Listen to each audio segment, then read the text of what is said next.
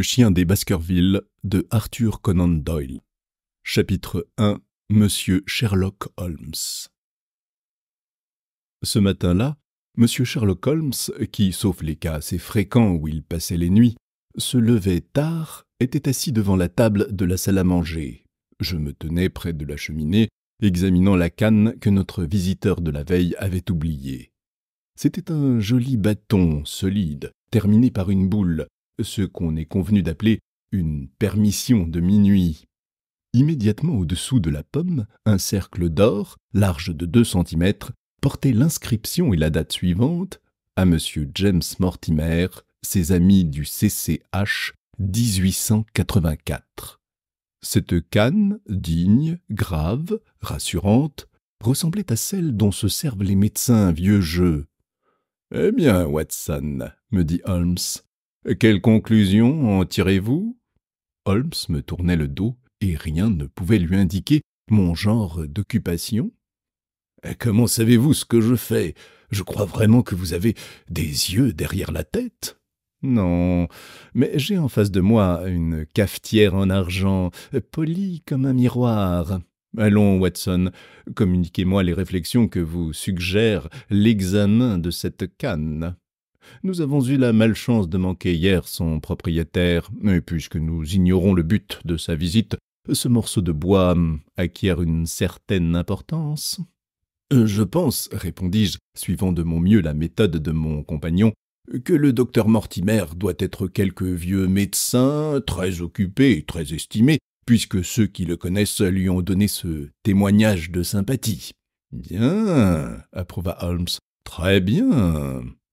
Je pense également qu'il y a de grandes probabilités pour que le docteur Mortimer soit un médecin de campagne qui visite la plupart du temps ses malades à pied. »« Pourquoi ? » ?»« Parce que cette canne, fort jolie quand elle était neuve, m'apparaît tellement usée que je ne la vois pas entre les mains d'un médecin de ville. L'usure du bout en fer témoigne de longs services. »« Parfaitement exact, » approuva Holmes. « Et puis, il y a encore ces mots, ses amis du CCH. Je devine qu'il s'agit d'une société de chasse. Le docteur aura soigné quelques-uns de ses membres qui, en reconnaissance, lui auront offert ce petit cadeau. »« En vérité, Watson, vous vous surpassez, » fit Holmes, en reculant sa chaise pour allumer une cigarette. « Je dois avouer que, dans tous les rapports que vous avez bien voulu rédiger sur mes humbles travaux, vous ne vous êtes pas assez rendu justice. Vous n'êtes peut-être pas lumineux par vous-même, mais je vous tiens pour un excellent conducteur de lumière. Il existe des gens qui, sans avoir du génie, possèdent le talent de le stimuler chez autrui. Je confesse, mon cher ami, que je suis votre obligé. » Auparavant, Holmes ne m'avait jamais parlé ainsi. Ces paroles me firent le plus grand plaisir, car jusqu'alors, son indifférence, aussi bien pour mon admiration que pour mes efforts tentés en vue de vulgariser ses méthodes, m'avait vexé. De plus, j'étais fier de m'être assimilé son système au point de mériter son approbation quand il m'arrivait de l'appliquer. Holmes me prit la canne des mains et l'examina à son tour pendant quelques minutes. Puis, soudainement intéressé, il posa sa cigarette, se rapprocha de la fenêtre et la regarda de nouveau avec une loupe. « Intéressant, quoique élémentaire, » fit-il en retournant s'asseoir sur le canapé dans son coin de prédilection. « J'aperçois sur cette canne 1 ou 2 indications qui nous conduisent à des inductions. Quelque chose m'aurait-il échappé ?» dis-je d'un air important. « Je ne crois pas avoir négligé de détails essentiels. Je crains, mon cher Watson, que la plupart de vos conclusions ne soient erronées.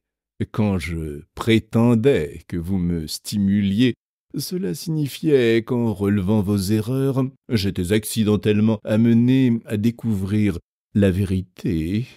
Oh, dans l'espèce, vous ne vous trompez pas complètement. L'homme est certainement un médecin de campagne, et il marche beaucoup. » J'avais donc raison. « Oui, pour cela. Mais c'est tout. » Non, non, mon cher Watson, pas tout, tant s'en faut.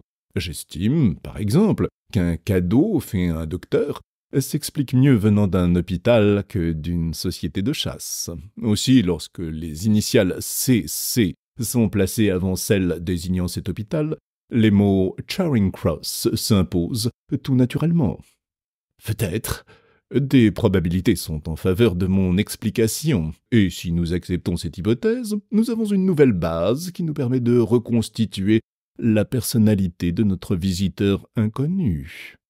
Alors, en supposant que CCH signifie Charing Cross Hospital, quelles autres conséquences en déduirons-nous? Vous ne les trouvez pas? Vous connaissez ma méthode. Appliquez-la.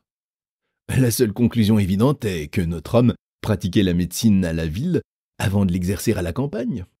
Nous devons aller plus loin dans nos suppositions. Suivez cette piste.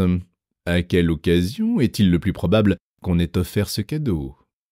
Quand les amis du docteur Mortimer se seraient-ils cotisés pour lui donner un souvenir?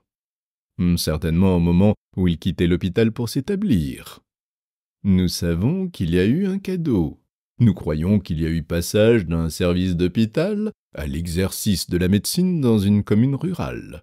Dans ce cas, est-il téméraire d'avancer que ce cadeau a eu lieu à l'occasion de ce changement de situation?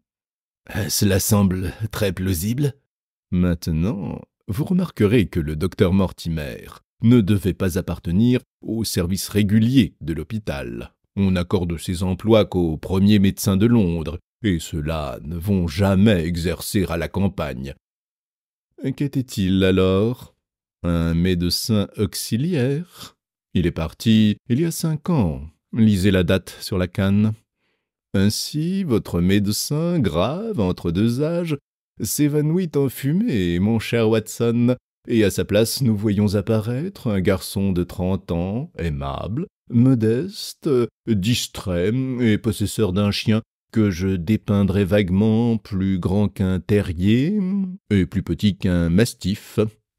Je souris d'un air incrédule, tandis que Holmes se renversait sur le canapé en lançant au plafond quelques bouffées de fumée. « Je ne puis contrôler cette dernière assertion, dis-je, mais rien n'est plus facile que de nous procurer certains renseignements sur l'âge et les antécédents professionnels de notre inconnu. » Je pris sur un rayon de la bibliothèque l'annuaire médical et je courus à la lettre M. J'y trouvai plusieurs Mortimer. Un seul pouvait être notre visiteur. Je lus à haute voix « Mortimer James, M.R.C.S. 1882. Grimpen, Dartmoor, Devon, interne de 1882 à 1884 à l'hôpital de Charing Cross. Lauréat du prix Jackson pour une étude de pathologie comparée intitulée « L'hérédité est-elle une maladie ?» Membre correspondant de la Société pathologique suédoise, auteur de quelques caprices de l'atavisme, The Lancet, 1882, Progressons-nous, Journal de pathologie 1883, médecin autorisé pour les paroisses de Grimpen, Townsley et Hydbarrow.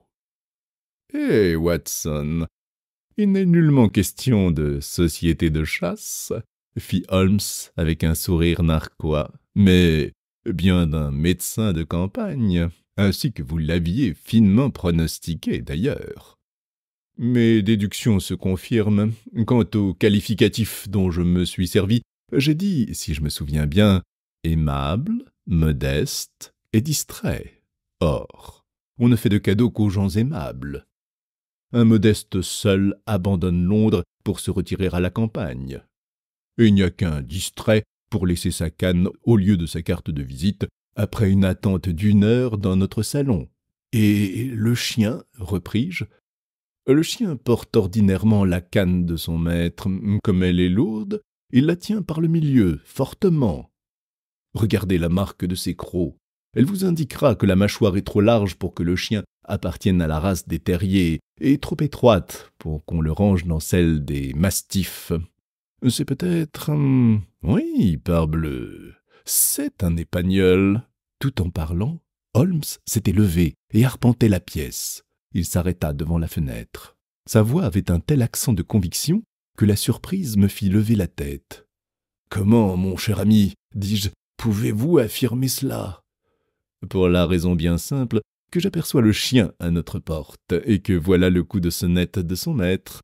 « Restez, Watson, le docteur Mortimer est un de vos confrères. Votre présence me sera peut-être utile. » Que vient demander le docteur Mortimer, homme de science, à Sherlock Holmes, le spécialiste en matière criminelle?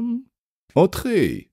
M'attendant à voir le type du médecin de campagne que j'avais dépeint, l'apparition de notre visiteur me causa une vive surprise. Le docteur Mortimer était grand, mince, avec un long nez crochu qui débordait entre deux yeux gris, perçants, rapprochés l'un de l'autre et étincelant derrière des lunettes d'or. Il portait le costume traditionnel, mais quelque peu négligé, adopté par ceux de sa profession. Sa redingote était de couleur sombre et son pantalon frangé. Quoique jeune, son dos se voûtait déjà. Il marchait la tête penchée en avant et son visage respirait un air de grande bonhomie. En entrant, il aperçut sa canne dans les mains de Holmes et il se précipita avec une expression joyeuse. « Quel bonheur !» fit-il. « Je ne me souvenais plus où je l'avais laissée. Je ne voudrais pas perdre cette canne pour tout l'or du monde. »« Un cadeau, n'est-ce pas ?» interrogea Holmes. « Oui, monsieur. De l'hôpital de Charing Cross.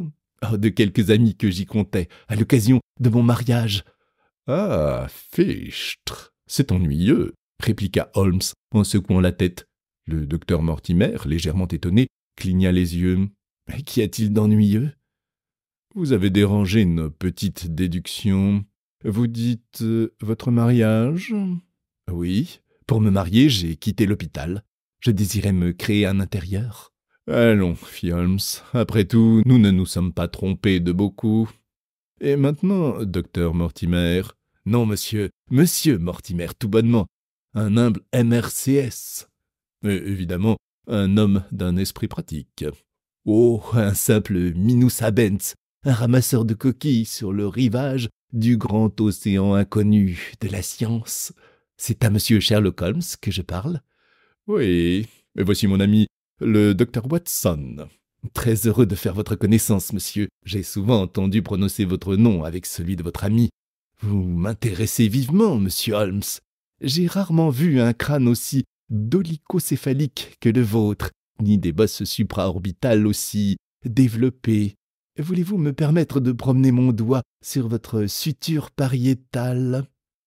Un moulage de votre crâne, monsieur, en attendant la pièce originale, ferait l'ornement d'un musée d'anthropologie. Loin de moi toute pensée macabre, mais je convoite votre crâne. » Holmes montra une chaise à cet étrange visiteur. « Vous êtes un enthousiaste de votre profession, comme je le suis de la mienne, dit-il. Je devine à votre index que vous fumez la cigarette. Ne vous gênez pas pour en allumer une. » Notre homme sortit de sa poche du papier et du tabac et roula une cigarette avec une surprenante dextérité.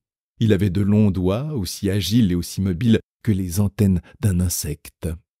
Holmes demeurait silencieux, mais ses regards, obstinément fixés sur notre singulier compagnon, me prouvaient à quel point celui-ci l'intéressait.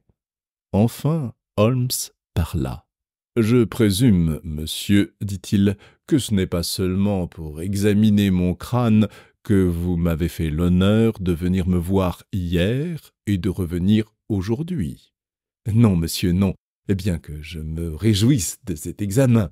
Je suis venu, monsieur Holmes, parce que je reconnais que je ne suis pas un homme pratique, et ensuite parce que les circonstances m'ont placé en face d'un problème aussi grave que mystérieux. Je vous considère comme le second parmi les plus habiles experts de l'Europe. »« Vraiment? Puis-je vous demander le nom de celui que vous mettez en première ligne ?» fit Holmes avec un peu d'amertume. L'œuvre de M. Bertillon doit fort impressionner l'esprit de tout homme amoureux de précision scientifique. Alors, pourquoi ne le consultez-vous pas? J'ai parlé de précision scientifique, mais en ce qui concerne la science pratique, il n'y a que vous. Oh, j'espère, monsieur, que je n'ai pas involontairement... Un peu, interrompit Holmes.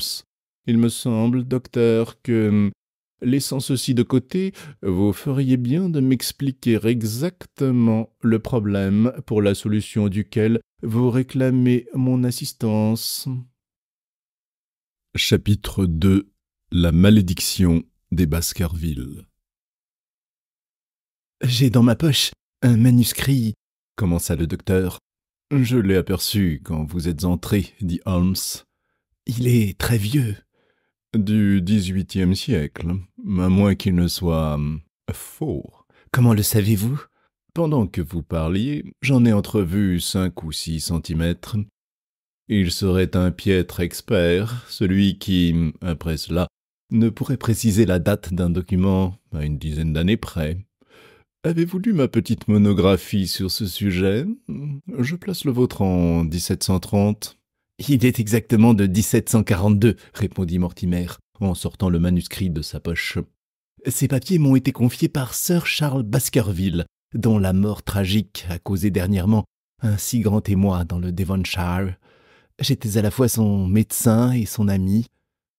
D'un esprit supérieur, pénétrant, pratique, il se montrait aussi peu imaginatif que je le suis beaucoup moi-même. Cependant, il ajoutait très sérieusement foi au récit contenu dans ce document, et cette foi le préparait admirablement au genre de mort qui l'a frappé. » Holmes prit le manuscrit et le déplia sur son genou. « Vous remarquerez, Watson, me dit-il, que les S sont indifféremment longs et courts. C'est une des quelques indications qui m'ont permis de préciser la date. » Par-dessus son épaule, je regardais le papier jauni et l'écriture presque effacée. En tête, on avait écrit « Baskerville Hall » et au-dessous, en gros chiffres mal formés, 1742. « Je vois qu'il s'agit de sortilèges, » fit Holmes. « Oui, c'est la narration d'une légende qui court sur la famille de Baskerville. Je croyais que vous désiriez me consulter sur un fait plus moderne et plus précis. »« Très moderne, et sur un point précis, urgent, qu'il faut élucider dans les 24 heures, mais ce manuscrit est court et intimement lié à l'affaire. Avec votre permission, je vais vous le lire. » Holmes s'enfonça dans son fauteuil, joignit les mains et ferma les yeux dans une attitude résignée. Le docteur Mortimer exposa le document à la lumière et lut d'une voix claire et sonore le curieux récit suivant. « On a parlé souvent du chien des Baskerville. Comme je descends en ligne directe de Hugo Baskerville et que je tiens cette histoire de mon père, qui la tenait lui-même du sien, je l'ai écrite avec une conviction sincère en sa véracité. Je voudrais que mes descendants crussent que la même justice qui punit le péché sait aussi le pardonner miséricordieusement, et qu'il n'existe pas de si terrible malédiction que ne puisse racheter le repentir et les prières. Je voudrais que, pour leur salut, mes petits-enfants apprissent non pas à redouter les suites du passé, mais à devenir plus circonspects dans l'avenir et à réprouver les détestables passions qui ont valu à notre famille de si douloureuses épreuves. Au terme de notre grande révolution, le manoir de Baskerville appartenait à Hugo de ce nom, homme impie et dissolu. Ses voisins lui auraient pardonné ses défauts, car la contrée n'a jamais produit de saints, mais sa cruauté et ses débauches étaient devenues proverbiales dans la province. Il arriva que Hugo s'éprit d'amour, si dans ce cas l'emploi de ce mot ne constitue pas une profanation, pour la fille d'un cultivateur voisin. La demoiselle, réservée et de bonne réputation, l'évitait, effrayée par son mauvais renom. Une veille de Saint-Michel, Hugo, de concert avec 5 ou 6 de ses compagnons de plaisir, se rendit à la ferme et enleva la jeune fille, en l'absence de son père et de ses frères. Ils la conduisirent au château et l'enfermèrent dans un donjon, puis ils descendirent pour achever la nuit en faisant ripaille selon leur coutume. De sa prison, la pauvre enfant frissonnait, au bruit des chants et des blasphèmes qui montaient jusqu'à elle. Dans sa détresse, elle tenta ce qui aurait fait reculer les plus audacieux. À l'aide du lierre qui garnissait le mur, elle se laissa glisser le long de la gouttière et s'enfuit par la lande vers la maison de son père, distante d'environ 3 lieues. Quelque temps après, Hugo quitta ses amis pour monter un peu de nourriture à sa prisonnière. Il trouva la cage vide et l'oiseau envolé. Alors, on l'aurait dit possédé du démon. Dégringolant l'escalier, il entra comme un fou dans la salle à manger, sauta sur la table et jura devant toute la compagnie que, si cette nuit même il pouvait s'emparer de nouveau de la fugitive, il se donnerait au diable, corps et âme. Tous les convives le regardaient, ahuris. À ce moment, l'un d'eux, plus méchant ou plus ivre que les autres, proposa de lancer les chiens sur les traces de la jeune fille. Hugo sortit du château, ordonna au valet d'écurie de seller sa jument, au piqueur de lâcher la meute, et, après avoir jeté au chien un mouchoir de la prisonnière, il les mit sur le pied. L'homme, en jurant, les bêtes, en hurlant, dévalèrent vers la plaine, sous la clarté morne de la lune. Tout ceci s'était accompli si rapidement que, tout d'abord, les convives ne comprirent pas. Mais bientôt, la lumière se fit dans leur esprit. Ce fut alors un vacarme infernal. Les uns demandaient leur pistolet, les autres leur cheval, ceux-ci de nouvelles bouteilles de vin. Enfin, le calme rétabli, la poursuite commença. Les chevaux couraient ventre à terre sur la route que la jeune fille avait dû prendre pour rentrer directement chez elle. Les amis de Hugo galopaient depuis 2 kilomètres quand ils rencontrèrent un berger qui faisait paître son troupeau sur la lande. En passant, ils lui crièrent s'il l'avait vu, la bête de chasse. On raconte que la peur empêcha l'homme de répondre immédiatement. Cependant, il finit par dire qu'il avait aperçu l'infortunée jeune fille poursuivie par les chiens. « J'ai vu plus que cela », ajouta-t-il. « J'ai vu galoper en silence, sur les talons du sire de Baskerville, un grand chien noir, que je prie le ciel de ne jamais découpler sur moi. » Les ivrognes envoyèrent le berger à tous les diables et continuèrent leur course. Mais le sang se figea bientôt dans leurs veines. Le galop d'un cheval résonna sur la lande, et la jument de Hugo, toute blanche d'écume, passa près d'eux, les rênes flottantes, la selle vide.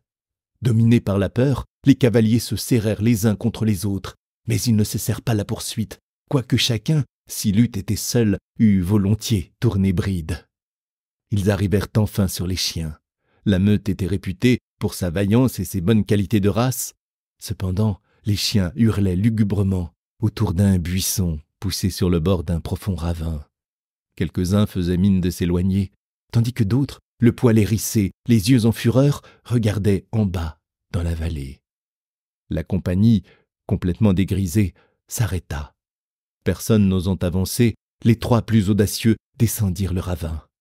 La lune éclairait faiblement l'étroite vallée formée par le fond de la gorge. Au milieu, la pauvre jeune fille gisait inanimée, à l'endroit où elle était tombée, morte de fatigue ou de peur. Ce ne fut ni son cadavre, ni celui de Hugo, étendu sans mouvement à quelques pas de là, qui effraya le plus les 3 sacripants. Ce fut une horrible bête, noire, de grande taille, ressemblant à un chien, mais à un chien ayant des proportions jusqu'alors inconnues. La bête tenait ses crocs enfoncés dans la gorge de Hugo. Au moment où les 3 hommes s'approchaient, elle arracha un lambeau de chair du cou de Baskerville et tourna vers eux ses prunelles de feu et sa gueule rouge de sang. Le trio, secoué par la peur, s'enfuit en criant. On prétend que l'un des 3 hommes mourut dans la nuit. Les 2 autres restèrent frappés de folie jusqu'à leur mort. C'est ainsi, mes enfants, que l'on raconte la première apparition du chien, qui depuis cette époque a, dit-on, si cruellement éprouvé notre famille. J'ai écrit cette histoire parce que les amplifications et les suppositions inspirent toujours plus de terreur que les choses parfaitement définies.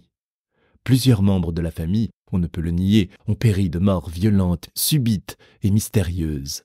Aussi, devons-nous nous confier à l'infinie bonté de la Providence, qui punit rarement l'innocent au-delà de la 3e ou de la 4e génération, ainsi qu'il est dit dans l'Écriture sainte. Je vous recommande à cette Providence, mes chers enfants, et je vous conseille d'éviter, par mesure de prudence, de traverser la lande aux heures obscures où l'esprit du mal chemine. De Hugo Baskerville à ses fils Roger et John, sous la recommandation expresse de n'en rien dire à leur sœur Élisabeth. Lorsque le docteur Mortimer eut achevé sa lecture, il remonta ses lunettes sur son front et regarda Sherlock Holmes. Ce dernier bâilla, jeta le bout de sa cigarette dans le feu et demanda laconiquement Eh bien, Vous ne trouvez pas ce récit intéressant? si, pour un amateur de contes de fées.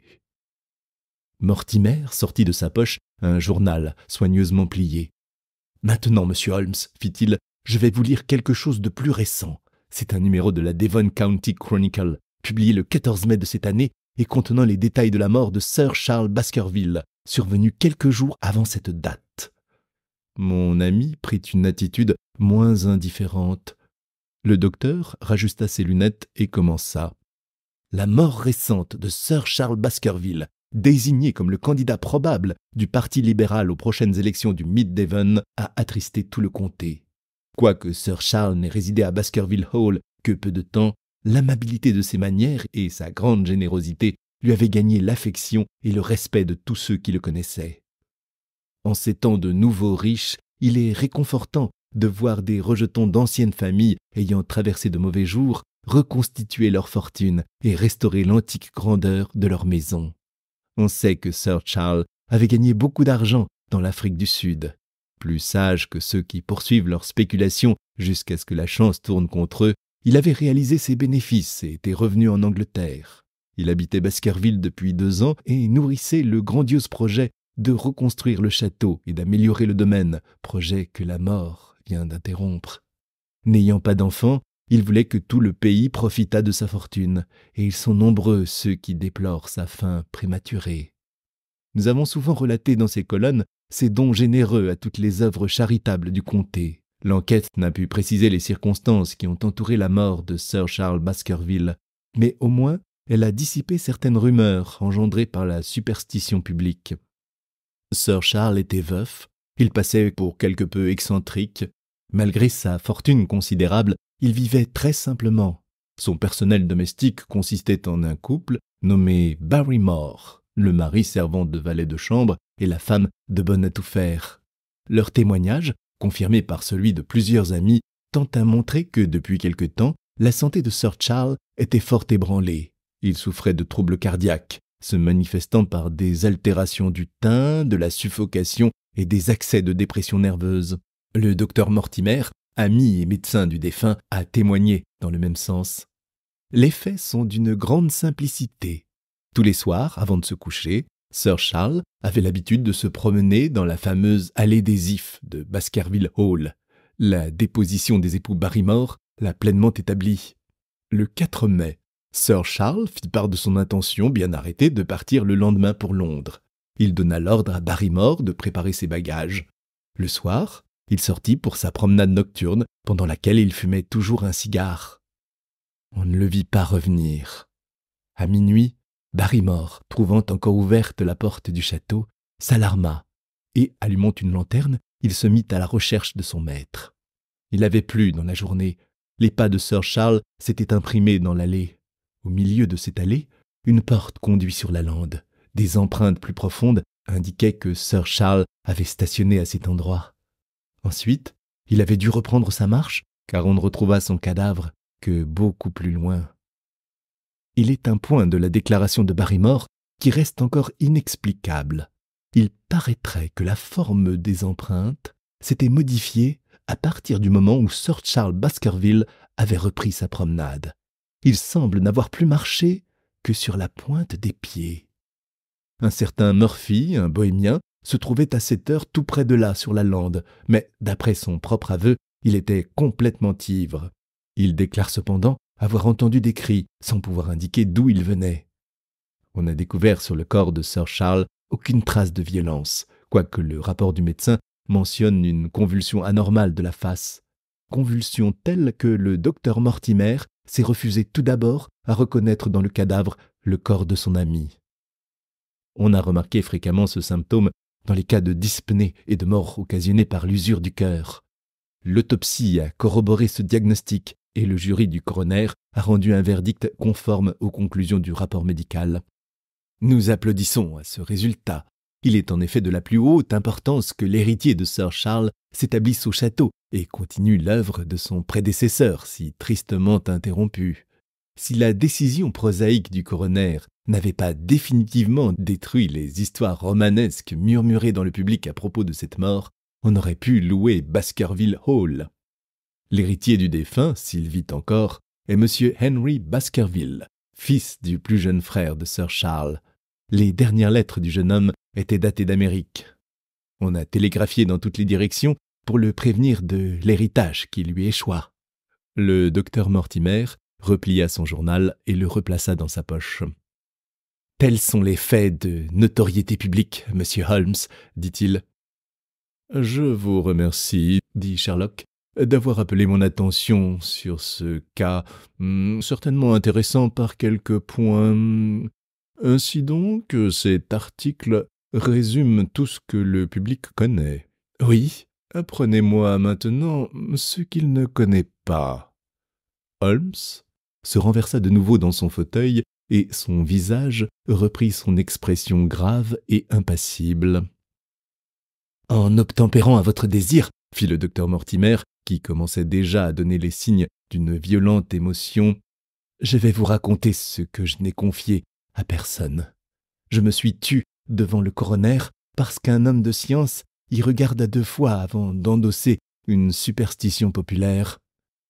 Moi aussi, je crois qu'il serait impossible de louer Baskerville Hall si quelque chose venait en augmenter l'horrible réputation. Pour ces 2 raisons, j'en ai dit moins que je n'en savais. Il ne pouvait en résulter pratiquement rien de bon, mais avec vous, je n'ai plus les mêmes motifs de garder le silence. » Et Mortimer nous fit le récit suivant. La lande est pratiquement inhabitée, et ceux qui vivent dans le voisinage les uns des autres sont étroitement liés ensemble. Voilà la raison de mon intimité avec Sir Charles Baskerville. À l'exception de M. Frankland, de l'After Hall, et de M. Stapleton, le naturaliste, il n'y a pas, à plusieurs miles à la ronde, de gens bien élevés. Sir Charles se plaisait dans la retraite, mais sa maladie opéra entre nous un rapprochement qu'un commun amour de la science cimenta rapidement. Il avait apporté du sud de l'Afrique un grand nombre d'observations scientifiques et nous avons passé ensemble plus d'une bonne soirée à discuter l'anatomie comparée du bushman et du Hottentot. Pendant les derniers mois de sa vie, je constatais la surexcitation progressive de son système nerveux. La légende que je viens de vous lire l'obsédait à tel point que rien au monde n'aurait pu l'amener à franchir la nuit la grille du château. Quelque incroyable que cela vous paraisse, il était sincèrement convaincu qu'une terrible fatalité pesait sur sa famille.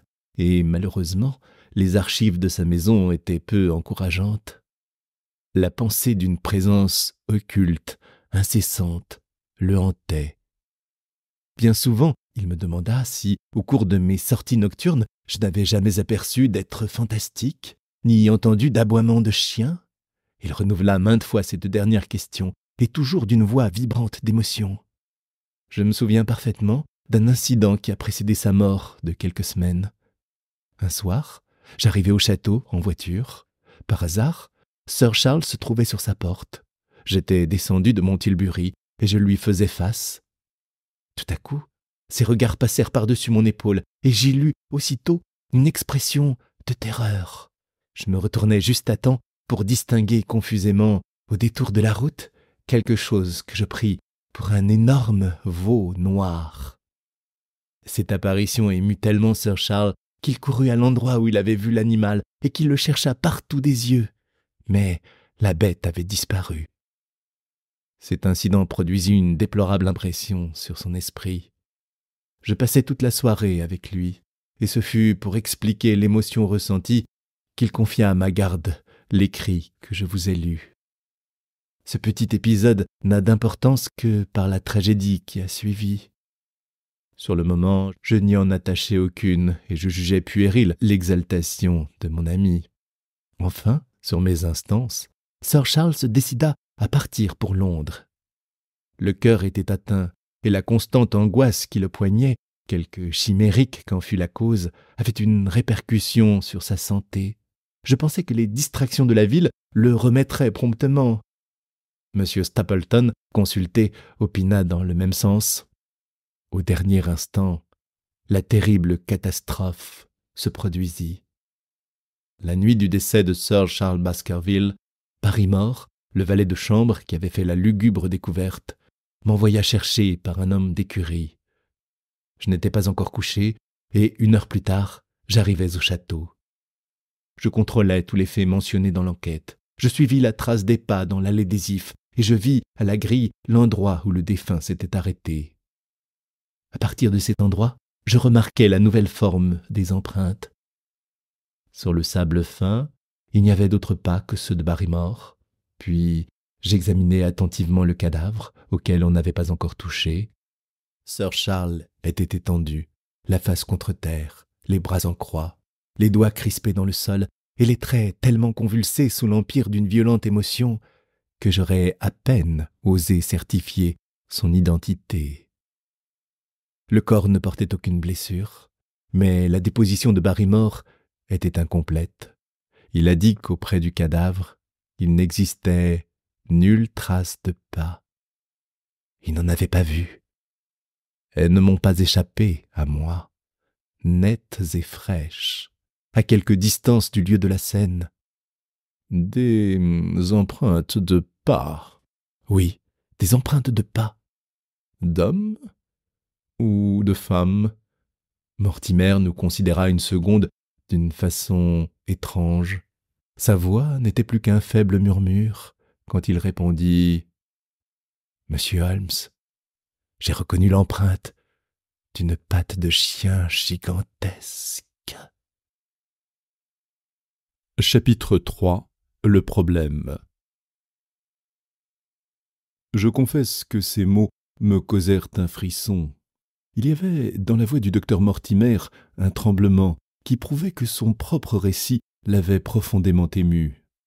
Penché en avant, Holmes l'écoutait avec, dans les yeux, cette lueur qui décèle toujours chez lui un vif intérêt. « Vous avez vu cela ?» interrogea-t-il. « Aussi nettement que je vous vois. »« Et vous n'en avez rien dit. »« Pourquoi en aurais-je parlé ?»« Comment expliquez-vous que vous soyez le seul à avoir remarqué ces empreintes ?» Elles commençaient seulement à 20 de mètres du cadavre. Personne n'y avait fait attention. Si je n'avais pas connu la légende, il est probable que j'aurais agi comme tout le monde.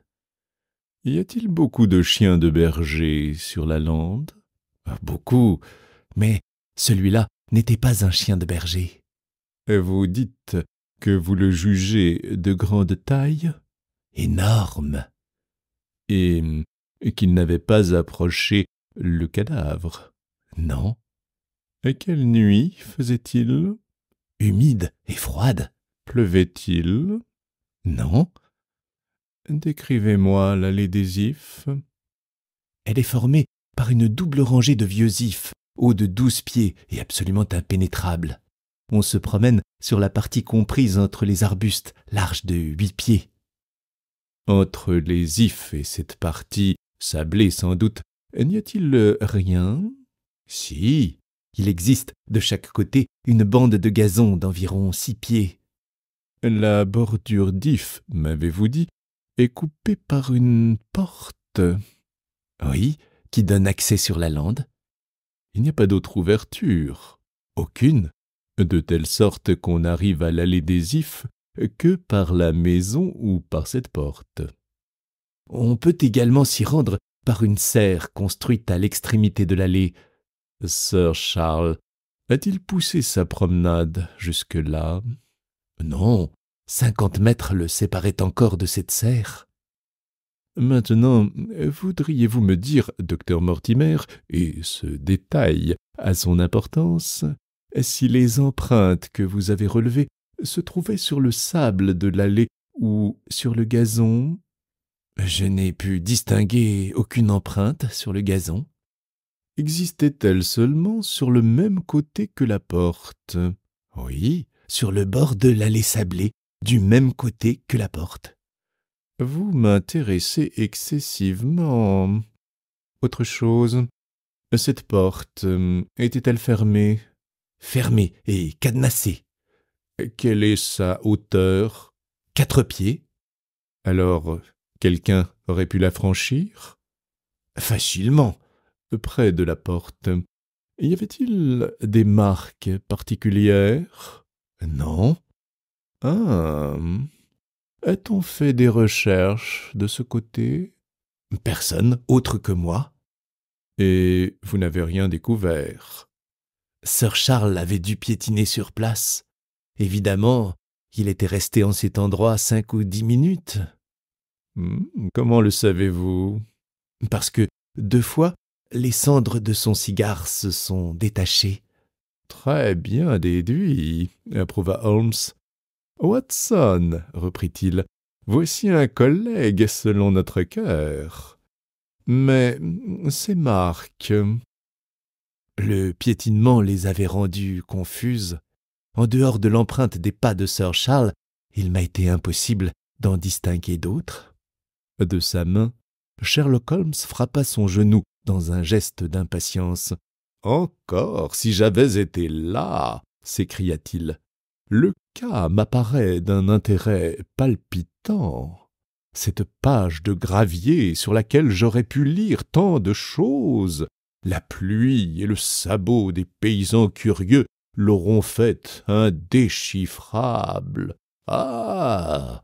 Docteur Mortimer! Pourquoi ne m'avez-vous pas appelé? Vous êtes bien coupable. » « Je ne pouvais vous appeler, monsieur Holmes, sans révéler tous ces faits, et je vous ai déjà donné les raisons pour lesquelles je désirais garder le silence. D'ailleurs... Pourquoi cette hésitation? Dans certains domaines, le détective le plus expérimenté et le plus subtil demeure impuissant. Insinuez-vous que ces faits appartiennent au domaine surnaturel? Je ne le dis pas positivement. Mais vous le pensez, évidemment. Depuis le drame, monsieur Holmes, on m'a raconté divers incidents qu'il est malaisé de classer parmi les événements naturels. Par exemple? J'ai appris qu'avant la terrible nuit, plusieurs personnes ont vu sur la lande un animal dont le signalement se rapportait à celui du démon des Baskerville. L'animal ne rentre dans aucune espèce cataloguée. On convient qu'il avait un aspect épouvantable, fantastique, spectral. J'ai questionné ces gens, un paysan obtus, un maréchal ferrant et un fermier. Aucun n'a varié sur le portrait de la sinistre apparition. Elle incarnait bien exactement le chien vomi par l'enfer, d'après la légende. La terreur règne dans le district en souveraine maîtresse, et il pourrait se vanter d'être téméraire, celui qui s'aventurerait la nuit sur la lande. Et vous, un homme de science, vous admettez une manifestation surnaturelle? Je ne sais que croire. Holmes haussa les épaules. Jusqu'ici, dit-il, j'ai borné mes investigations aux choses de ce monde. Dans la limite de mes faibles moyens, j'ai combattu le mal, mais ce serait une tâche bien ambitieuse que de s'attaquer au démon lui-même. Cependant, il vous faut bien admettre la matérialité des empreintes. Le chien originel était assez matériel pour déchiqueter le cou d'un homme, et néanmoins, il était bien d'essence infernale. Je vois que vous avez passé aux partisans du surnaturel. Maintenant, répondez encore à ceci. Puisque vous pensez ainsi, pourquoi êtes-vous venu me consulter? Vous me demandez en même temps de ne pas rechercher les causes de la mort de Sir Charles Baskerville, et vous me priez de m'occuper de ces recherches? Je ne vous en ai pas prié. Alors, en quoi puis-je vous aider? En m'indiquant l'attitude que je dois garder vis-à-vis de Sir Henry Baskerville, qui arrive à Waterloo Station. Ici, le docteur Mortimer tira sa montre. Dans 1h15. Est-ce lui qui hérite? Oui, à la mort de Sir Charles, nous avons fait une enquête sur ce jeune homme et nous avons appris qu'il se livrait à l'agriculture au Canada. Les renseignements fournis sur son compte sont excellents à tous égards. Je ne parle pas à cette heure comme le médecin, mais comme l'exécuteur testamentaire de Sir Charles Baskerville. » « Il n'y a pas d'autre prétendant à la fortune du défunt, je présume. » »« Pas d'autre. Le seul parent dont nous ayons pu retrouver la trace se nomme, ou mieux, se nommait, Roger Baskerville. Il était le troisième frère de Sir Charles. Le second frère, mort jeune, n'a eu qu'un fils, Henri. On considérait le troisième frère, Roger, comme la brebis galeuse de la famille. Il perpétuait l'ancien type des Baskerville et continuait, m'a-t-on affirmé, les errements du vieil Hugo. Le séjour de l'Angleterre lui paraissant malsain, il s'expatria dans l'Amérique centrale, où il mourut de la fièvre jaune en 1876. Henri est donc le dernier des Baskerville. Dans 1h05, je le rencontrerai à Waterloo Station. Il m'a télégraphié de Southampton qu'il arriverait ce matin. Que dois-je faire, monsieur Holmes ? Pourquoi n'irait-il pas dans la demeure de ses ancêtres ? Cela semble tout naturel, n'est-ce pas ? Et cependant, il faut se souvenir que les Baskerville qui ont habité le château ont tous péri de mort violente.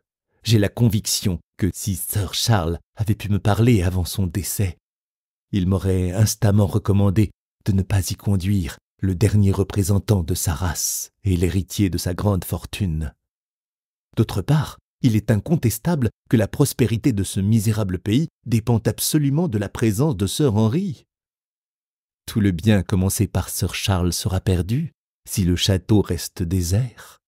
Je suis venu vous demander un avis, monsieur Holmes, parce que je crains de me laisser entraîner par mon intérêt, trop évident en l'espèce. » Holmes resta songeur pendant un moment, puis il dit « En d'autres termes, voici quelle est votre opinion. Vous estimez qu'une influence diabolique rend le séjour de Dartmoor insalubre aux Baskerville. Ai-je bien exprimé votre pensée ? » ?»« Ne suis-je pas fondé à le prétendre ? » ?»« J'en conviens. Mais si votre théorie sur le surnaturel est exacte, notre jeune homme peut aussi bien en subir les effets à Londres que dans le Devonshire. J'ai peine à admettre un diable dont les pouvoirs s'arrêteraient aux limites d'une paroisse, tout comme ceux d'un conseil de fabrique. » »« Vous traiteriez probablement la question plus sérieusement, monsieur Holmes, si vous viviez en contact permanent avec ces choses-là. Ainsi, d'après vous, ce jeune homme ne courrait pas plus de danger dans le Devonshire qu'à Londres. Il arrivera dans 50 minutes. Que me conseillez-vous de faire ? » »« Je vous conseille de prendre un cab, d'appeler votre caniche qui gratte à ma porte d'entrée et d'aller au-devant de Sir Henry Baskerville à Waterloo Station. » »« Et ensuite ? » »« Ensuite, vous ne lui direz rien jusqu'à ce que j'aie réfléchi. » »« Combien de temps comptez-vous réfléchir ? » ?»« 24 heures.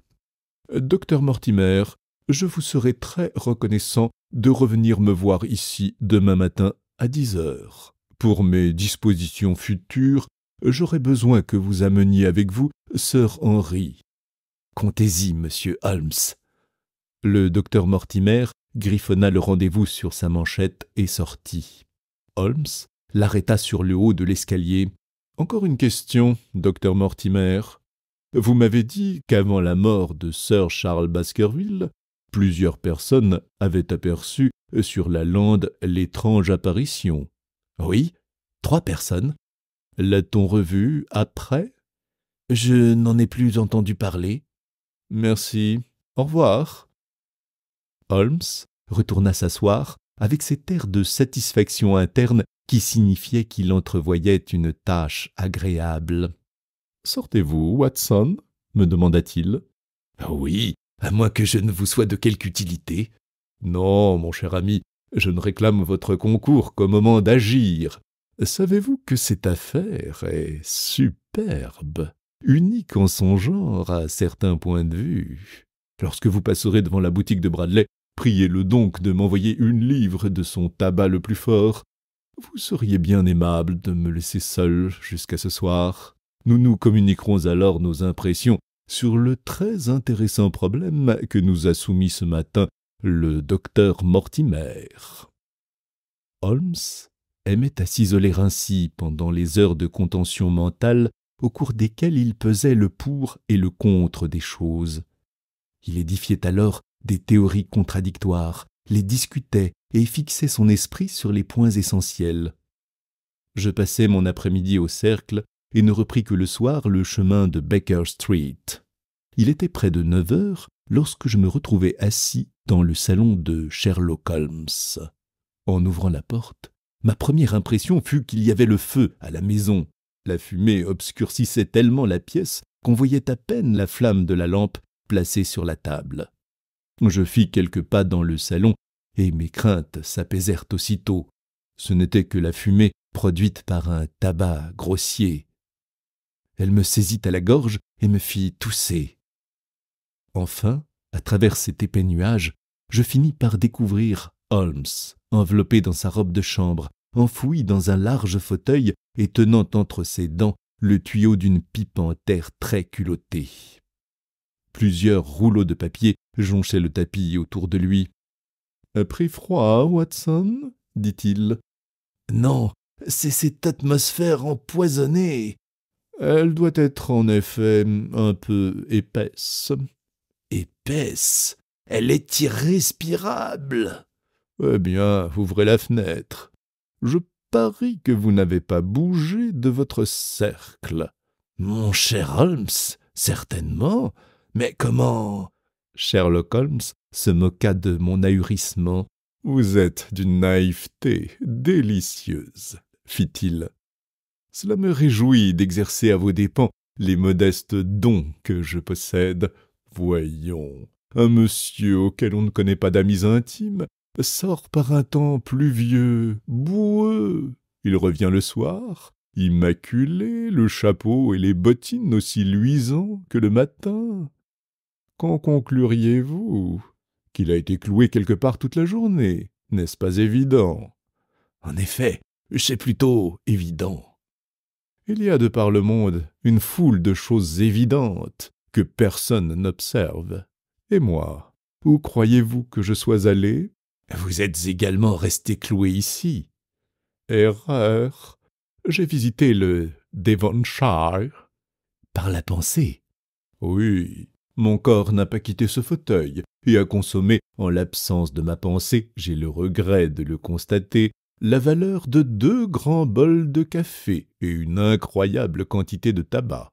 Après votre départ, j'ai envoyé chercher à Stamford la carte officielle de la lande de Dartmoor, et mon esprit l'a parcourue en tous sens. À cette heure, je me flatte de pouvoir y retrouver mon chemin sans guide. Cette carte est donc établie à une grande échelle. Très grande. Holmes en déplia une partie qu'il tint ouverte sur ses genoux. Voilà le district qui nous intéresse, fit-il. Là, au centre, vous apercevez Baskerville Hall.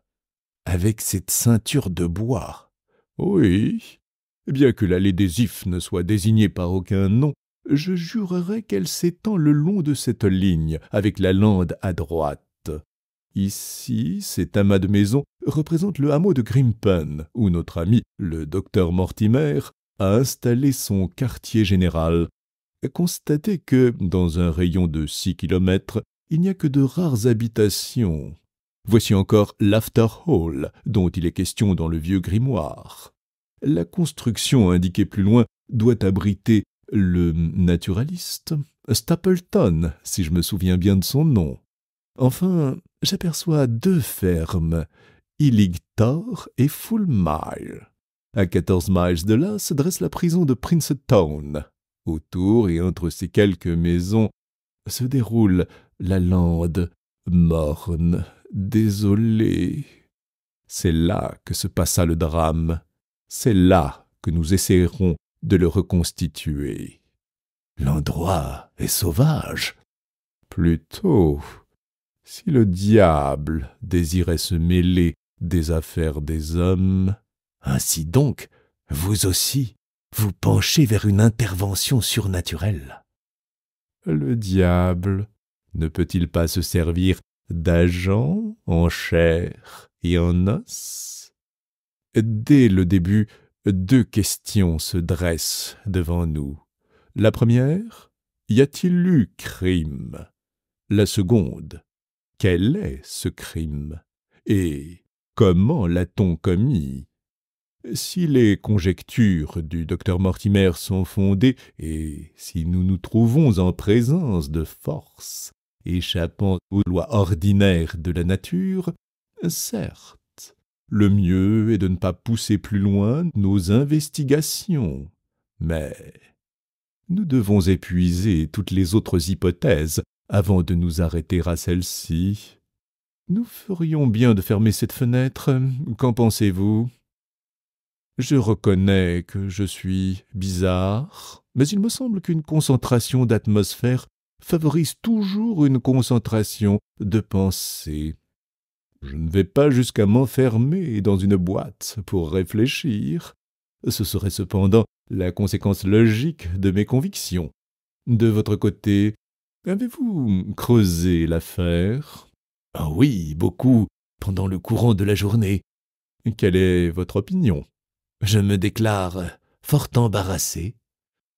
Cette affaire ne ressemble pas, en effet, à toutes les autres. Elle en diffère par plusieurs points. Ce changement dans les empreintes de pas, par exemple, comment l'expliquez-vous? Mortimer dit que Sir Charles Baskerville a parcouru une partie de l'allée sur la pointe des pieds. Il n'a fait que répéter la déclaration de quelque imbécile au cours de l'enquête. Pourquoi se promènerait-on dans une allée sur la pointe des pieds? Alors, il courait, Watson. Sir Charles courait désespérément. Il courait pour se sauver, jusqu'au moment où la rupture d'un anévrisme l'a jeté la face contre terre. Pourquoi fuyait-il? Là gît le problème. Des indices me portent à croire qu'il était déjà terrassé par la peur, avant même de commencer à courir. Sur quelle preuve appuyez-vous ce raisonnement? J'admets que la cause de sa peur se trouvait sur la lande. S'il en était ainsi, et cela paraît probable, seul un homme affolé aurait couru en tournant le dos à sa maison au lieu de se diriger vers elle. Si l'on tient pour véridique le récit du bohémien, Sir Charles courait, en appelant au secours, dans la direction où il était le plus improbable qu'il lui en arrivât. Et puis, qu'attendait-il cette nuit-là? Pourquoi attendait-il dans l'allée des Ifs plutôt qu'au château? Vous croyez qu'il attendait quelqu'un? Le docteur Mortimer nous a montré un Sir Charles Baskerville vieux et infirme. Nous pouvons accepter les promenades vespérales, mais ce soir-là, le sol était humide et la nuit froide. Est-il admissible qu'il se soit arrêté pendant 5 ou 10 minutes, ainsi que le docteur Mortimer, avec une sagacité que je ne lui soupçonnais pas, l'a déduit très logiquement de la chute des cendres de son cigare? Puisqu'il sortait tous les soirs, il ne me paraît pas très vraisemblable qu'il s'attardât tous les soirs à la porte donnant sur la lande. Toutes les dépositions, au contraire, indiquent qu'il évitait cette lande. Or, cette nuit-là, il s'était posté à cet endroit. Il partait le lendemain pour Londres. La chose prend corps, Watson. Elle devient cohérente.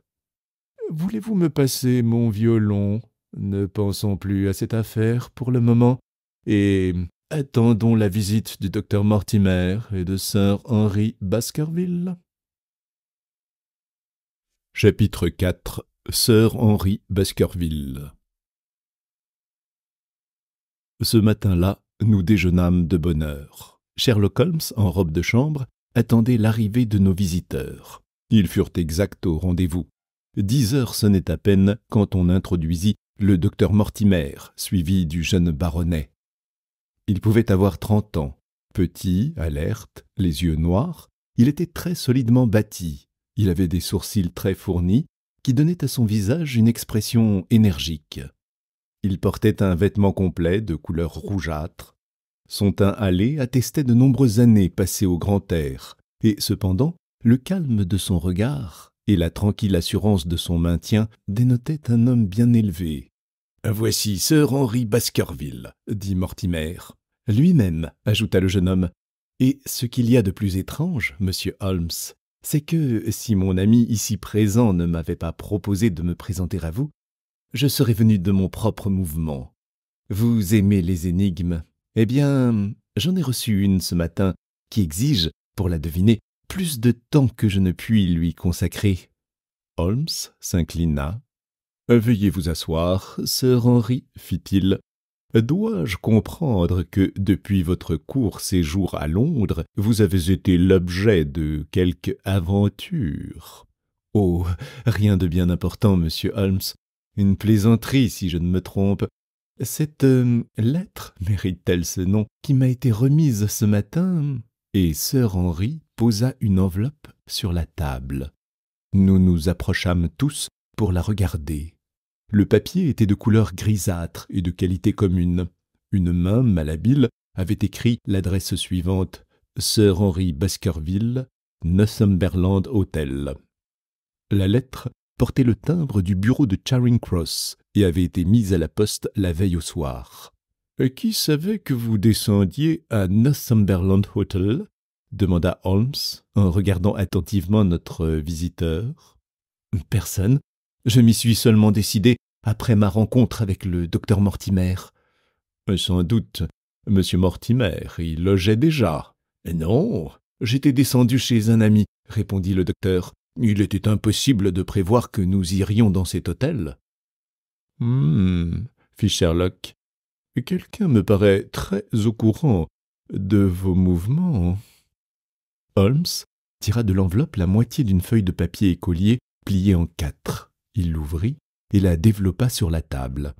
Au milieu, des caractères imprimés, réunis ensemble et collés, formaient une seule phrase. Elle était ainsi conçue. « Si vous attachez de la valeur à votre raison ou à votre vie, prenez garde à la lande. » Seul le mot « lande » était écrit à la main. « Peut-être m'apprendrez-vous, monsieur Holmes, dit Sir Henry Baskerville, ce que signifie tout cela et quel est l'homme qui s'intéresse tant à moi? »« Qu'en pensez-vous, docteur Mortimer? Vous conviendrez, en tout cas, qu'il n'y a là rien de surnaturel. »« J'en conviens, monsieur, mais cet avis ne peut-il être envoyé par une personne convaincue que nous sommes en présence de faits surnaturels? » « Quel fait? » demanda vivement Sir Henry. « Il me semble, messieurs, que vous connaissez mieux mes affaires que je ne les connais moi-même. »« Avant de sortir de cette pièce, » répliqua Sherlock Holmes, « vous en saurez autant que nous, je vous le promets.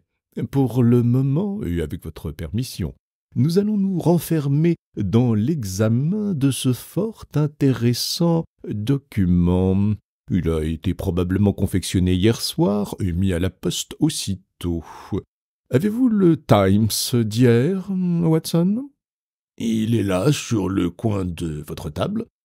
Ayez l'obligeance de me le passer. La page intérieure, s'il vous plaît, celle qui contient les leading articles. » Holmes parcourut rapidement les colonnes du journal de la Cité. Le principal article traite la question de la liberté de commerce, fit-il. Permettez-moi de vous en lire un passage. C'est un leurre de croire que les tarifs protecteurs encouragent votre commerce et votre industrie nationale. Si vous attachez de la valeur à vos importations, prenez garde à une trop longue application de cette législation qui aura vite abaissé les conditions générales de la vie dans cette île. La raison vous en démontrera tout le danger.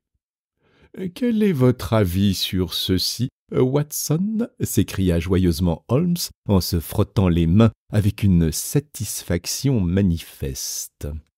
Le docteur Mortimer considéra Holmes avec un air d'intérêt professionnel, tandis que Sir Henry tourna vers moi des regards étonnés. Je n'entends pas grand-chose aux questions de tarifs et d'économie politique, dit ce dernier. D'ailleurs, il me semble que cette lettre nous a un peu détournés de notre sujet. Au contraire, Sir Henry, je crois que nous y sommes en plein. Watson est plus initié que vous à ma méthode, et cependant je crains qu'il n'ait pas saisi l'importance de cette citation. Ah non, répliquai-je, je ne vois pas quel rapport. Il en existe un, et très intime. Vous, votre, vie, raison, attachez de la valeur, prenez garde à... Comprenez-vous maintenant où l'on a pris ces mots? Mais oui, s'écria Sir Henry, c'est très adroit. S'il me restait un doute, continua Holmes, le seul fait que les mots « prenez garde » et « attachez de la valeur » sont détachés d'un seul coup de ciseau, les dissiperait. « Réellement, monsieur Holmes, ceci dépasse tout ce que j'aurais pu imaginer, » dit Mortimer, en examinant mon ami avec stupéfaction. Je comprendrais qu'on eût deviné que ces mots avaient été découpés dans un journal, mais indiquer lequel et ajouter qu'ils proviennent d'un leading article, c'est vraiment étonnant. Comment l'avez-vous découvert? Je présume, docteur, que vous savez distinguer le crâne des nègres de celui des Esquimaux. Très certainement. Pourquoi? Mais c'est mon métier. Les différences sautent aux yeux, l'os frontal, l'angle facial, la courbe des maxillaires, Eh bien, le reste est mon métier à moi. Les différences me sautent également aux yeux. Je trouve tout autant de dissemblances entre les caractères du Times et ceux d'une méchante feuille de chou qu'entre vos nègres et vos Esquimaux. Pouvoir reconnaître les uns des autres les caractères d'imprimerie, voilà la science la plus élémentaire d'un expert en crime. J'avoue, néanmoins, qu'au temps de ma jeunesse, je confondis le Leeds Mercury avec les Western Morning News. Un premier Londres du Times est absolument reconnaissable, mais ces mots ne pouvaient avoir été pris que là. La lettre étant d'hier, il devenait donc presque certain que je les trouverais dans le numéro paru à cette date. Ainsi, demanda Sir Henry Baskerville, quelqu'un les a découpés avec des ciseaux. Avec des ciseaux à ongles, précisa Holmes.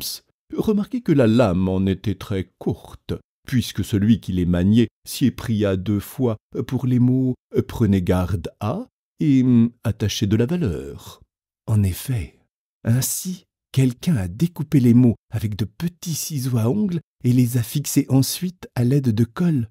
Non, de gomme, rectifia Holmes. À l'aide de gomme sur le papier, continua Sir Henry. Expliquez-moi aussi pourquoi le mot « land » est écrit à la main. Parce que l'article ne le contient pas. Les autres mots sont usuels, on peut les rencontrer dans tous les journaux, plus facilement que land, beaucoup moins commun. J'accepte votre explication, monsieur Holmes. Avez-vous lu autre chose dans ce message? J'y ai puisé 1 ou 2 indications, bien qu'on ait pris toutes sortes de précautions pour donner le change. Observez que l'adresse d'une écriture mal formée est mise à la main. Or, le Times est le journal des intelligences cultivées. Nous pouvons en conclure que la lettre a été composée par un homme instruit, qui désirait passer pour quelqu'un qui ne le serait pas. Ensuite, les efforts pour déguiser l'écriture suggèrent l'idée que vous connaissez cette écriture, ou que vous pourrez la connaître un jour. Vous observerez en outre que les mots ne sont pas collés suivant une ligne droite. Il y en a de placés plus haut que d'autres. Vie, par exemple, est tout à fait hors de la ligne. Faut-il attribuer ce manque de soin à la négligence du découpeur, ou bien à son agitation, ou à sa précipitation? Je penche pour cette dernière interprétation. Ce message était important, et vraisemblablement celui qui le composait y apportait toute son attention. Si nous admettons la précipitation, il faut chercher quelle en était la cause, car la même lettre jetée à la boîte le matin de bonne heure au lieu du soir aurait touché quand même Sir Henry avant sa sortie de l'hôtel. Le correspondant de Sir Henry craignait-il d'être interrompu? Mais par qui? Nous entrons à présent dans le domaine des hypothèses, fit le docteur Mortimer. Disons plutôt, répliqua Holmes, dans le domaine des probabilités, et choisissons la plus vraisemblable. Cela s'appelle appliquer l'imagination à la science. N'avons-nous pas toujours à notre disposition quelques faits matériels pour asseoir nos spéculations? Vous allez m'accuser encore de me livrer à des hypothèses, mais j'ai la certitude que cette lettre a été écrite dans un hôtel. « Qu'est-ce qui vous fait dire cela » s'écria Mortimer. « Si vous examinez attentivement cette lettre, vous verrez que la plume et l'encre laissaient à désirer. La plume a craché 2 fois dans un même mot, et elle a couru 3 fois à sec dans l'adresse, courte cependant. La plume était donc mauvaise, et l'encrier contenait peu d'encre. Or, la plume et l'encrier d'un particulier sont rarement dans cet état, et il est plus rare encore qu'ils le soient simultanément, tandis que vous connaissez les plumes et les encriers d'hôtel. Aussi, je n'hésite pas à dire que nous devons fouiller les corbeilles à papier des hôtels qui avoisinent Charing Cross, jusqu'à ce que nous ayons retrouvé le numéro mutilé du Times. Grâce à lui, nous mettrons la main sur l'expéditeur de ce singulier message. Tiens, tiens. Holmes avait élevé à la hauteur de ses yeux le papier sur lequel on avait collé les mots, et il l'examinait avec soin. « Eh bien » demandai-je. « Rien, dit-il, en reposant le feuillet sur la table. Ce papier est tout blanc, sans même de filigrane. Je crois que nous avons tiré de cette curieuse lettre tous les indices qu'elle pouvait fournir. Maintenant, Sir Henry, vous est-il arrivé quelque chose depuis votre descente du train? »« Non, monsieur Holmes, je ne me souviens pas. » « N'avez-vous pas remarqué que quelqu'un vous ait observé ou suivi? »« Il me semble marcher à travers les ténèbres d'un sombre feuilleton, » répondit notre visiteur. « Pourquoi diable m'aurait-on surveillé ou suivi ?»« Ça m'en a tout l'air, cependant. N'avez-vous pas autre chose à nous communiquer avant que nous entrions dans l'étude de cette sorte de surveillance qui vous entoure ? » « Cela dépend de ce que vous jugez digne de vous être communiqué. » « Tout ce qui sort de la marche ordinaire de la vie en vaut la peine. » Sir Henry sourit. « Je ne connais presque rien de la vie anglaise, dit-il, puisque j'ai passé la majeure partie de mon existence aux États-Unis ou au Canada. Je ne pense pas toutefois que la perte d'une bottine soit ici un événement qui sorte de la marche ordinaire de la vie. »« Vous avez perdu une de vos bottines. »« Seulement égarée, intervint Mortimer. Vous la retrouverez en rentrant à l'hôtel. Quelle nécessité d'ennuyer M. Holmes avec de semblables futilités. »« Il m'a interrogé, je réponds, repartit Sir Henry. »« Parfaitement, dit Holmes. Dites-moi tout, quelque négligeable que ces incidents puissent vous paraître. Ainsi, vous avez perdu une bottine. »« Tout au moins égarée. J'ai placé la paire à la porte de ma chambre la nuit dernière, et ce matin, il ne m'en restait plus qu'une. Questionné, le garçon n'a pu me donner aucune explication.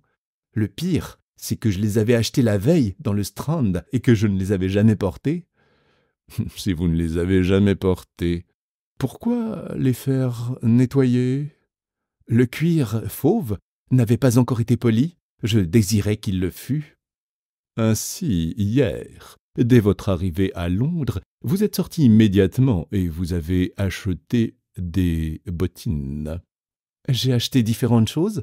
Le docteur Mortimer m'a accompagné. »« Dame, si je dois jouer au grand seigneur, il faut bien que j'en ai les habits. Dans le Far West, je ne soignais pas beaucoup ma tenue. Parmi mes emplettes figurait cette paire de bottines jaunes. Je les ai payées $6 et on m'en a volé une avant même que j'aie pu m'en servir. « Je ne vois pas l'utilité de ce vol, » dit Holmes. « Je partage l'avis du docteur Mortimer. Vous les retrouverez bientôt. »« Il me semble, messieurs, dit le baronnet, que nous avons assez causé de moi. Le moment est venu de me dire, à votre tour, tout ce que vous savez. »« Ce désir est très légitime, » répondit Sherlock Holmes. « Docteur Mortimer, recommencez donc pour Sir Henry votre récit d'hier matin. » Ainsi encouragé, notre ami tira ses papiers de sa poche et narra toute l'histoire que le lecteur connaît déjà. Sir Henry Baskerville l'écouta avec la plus profonde attention. De temps en temps, un cri de surprise lui échappait. Lorsque le docteur Mortimer cessa de parler, il s'écria « J'ai donc recueilli un héritage maudit. » Certes, dès ma plus tendre enfance, j'ai entendu parler de ce chien. C'est l'histoire favorite de la famille, mais je ne pensais jamais à la prendre au sérieux. Quant à la mort de mon oncle, il me semble que ma tête bout. Je ne puis lier deux idées. Je me demande si ce que vous venez de m'apprendre exige une enquête judiciaire ou un exorcisme. Précisément. Puis, il y a cette lettre adressée à mon hôtel. Elle tombe à propos. Elle montre que quelqu'un connaît mieux que nous ce qui se passe sur la lande, dit Mortimer. Et aussi que ce quelqu'un vous veut du bien, puisqu'il vous prévient du danger, ajouta Holmes. Ma présence là-bas contrarie peut-être certains projets. C'est encore possible. Merci, docteur Mortimer, de m'avoir soumis à un problème qui renferme un aussi grand nombre d'intéressantes alternatives. Maintenant, Sir Henry Baskerville, il ne nous reste plus qu'un seul point à décider. Oui ou non, devez-vous aller au château? Pourquoi n'irais-je pas? Il paraît y avoir du danger. Un danger provenant du démon familial ou d'êtres humains? C'est ce qu'il faut éclaircir. Quelle que soit votre décision, mon parti est pris. Il n'existe en enfer aucun diable, monsieur Holmes, ni sur terre aucun homme capable de m'empêcher d'aller dans la demeure de mes ancêtres. Voilà mon dernier mot. Les sourcils de Sir Henry se froncèrent, et son visage, pendant qu'il parlait, tourna au rouge pourpre. Il était évident que le dernier rejeton des Baskerville avait hérité le caractère emporté de ses aïeux. Il reprit « J'ai besoin de méditer plus longuement sur tout ce que vous m'avez appris. Il est malaisé de se décider aussi rapidement. Accordez-moi 1 heure de recueillement. » 11h30 sonne. Je retourne directement à mon hôtel. Acceptez, ainsi que M. Watson, une invitation à déjeuner pour 2 heures. Je vous répondrai alors plus clairement. « Cela vous convient-il, Watson ?» me demanda Holmes. « Parfaitement. »« Dans ce cas, attendez-nous. Faut-il faire avancer une voiture ?»« Je vous accompagnerai dans votre promenade, » fit Mortimer. « À 2 heures, c'est entendu, » répéta Sir Henry. « Oui, à bientôt, » répondîmes-nous, Holmes et moi. Nous entendîmes le pas de nos visiteurs résonner dans l'escalier et la porte de la rue se refermer sur eux. Aussitôt, Holmes abandonna son attitude rêveuse et se réveilla homme d'action. « Vite, votre chapeau, Watson, dit-il. » Il courut en robe de chambre vers son cabinet de toilette, d'où il ressortit quelques secondes après en redingote. Nous descendîmes l'escalier 4 à 4 et nous nous précipitâmes dans la rue. À 200 mètres devant nous, nous aperçûmes le docteur Mortimer et Sir Henry Baskerville se dirigeant vers Oxford Street. Je demandai à mon ami « Voulez-vous que je coure et que je les arrête ?»« Gardez-vous-en bien, Watson. Votre compagnie me suffit si la mienne ne vous déplaît pas. » Ces messieurs avaient raison, il fait très bon marcher ce matin. Holmes hâta le pas jusqu'à ce que nous eussions diminué de moitié la distance qui nous séparait de nos nouveaux amis. Alors, laissant entre eux et nous un intervalle d'environ 100 mètres, nous parcourûmes Oxford Street puis Regent Street. Bientôt, Holmes poussa un cri de joie. Je suivis la direction de son regard et je vis un hansom cab rangé le long du trottoir reprendre sa marche en avant. Un voyageur l'occupait. « Voilà notre homme !» s'écria Holmes. « Venez vite, nous pourrons au moins le dévisager, faute de mieux. » Comme dans un éclair, je vis une barbe noire broussailleuse et des yeux perçants qui nous regardaient à travers la glace du cab. Aussitôt, la trappe par laquelle on communique de l'intérieur avec le cocher s'ouvrit et un ordre fut donné. Le véhicule partit à fond de train vers Trafalgar Square. Holmes chercha immédiatement autour de lui une voiture vide et n'en trouva pas. Dans une course folle, il se jeta au milieu des embarras de la rue. Mais le cab avait trop d'avance sur mon ami qui le perdit de vue peu après. « Sapristi » dit Holmes avec amertume, en se dégageant tout haletant des files de voitures. « Quelle malchance et aussi quelle imprévoyance de ma part. Si vous êtes juste, Watson, vous enregistrerez cet échec à mon passif. » J'interrogeai Sherlock. « Et quel homme était-ce » ? « Je n'en ai pas la moindre idée. Un espion. D'après ce que nous avons entendu, il est certain qu'une ombre a marché dans les pas de Baskerville depuis son arrivée à Londres. Comment aurait-on su rapidement qu'il avait choisi Northumberland Hotel ? Si on l'a espionné le premier jour, j'en conclus qu'on l'espionnera le second. Vous vous souvenez bien que tout à l'heure, pendant la lecture des papiers du docteur Mortimer, je me suis approché 2 fois de la fenêtre. Oui, je me le rappelle. Je regardais si personne ne flânait dans la rue. Je n'avais rien remarqué de suspect. Ah, nous avons affaire avec un homme habile, Watson. La chose se complique. Bien qu'il me soit encore impossible de démêler si nous nous trouvons en présence d'une intervention amicale ou hostile, je reconnais qu'il en existe une. Quand nos amis nous ont quittés, je les ai suivis pour découvrir leur invisible surveillant. Cet homme est si rusé qu'au lieu d'aller à pied, il a préféré prendre un cab. Il pouvait ainsi rester en arrière de ceux qui l'observaient ou les devancer pour échapper à leur attention. Ce procédé offrait aussi l'avantage de conserver leur contact si l'envie leur venait de monter en cab. Mais il avait un désavantage évident, celui de livrer son auteur à la discrétion du cocher. Évidemment. Quel malheur que nous n'ayons pas son numéro.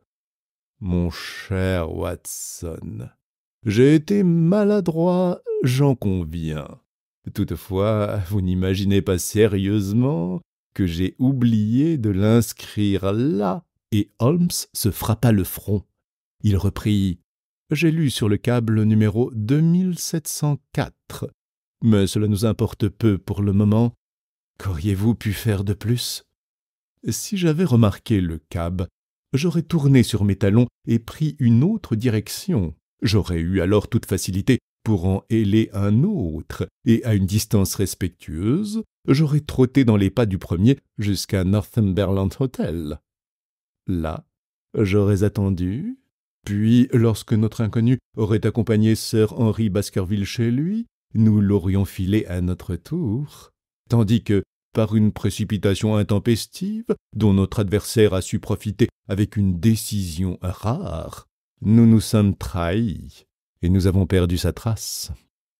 Tout en causant et en flânant devant les magasins de Regent Street, nous avions cessé de voir le docteur Mortimer et son compagnon. « Il est inutile que nous les suivions plus loin, » dit Holmes. « L'ombre s'est évanouie et ne reparaîtra plus. D'autres cartes nous restent encore dans les mains. Jouons-les avec résolution. Reconnaîtriez-vous l'homme assis dans le cab ? Je ne reconnaîtrais que sa barbe. Moi aussi. Mais je jurerais bien qu'elle est fausse. Un homme engagé dans une filature aussi délicate ne peut porter une telle barbe que pour dissimuler ses traits. Entrons ici, Watson. Holmes pénétra dans un de ces bureaux de quartier où des commissionnaires se tiennent à toute heure du jour et de la nuit à la disposition du public. Le directeur le reçut avec force salutation. « Ah, Wilson, fit mon ami, je vois avec plaisir que vous n'avez pas oublié le léger service que je vous ai rendu. »« Certes non, monsieur. Vous avez sauvé ma réputation, et peut-être même ma vie. » »« Vous exagérez, mon garçon. Je me souviens que vous aviez parmi vos boys un gamin nommé Cartwright, qui fit preuve d'une certaine adresse au cours de l'enquête. »« Oui, monsieur. Il est toujours ici. » »« Faites-le monter. Pouvez-vous me procurer la monnaie de ce billet de 5 livres ?» Un jeune garçon de 14 ans, la mine intelligente et futée, répondit au coup de sonnette du directeur. Il vint se placer devant Holmes, qu'il regarda respectueusement. « Donne-moi l'annuaire des hôtels, » lui dit mon ami. « Voici Cartwright, le nom des 23 hôtels qui sont dans le voisinage immédiat de Charing Cross. Tu les vois bien ? » ?»« Oui, monsieur. » »« Tu les visiteras tous, les uns après les autres. »« Oui, monsieur. » »« Tu commenceras par donner au concierge de chacun d'eux 1 shilling. Voici 23 shillings. »« Oui, monsieur. » »« Tu leur demanderas de te remettre les corbeilles à papier d'hier. Tu leur diras qu'on a laissé à une mauvaise adresse un télégramme important que tu tiens à retrouver. Comprends-tu ? » ?»« Oui, monsieur. » »« Ce qu'il te faudra réellement chercher. Ce n'est pas un télégramme, mais une page intérieure du Times, dans laquelle on aura pratiqué des coupures à l'aide de ciseaux. Voici ce numéro du Times et la page en question. Tu la reconnaîtras facilement, n'est-ce pas ? » ?»« Oui, monsieur. » »« Dans chaque hôtel, le concierge te renverra au garçon du hall, auquel tu donneras aussi 1 shilling. Je te remets encore 23 autres shillings. Probablement, dans 20 hôtels sur 23, on te répondra que le contenu des corbeilles de la veille a été jeté ou brûlé. Dans les 3 derniers hôtels, on te conduira à des tas de papiers parmi lesquels tu devras rechercher cette page du Times. Tu as très peu de chances de la retrouver. Voici 10 shillings de plus pour faire face à l'imprévu. Envoie-moi à Baker Street, avant ce soir, le résultat de tes investigations. Maintenant, Watson, procurons-nous par télégramme l'identité du cocher qui conduit le cab 2704. Puis, en attendant l'heure de nous présenter à Northumberland Hotel, nous entrerons dans une des expositions de peinture de Bond Street. Chapitre 5. Fil cassé. Sherlock Holmes possédait à un suprême degré la faculté de détacher son esprit des pensées les plus absorbantes. Pendant 2 heures, il parut avoir oublié l'étrange affaire à laquelle nous étions mêlés, et il se plongea dans l'examen des peintures de l'école belge. Il ne voulut même parler que d'art, dont il n'avait d'ailleurs que des notions très imparfaites, pendant le trajet qui séparait Bond Street de Northumberland Hotel. « Sir Henry Baskerville vous attend dans sa chambre, » nous dit le commis de l'hôtel. « Il a bien recommandé qu'on le prévienne dès que vous serez arrivé. »« Y aurait-il de l'indiscrétion à parcourir votre registre ?» demanda Holmes. « Pas du tout. » À la suite du nom de Baskerville, le livre ne contenait que celui de 2 voyageurs, Théophile Johnson et sa famille de Newcastle, et Madame Oldmore et sa fille de Hyde Lodge, Alton. « C'est certainement le Johnson que je connais, » dit Holmes au portier. « Un avocat, n'est-ce pas ? Avec toute la barbe grise, atteint d'une légère claudication. » »« Non, monsieur, ce Johnson est un gros marchand de charbon, très ingambe, à peu près de votre âge. » »« Vous devez faire erreur sur sa profession. » »« Non, monsieur, depuis plusieurs années, il descend dans cet hôtel et nous le connaissons tous. » »« Alors c'est différent.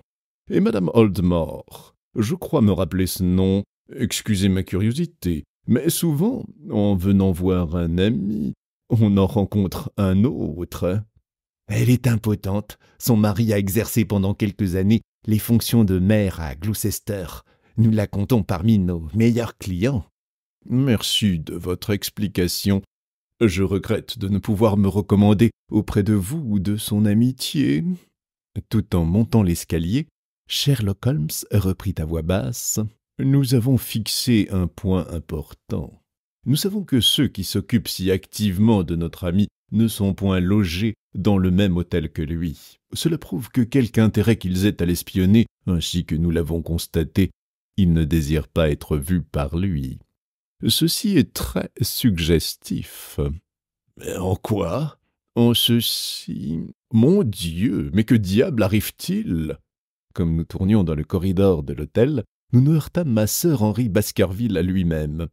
Le visage rouge de colère, il tenait à la main une vieille bottine toute poudreuse. Il paraissait si furieux qu'il avait peine à parler. Quand il put donner un libre cours à son emportement, il s'exprima, en accentuant davantage le jargon du Far West dont il s'était servi le matin. « On se paye donc ma tête dans cet hôtel !» criait-il. « S'ils n'y prennent garde, je leur montrerai qu'on ne se moque pas du monde de la sorte. Sacrebleu! Si le garçon ne retrouve pas la bottine qui me manque, il m'entendra. Certes, monsieur Holmes, je comprends la plaisanterie, mais celle-ci dépasse les bornes. » Vous cherchez encore votre bottine? Oui, monsieur, et je prétends qu'il faudra bien qu'on la retrouve. Vous disiez qu'il s'agissait d'une bottine en cuir fauve. Oui, mais maintenant, c'est une noire qu'on a égarée. Non. Je dis ce que je dis. Je n'en ai que 3 paires, des jaunes, neuves, des noires, vieilles, et celles que je porte aux pieds.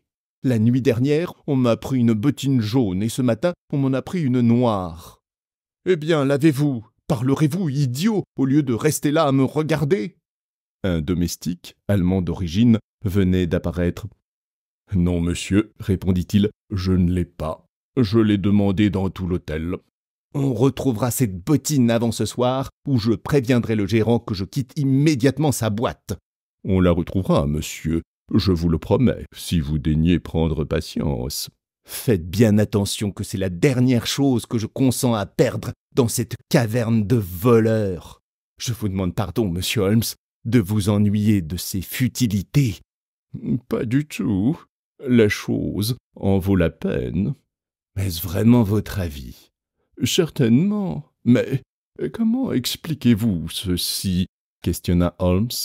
Je ne cherche même pas à l'expliquer. C'est bien la chose la plus curieuse, la plus folle qui me soit jamais arrivée. La plus curieuse? Peut-être, répliqua Holmes, pensif. Qu'en concluez-vous vous-même? Demanda à son tour Sir Henry. Rien encore. Votre cas est très compliqué. Si je rapproche de la mort de votre oncle les événements qui vous sont personnels, je ne crois pas que sur les 500 affaires dont j'ai dû m'occuper, il y en ait une plus ardue. Mais nous tenons plusieurs fils, et il faut espérer que les uns et les autres nous conduiront à la solution. Peu importe que nous perdions du temps à débrouiller nos nombreux écheveaux. Tôt ou tard, nous mettrons la main sur le bon. Pendant le déjeuner, il fut peu question de ce qui nous avait réunis. Lorsque nous retournâmes au salon, Holmes demanda à Baskerville quelles étaient ses intentions. « Retourner au château. »« Quand ?»« À la fin de la semaine. »« À tout prendre, dit Holmes, je considère que c'est le parti le plus sage. J'ai la conviction qu'on vous espionne à Londres. Or, au milieu de cette population de plusieurs millions d'habitants, il n'est pas facile de savoir en face de qui nous nous trouvons, pas plus que de découvrir le dessein que l'on poursuit. Puis, si l'on vous veut du mal, nous serons impuissants à l'empêcher. Avez-vous remarqué, docteur Mortimer, qu'on vous suivait ce matin, depuis le moment où vous êtes sorti de l'hôtel, jusqu'à celui où vous y êtes revenu? Mortimer fit un soubresaut. Suivi? Par qui? Ça, je ne puis malheureusement pas vous l'apprendre. Existe-t-il parmi vos voisins ou vos connaissances de Dartmoor un homme portant une longue barbe noire? Non. Attendez. Si, Barrymore, le valet de chambre de Sir Charles, porte toute sa barbe. Elle est noire. Ah. Où habite ce Barrymore? On lui a confié la garde du château. Mais il faut que nous sachions s'il est là, ou si, par hasard, il n'aurait pas déserté son poste pour venir à Londres. Comment faire? Donnez-moi une feuille de télégramme. Sherlock Holmes griffonna quelques mots. Il lut « Tout est-il préparé pour recevoir Sir Henry ? Cela suffira. J'envoie cette dépêche à M. Barrymore, château de Baskerville. Quel est le bureau de poste le plus proche ? Grimpen, très bien. Nous allons expédier au directeur de ce bureau un télégramme ainsi conçu. Remettez en main propre la dépêche destinée à M. Barrymore. Si absent, retournez-la à Sir Henry Baskerville, Northumberland Hotel. Nous apprendrons ainsi avant ce soir si, oui ou non, Barrymore est à son poste dans le Devonshire. « Parfait, dit Sir Henry. À propos, docteur Mortimer, parlez-nous un peu de ce Barrymore. » Il est le fils d'un vieil intendant des Baskerville. Ils habitent le château depuis 4 générations. D'après ce que l'on m'a dit, sa femme et lui sont des gens très honorables. Il n'en est pas moins vrai, dit Baskerville, que tant qu'aucun membre de la famille ne résidera au château, ces gens-là y trouveront un bon gîte et n'auront rien à faire. C'est exact. Les Barrymore figuraient-ils sur le testament de Sir Charles ? Demanda Holmes. Pour 500 livres sterling chacun. Ah. Connaissait-il cette libéralité ? Oui, Sir Charles aimait à parler de ses dispositions testamentaires. C'est très intéressant. J'aime à croire, fit Mortimer, que vos soupçons ne s'étendent pas à tous ceux qui ont reçu un legs de Sir Charles. Il m'a laissé 1000 livres. Vraiment ? Et à qui encore ? Il a légué à des particuliers des sommes insignifiantes et d'autres très considérables à des œuvres de bienfaisance. À combien s'élevait le montant de sa fortune ? À 740 000 livres. Holmes ouvrit de grands yeux étonnés. Je ne me figurais pas que Sir Charles possédât une somme aussi gigantesque. Sir Charles passait pour être riche, mais jusqu'au jour de l'inventaire, nous ne soupçonnions pas l'étendue de sa fortune, dont le montant total approchait bien d'1 million de livres. Peste, voilà un magot pour lequel un homme peut risquer son va-tout. Encore une question, docteur Mortimer. En supposant qu'il arrive malheur à notre jeune ami, pardonnez-moi, Sir Henry, cette désagréable hypothèse, à qui reviendra cette fortune ? Roger Baskerville, le plus jeune frère de Sir Charles, étant mort garçon, cette fortune irait à des cousins éloignés, les Desmond. James Desmond est un vieux clergyman du Westmoreland. Merci. Ces détails sont du plus grand intérêt. Connaissez-vous Monsieur James Desmond ? Oui, je l'ai aperçu une fois chez Sir Charles. Il a un aspect vénérable et mène, dit-on, une vie exemplaire. Je me souviens qu'il a résisté aux sollicitations de Sir Charles, qui insistait pour lui faire accepter une donation assez importante. Ainsi, cet homme simple de goût deviendrait l'héritier des millions de Sir Charles. Certainement. D'après l'ordre des successions, il hériterait du domaine. Il recueillerait également toutes les valeurs, à moins qu'il n'en soit décidé autrement par le précédent propriétaire, qui peut, par testament, en disposer à son gré. « Avez-vous fait votre testament, Sir Henry ?» demanda Sherlock Holmes. « Non, je n'en ai pas eu encore le temps, puisque je ne sais que dire comment sont les choses. Mais en tout cas, les valeurs mobilières suivront le domaine et le titre. Telle était la volonté de mon pauvre oncle. Comment le propriétaire de Baskerville, s'il était pauvre, entretiendrait-il le château ? Maison, terre, argent doivent se confondre sur la même tête. Parfaitement. J'approuve votre départ immédiat pour le Devonshire. Je ne mets qu'une restriction à ce projet. Vous ne pouvez partir seul. Le docteur Mortimer m'accompagne ? Mais le docteur Mortimer a ses occupations, et sa maison est située à plusieurs miles du château. Avec la meilleure volonté du monde, il lui serait impossible de vous porter secours. Non, Sir Henry, il faut que vous emmeniez avec vous une personne de confiance qui restera sans cesse à vos côtés. Pouvez-vous venir, monsieur Holmes ? Au moment critique, je tâcherai de me trouver là. Mais vous comprendrez qu'avec les consultations qu'on me demande de tous côtés et les appels qu'on m'adresse de tous les quartiers de Londres, je ne puisse m'absenter pour un temps indéterminé. Ainsi, à cette heure, un des noms les plus honorés de l'Angleterre se trouve en but aux attaques d'un maître chanteur, et je suis seul capable d'arrêter ce scandale. Dans ces conditions, comment aller à Dartmoor? Alors, qui me recommanderiez-vous? Holmes posa sa main sur mon bras. Si mon ami consentait à accepter cette mission, dit-il, personne ne serait plus digne que lui de la remplir. Il possède toute ma confiance. Cette proposition me prit au dépourvu, et sans me donner le temps de répondre, Sir Henry saisit ma main, qu'il serra chaleureusement. « Je vous remercie de votre obligeance, Dr. Watson, dit-il. Vous me connaissez maintenant, et vous en savez autant que moi sur cette affaire. Si vous acceptez de m'accompagner au château de Baskerville et de me tenir compagnie là-bas, je ne l'oublierai jamais. » Les expéditions aventureuses ont toujours exercé sur moi une irrésistible fascination. De plus, les paroles élogieuses prononcées par Holmes à mon adresse, ainsi que la précipitation du baronnet à m'agréer pour compagnon, me décidèrent rapidement. « Je viendrai avec plaisir, » répondis-je. « Je trouverai difficilement un meilleur emploi de mon temps. »« Vous me tiendrez exactement au courant de tout, » dit Holmes. « Lorsque la crise arrivera, et elle arrivera certainement, je vous dicterai votre conduite.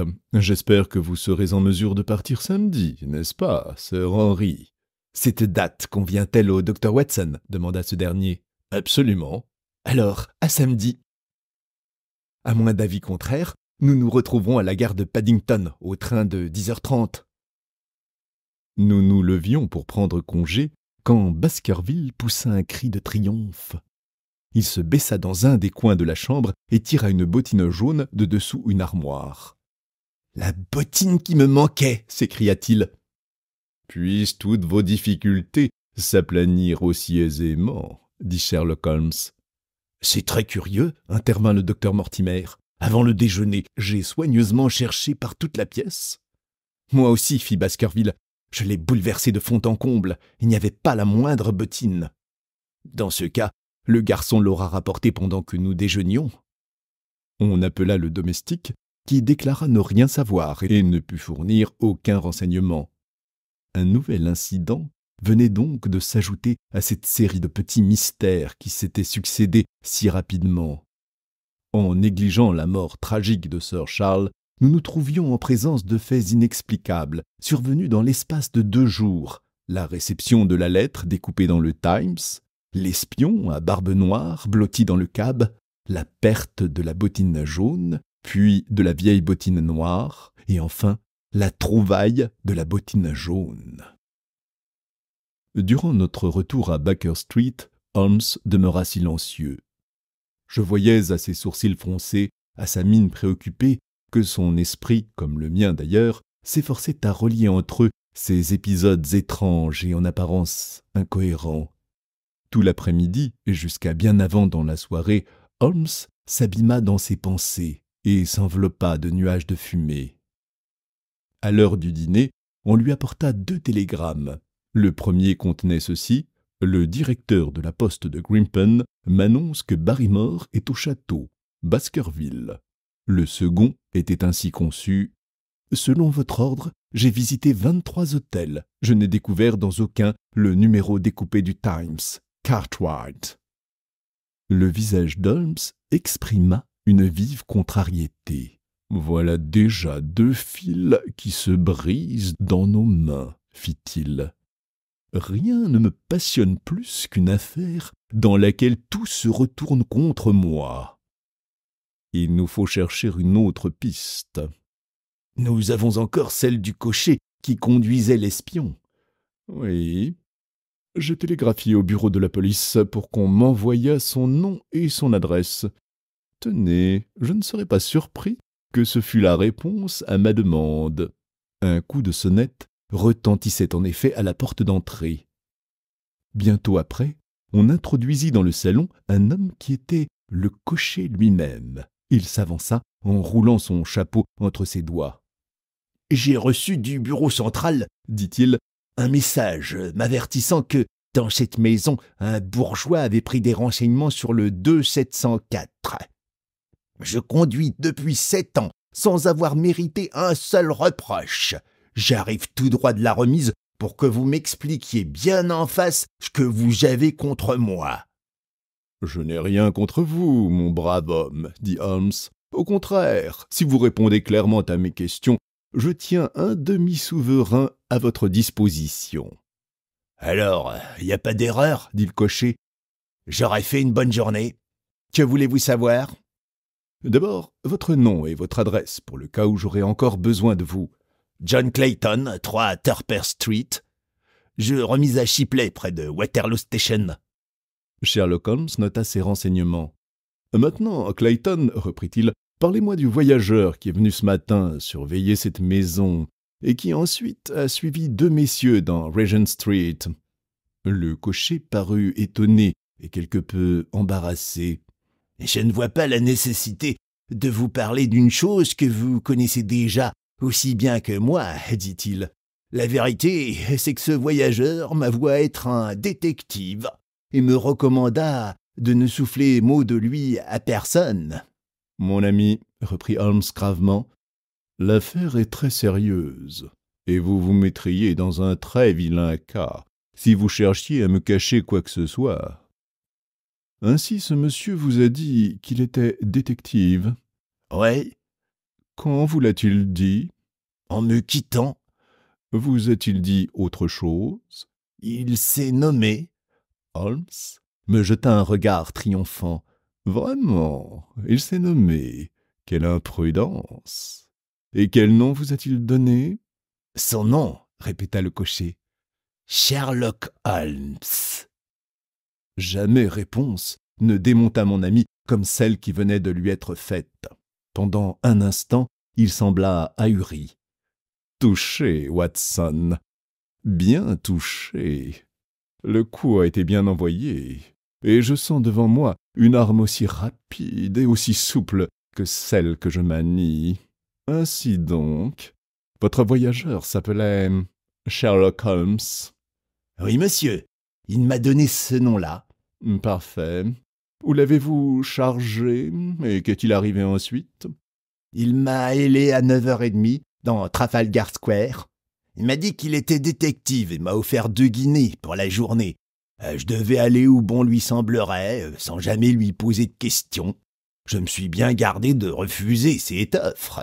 Je l'ai conduit près de Northumberland Hotel, où nous avons attendu la sortie de 2 messieurs qui sont montés dans un cab à la station voisine.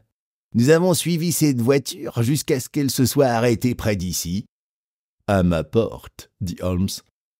Je n'en suis pas certain, mais le bourgeois, lui, savait où les autres allaient.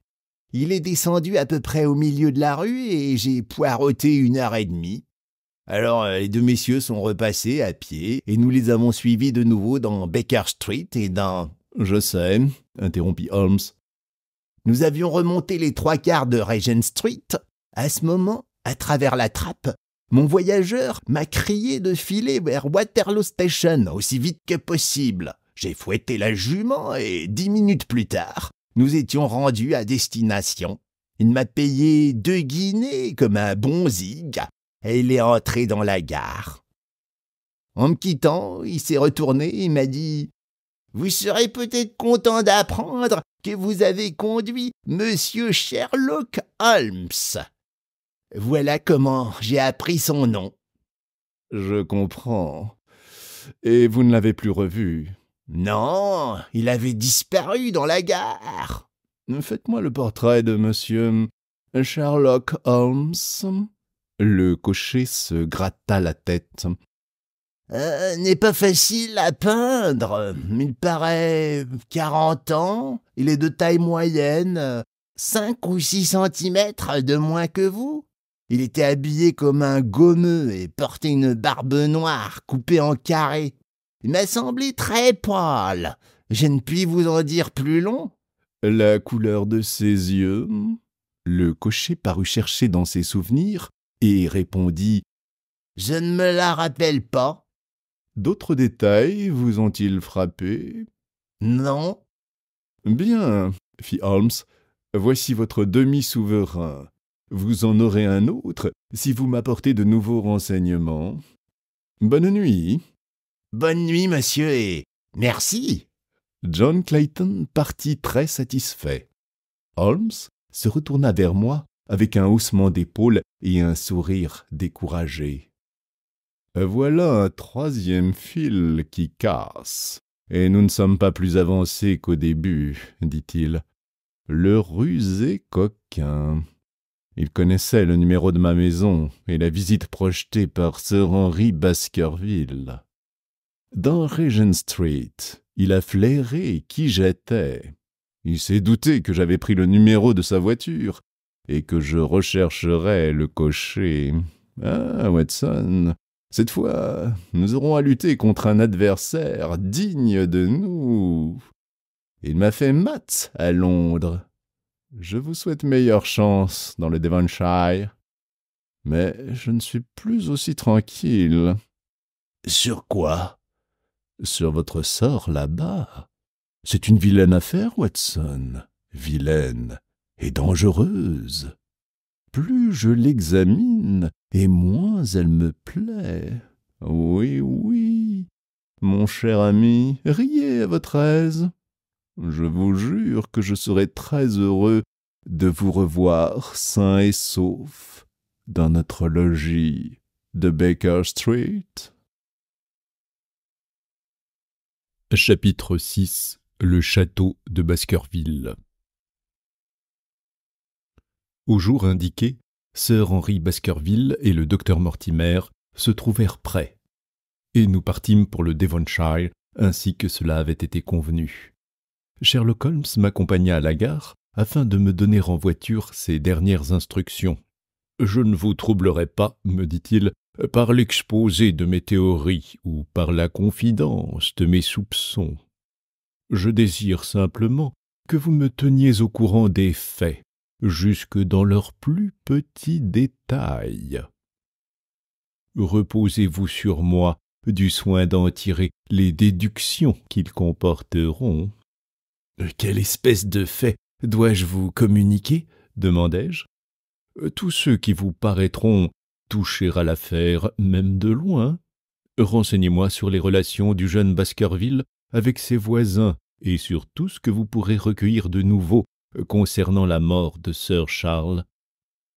Je me suis livré ces jours derniers à quelques enquêtes dont le résultat, je le crains fort, aura été négatif. Une seule chose me semble certaine. M. James Desmond, l'héritier présomptif, est un parfait galant homme. Cette persécution n'émane pas de lui. Nous devons donc éliminer ce clergyman de nos calculs. Il ne reste plus que les personnes qui entoureront Sir Henry Baskerville sur la lande. Ne pensez-vous pas qu'il serait bon de se débarrasser immédiatement du couple Barrymore? Non, nous commettrions une faute. Innocent, ce serait une cruelle injustice.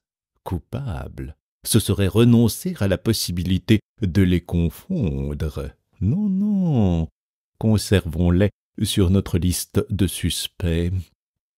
Si je me souviens bien, il y a au château un cocher et sur la lande 2 fermiers. Nous y trouvons également notre ami, le docteur Mortimer, que je tiens pour absolument honnête, et sa femme, sur laquelle nous manquons de renseignements. Il y a aussi le naturaliste Stapleton et sa sœur, qu'on dit très attrayante. Puis c'est M. Frankland de l'After Hall, qui représente un facteur inconnu, ainsi que 2 ou 3 autres voisins. Vous devrez porter vos investigations sur ces gens-là. J'agirai de mon mieux. Je suppose que vous emportez des armes. Oui, j'ai cru bien faire de m'en munir. Certainement. Jour et nuit, ayez votre revolver à portée de la main et ne vous relâchez jamais de vos mesures de prudence. Nos amis avaient déjà retenu un wagon de première classe et nous attendaient sur le quai. « Non, nous n'avons rien de neuf à vous apprendre, » fit le docteur Mortimer, en répondant à une question de mon ami. « Je ne puis vous affirmer qu'une chose, personne ne nous a suivis depuis 2 jours. Nous ne sommes jamais sortis sans avoir regardé de tous côtés, et un espion n'aurait pas échappé à notre vigilance. Vous ne vous êtes pas quitté, je présume? Seulement hier après-midi. Quand je suis à Londres, je consacre toujours quelques heures aux distractions. Je les ai passées au musée de l'Académie de chirurgie. Et moi, je suis allé voir le beau monde à Hyde Park, dit Baskerville. Il ne s'est rien produit d'extraordinaire. J'étais tout de même imprudent, répliqua gravement Holmes en secouant la tête. Je vous prie, Sir Henry, de ne plus vous absenter seul, si vous ne voulez pas vous exposer à de grands malheurs. Avez-vous retrouvé votre bottine? Non, elle est bien perdue. C'est vraiment très curieux. Allons, adieu, ajouta-t-il, comme le train commençait à glisser le long du quai. Puis il reprit « Souvenez-vous, Sir Henry, de l'une des phrases de la légende que le docteur Mortimer nous a lue. Évitez la lande à l'heure où l'esprit du mal chemine. » Je passai la tête par la portière pour regarder encore le quai que nous avions déjà laissé bien loin derrière nous, et j'aperçus la grande silhouette de Sherlock Holmes, immobile et tournée vers nous.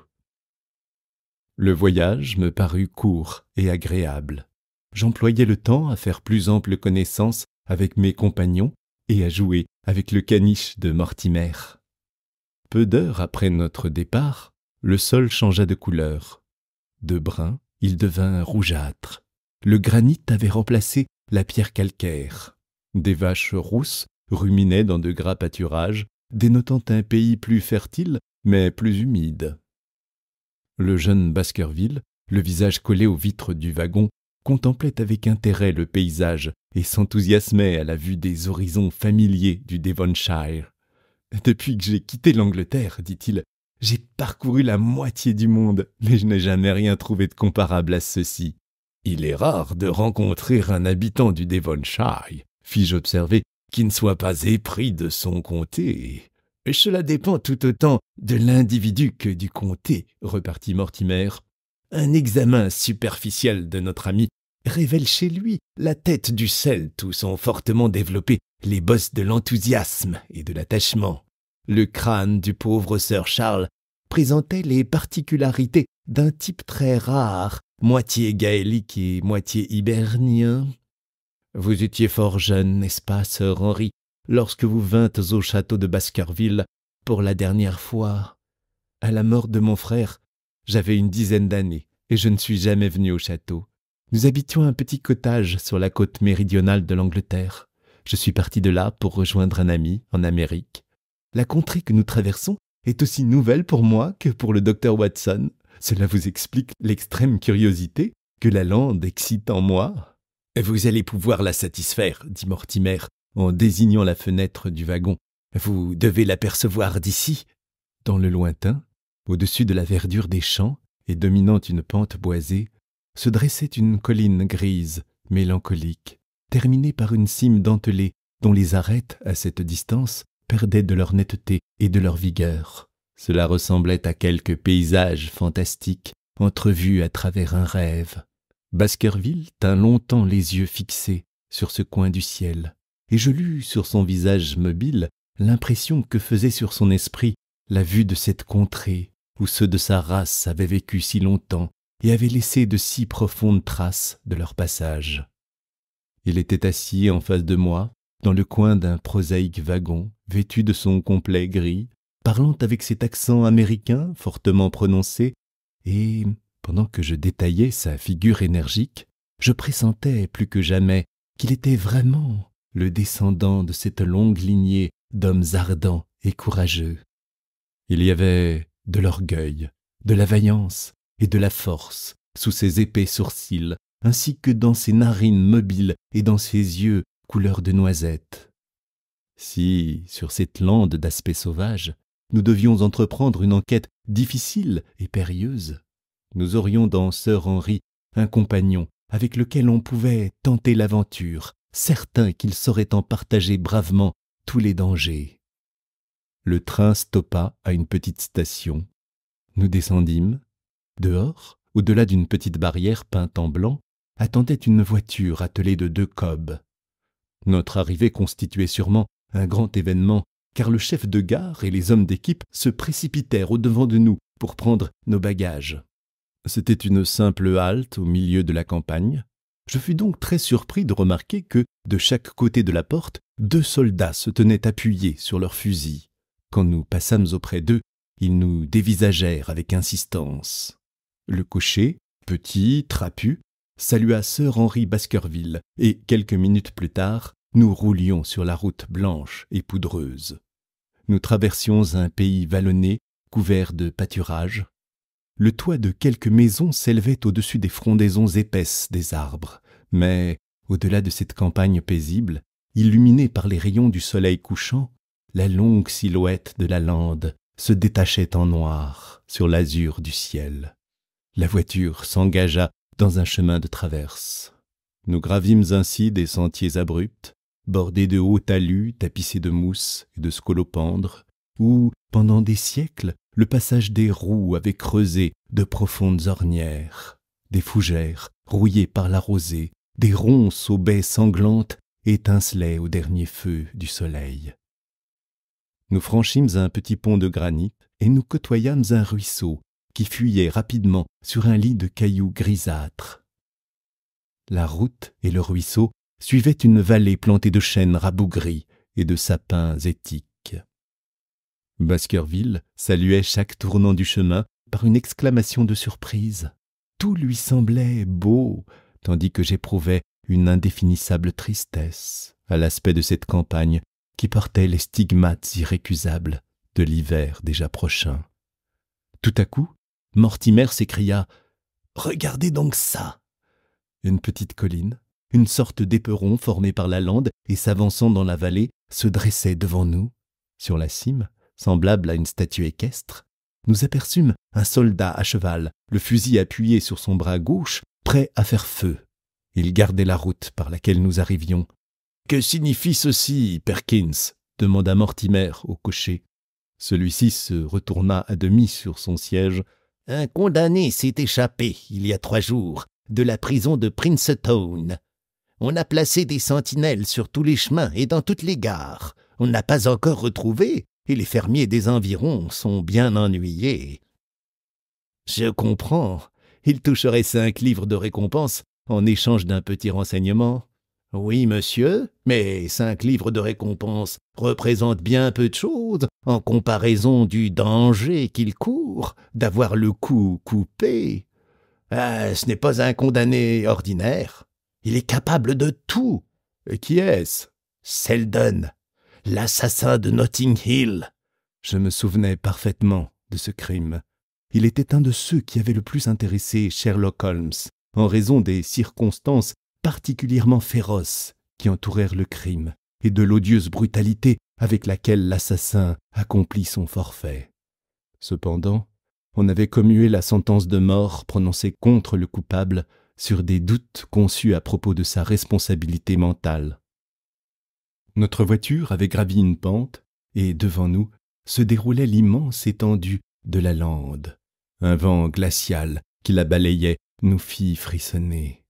Ainsi donc, quelque part sur cette plaine désolée, se terrait comme une bête sauvage cette infernale créature dont le cœur devait maudire l'humanité qu'il avait rejetée de son sein. Il ne manquait plus que cela pour compléter la lugubre impression produite par cette vaste solitude, cette bise glacée et ce ciel qui s'assombrissait davantage à chaque instant. Sir Henry Baskerville lui-même devint taciturne et serra plus étroitement autour de lui les pans de son manteau. Maintenant, les plaines fertiles s'étendaient derrière et au-dessous de nous. Nous voulûmes les contempler une dernière fois. Les rayons obliques du soleil, abaissés sur l'horizon, teintaient d'or les eaux du ruisseau et faisaient briller la terre rouge, fraîchement remuée par le soc de la charrue. Devant nous, la route, avec ses pentes rudes, parsemées d'énormes rochers roussâtres, prenait un aspect de plus en plus sauvage. De loin en loin, nous passions près d'un cottage construit et couvert en pierre dont aucune plante grimpante n'atténuait la rigidité des lignes. Soudain, nous vîmes une dépression de terrain ayant la forme d'un entonnoir où croissaient des chênes entr'ouverts ainsi que des sapins échevelés et tordus par des siècles de rafales. Deux hautes tours effilées pointaient au-dessus des arbres. Le cocher les désigna avec son fouet. « Le château de Baskerville » dit-il. Les joues empourprées, les yeux enflammés, sœur Henri s'était levée et regardait. Quelques minutes après, nous atteignîmes la grille du château, enchâssée dans des piliers rongés par le temps, mouchetés de lichens et surmontés de têtes de sangliers, armes de Baskerville. Le pavillon du portier n'était plus qu'une ruine de granit noir, au-dessus de laquelle s'enchevêtrait un réseau de chevrons dépouillés du toit qu'ils supportaient jadis. En face s'élevait un nouveau bâtiment dont la mort de sir Charles avait arrêté l'achèvement.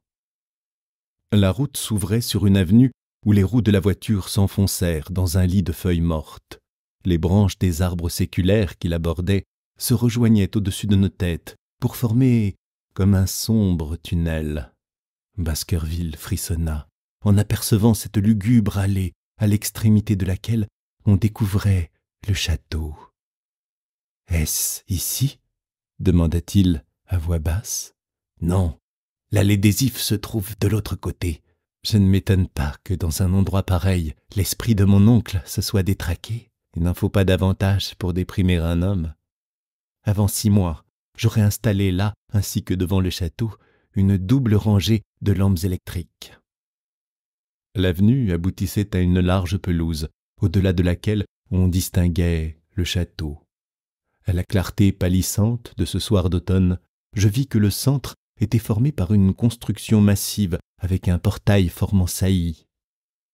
La façade disparaissait sous les lierres. Les fenêtres et quelques écussons aux armes des Baskerville coupaient çà et là l'uniformité de cette sombre verdure.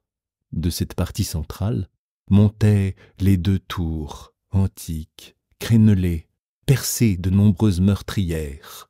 À droite et à gauche de ces tours, on avait ajouté une aile d'un style plus moderne. « Soyez le bienvenu au château de Baskerville, sœur Henri » dit une voix. Un homme de haute taille s'était avancé pour ouvrir la portière de la voiture. Une silhouette de femme se profilait dans l'encadrement de la porte. Elle sortit à son tour et aida l'homme à descendre les bagages. « Je vous demande la permission de rentrer directement chez moi, sœur Henri, » dit Mortimer. « Ma femme m'attend.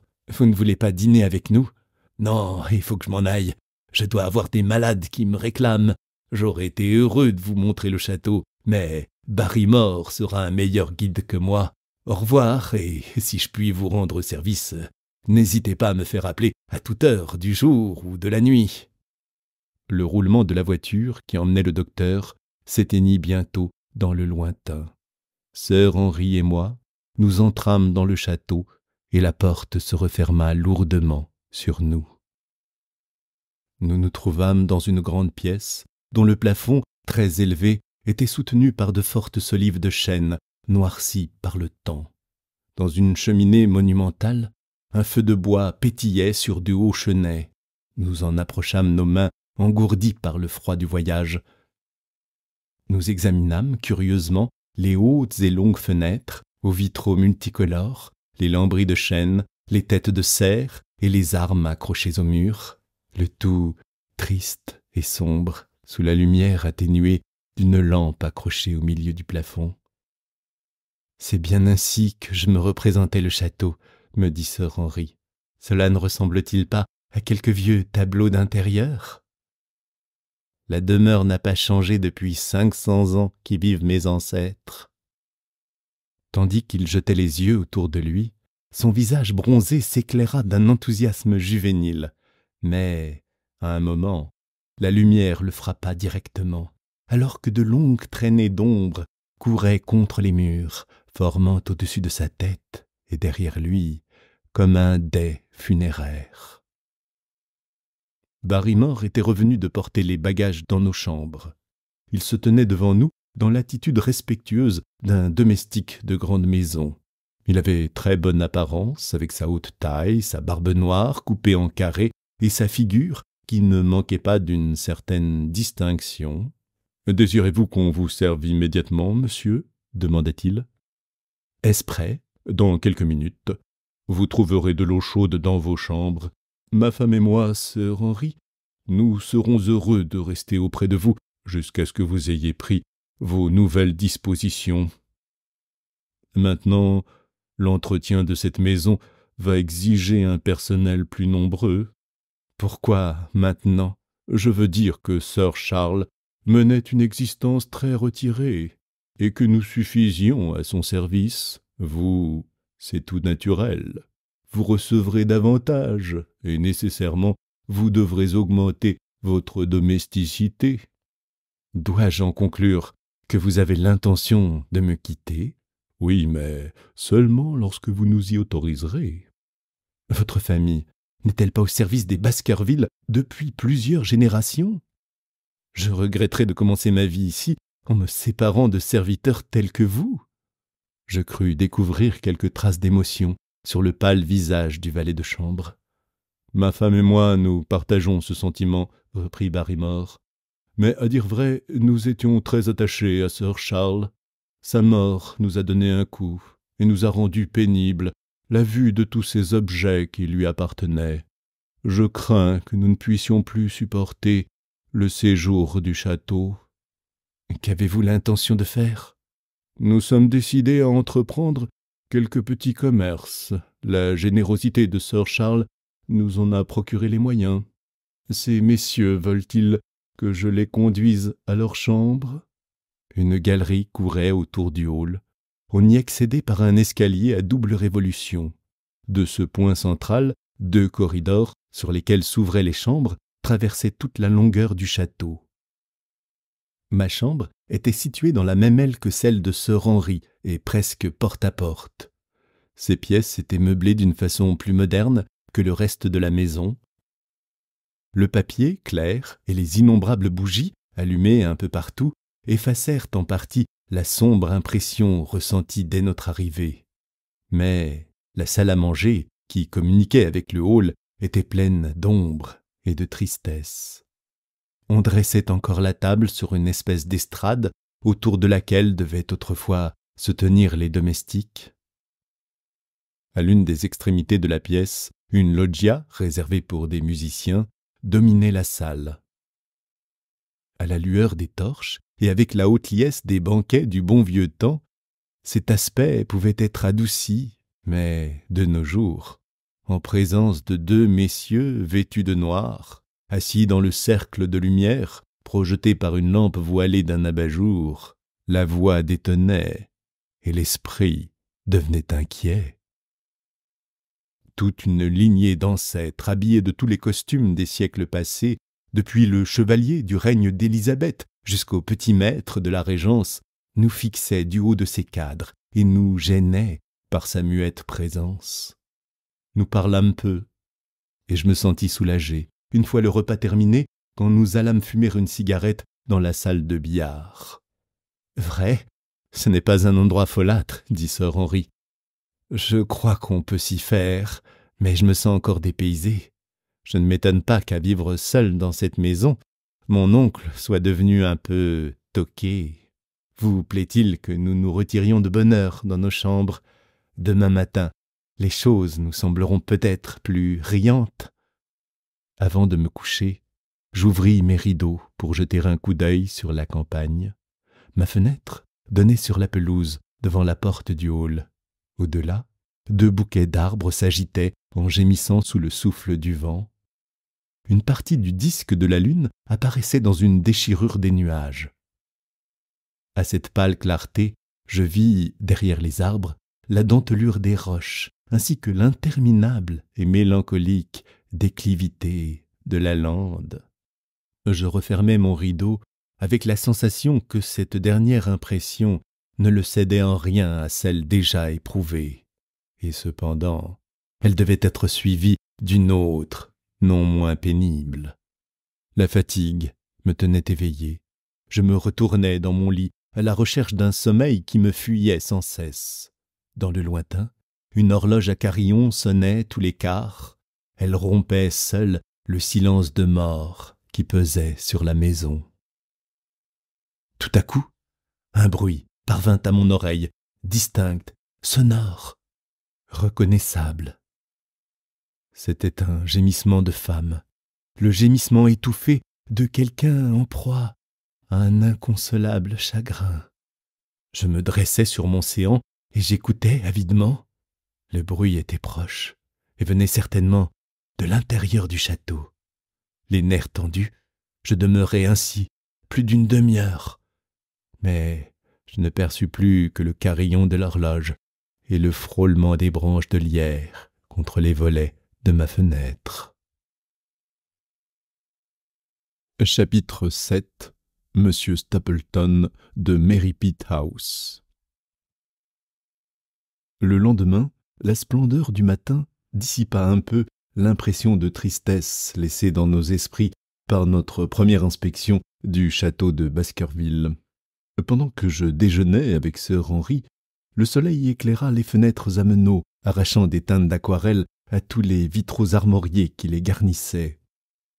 Sous ces rayons dorés, les sombres lambris prenaient l'éclat du bronze. On aurait difficilement reconnu la même pièce qui, la veille, nous avait mis tant de mélancolie à l'âme. « Je crois, dit le baronnet, que nous ne devons nous en prendre qu'à nous-mêmes de ce que nous avons éprouvé hier. La maison n'y était pour rien. Le voyage nous avait fatigués, notre promenade en voiture nous avait gelés. Tout cela avait influé sur notre imagination. Ce matin, nous voilà reposés, bien portants, et tout nous paraît plus gai. »« Je ne suis pas de votre avis, répondis-je, en ce qui concerne le jeu de notre imagination. Ainsi, n'avez-vous pas entendu quelqu'un, une femme, je crois, pleurer toute la nuit ? » ?»« Oui, dans un demi-sommeil, il me semble bien avoir entendu ce bruit. J'écoutais un instant, mais le silence s'étant rétabli, j'en ai conclu que je rêvais. Moi, je l'ai perçu très distinctement, et je jurerais que c'étaient des gémissements de femme. Il faut que nous éclaircissions ce fait. » Sir Henry sonna Barrymore et lui demanda quelques explications. Aux questions de son maître, je crus voir le visage déjà pâle du valet de chambre pâlir encore davantage. « Il n'y a que 2 femmes dans la maison, Sir Henry, dit-il. La fille de cuisine qui couche dans l'autre aile du château et ma femme. Or, je puis vous affirmer qu'elle est absolument étrangère au bruit dont vous parlez. » Le domestique mentait certainement, car après le déjeuner, je rencontrai madame Barrymore dans le corridor. Elle se trouvait en pleine lumière.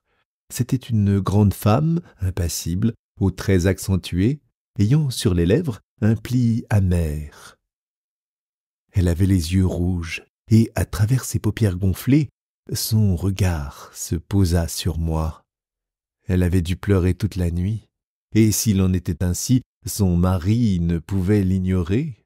Alors, pourquoi avait-il accepté le risque de cette découverte en déclarant le contraire? Pourquoi ce ton affirmatif? Et pourquoi, surtout, sa femme pleurait-elle si convulsivement? Déjà, une atmosphère de mystère et d'obscurité se formait autour de cet homme au teint pâle, porteur d'une superbe barbe noire. N'était-ce pas lui qui, le premier, avait découvert le cadavre de sir Charles Baskerville? N'était-il pas le seul témoin qui pût nous renseigner sur les circonstances de la mort du vieux gentilhomme? Qu'y avait-il d'impossible à ce qu'il fût le voyageur entrevu dans le cab à Londres? Sa barbe ressemblait étonnamment à celle de l'inconnu. Le cocher nous avait bien dépeint son client comme un homme plutôt petit, mais ne pouvait-il pas s'être trompé? Comment tirer cette affaire au clair? Évidemment, le plus pressé était d'interroger le directeur du bureau de poste de Grimpen et de savoir si le télégramme adressé à Barrymore lui avait été remis en main propre. Quelle que fût la réponse, j'aurais au moins un détail à communiquer à Sherlock Holmes. Sir Henry avait de nombreux documents à compulser. Je mis à profit ce temps pour exécuter mon projet. Une promenade très agréable sur la lande me conduisit à un petit hameau au milieu duquel s'élevaient deux constructions de meilleure apparence que les autres.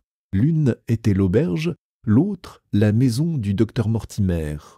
Le directeur de la poste, qui se livrait également au commerce de l'épicerie, se souvenait fort bien du télégramme. « Certainement, monsieur, me dit-il, on a remis la dépêche à Barrymore, ainsi que l'indiquait l'adresse. Et qui l'a remise? Mon fils, ici présent. » Le fonctionnaire épicier interpella un gamin qui baguenaudait dans un coin. « James, demanda-t-il, la semaine dernière, tu as bien remis une dépêche à monsieur Barrymore? »« Oui, papa. »« À monsieur Barrymore lui-même, insistai-je. »« À ce moment-là, il était au grenier et je n'ai pu la donner à lui-même, mais je l'ai remise à madame Barrymore, qui m'a promis de la lui porter aussitôt. »« As-tu vu monsieur Barrymore? »« Non, monsieur, je vous ai dit qu'il était au grenier. »« Puisque tu ne l'as pas vu, comment sais-tu qu'il se trouvait au grenier? »« Sa femme devait savoir où il était, intervint le directeur de la poste. N'aurait-il pas reçu le télégramme? S'il y a erreur, que monsieur Barrymore se plaigne. » Il me semblait inutile de poursuivre plus loin mon enquête. Ainsi, malgré la ruse inventée par Sherlock Holmes, nous n'avions pas acquis la preuve du séjour de Barrymore au château pendant la semaine précédente.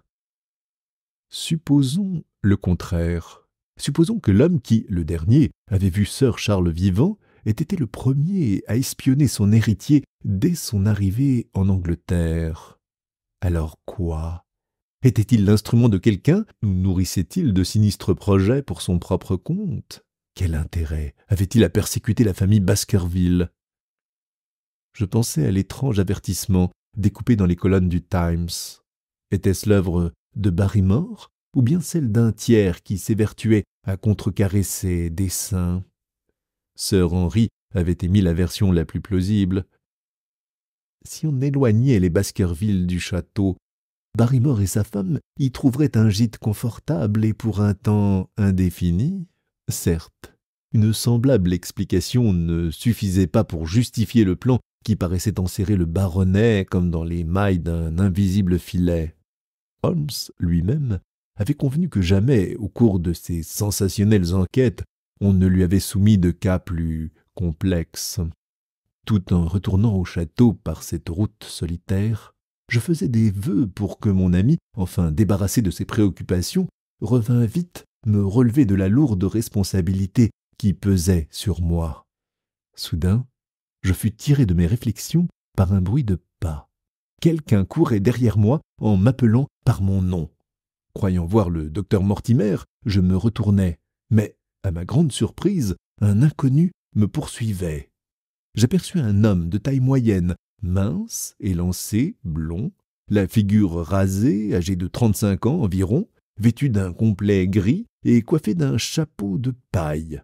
Il portait sur le dos la boîte en fer blanc des naturalistes et tenait à la main un grand filet vert à papillons. « Je vous prie d'excuser mon indiscrétion, docteur Watson, » dit-il en s'arrêtant tout haletant devant moi. « Sur la lande, pas n'est besoin des présentations ordinaires. Mortimer, notre ami commun, a dû vous parler de moi. Je suis Stapleton, de Merripit House. »« Votre filet et votre boîte me l'auraient appris, » répliquai-je, car je sais que M. Stapleton est un savant naturaliste. Mais comment me connaissez-vous ? Je suis allé faire une visite à Mortimer, et tandis que vous passiez sur la route, il vous a montré à moi par la fenêtre de son cabinet. Comme nous suivions le même chemin, j'ai pensé que je vous rattraperais et que je me présenterais moi-même. J'aime à croire que le voyage n'a pas trop fatigué, Sir Henry. Ah non, merci, il est en excellente santé. Tout le monde ici redoutait qu'après la mort de Sir Charles, le nouveau baronnet ne vînt pas habiter le château. C'est beaucoup demandé, un homme jeune et riche, de s'enterrer dans un pareil endroit. Et je n'ai pas à vous dire combien cette question intéressait la contrée. Sir Henry, je suppose, ne partage pas les craintes superstitieuses du populaire. Je ne le pense pas. Vous connaissez certainement la légende de ce maudit chien que l'on accuse d'être le fléau de la famille. On me l'a conté. Les paysans de ces parages sont extraordinairement crédules. Beaucoup jureraient avoir rencontré sur la lande ce fantastique animal. Stapleton parlait, le sourire sur les lèvres, mais il me sembla lire dans ses yeux qu'il prenait la chose plus au sérieux. Il reprit « Cette histoire hantait l'imagination de Sir Charles, et je suis sûr qu'elle n'a pas été étrangère à sa fin tragique. » Comment cela? Ses nerfs étaient tellement exacerbés que l'apparition d'un chien quelconque devait produire un effet désastreux sur son cœur, mortellement atteint. J'imagine qu'il a réellement vu quelque chose de ce genre dans sa dernière promenade le long de l'allée des Ifs. J'appréhendais sans cesse un malheur, car j'aimais beaucoup Sir Charles, et je lui savais le cœur très malade. Comment l'aviez-vous appris? Par mon ami, le docteur Mortimer. Alors vous croyez qu'un chien a poursuivi Sir Charles et que la peur a occasionné sa mort? Pouvez-vous me fournir une meilleure explication? Il ne m'appartient pas de conclure. Quelle est l'opinion de monsieur Sherlock Holmes? Pendant quelques secondes, cette question me coupa la parole. Mais un regard sur la figure placide et sur les yeux assurés de mon compagnon me montra qu'elle ne cachait aucune arrière-pensée. « Nous essayerons vainement de prétendre que nous ne vous connaissons pas, Dr. Watson, » continua Stapleton. « Les hauts faits de votre ami, le détective, sont parvenus jusqu'à nous, et vous ne pouviez les célébrer sans vous rendre vous-même populaire. Lorsque Mortimer vous a nommé, j'ai aussitôt établi votre identité. Vous êtes ici parce que M. Sherlock Holmes s'intéresse à l'affaire, mais je suis bien excusable de chercher à connaître son opinion. » Je regrette de n'être pas en mesure de répondre à cette question. Puis-je au moins vous demander s'il nous honorera d'une visite? D'autres enquêtes le retiennent à la ville en ce moment.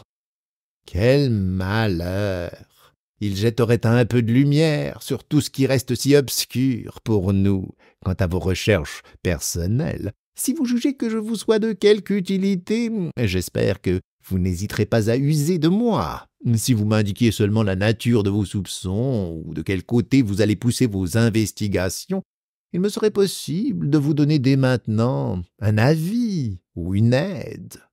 Je vous affirme que je suis simplement en visite chez mon ami, Sir Henry, et que je n'ai besoin d'aide d'aucune sorte. « Parfait, » dit Stapleton. « Vous avez raison de vous montrer prudent et circonspect. Je regrette de vous avoir adressé cette question indiscrète, et je vous promets de m'abstenir dorénavant de la plus légère allusion à ce sujet. » Nous étions arrivés à un endroit où un étroit sentier tapissé de mousse se branchait sur la route pour traverser ensuite la lande.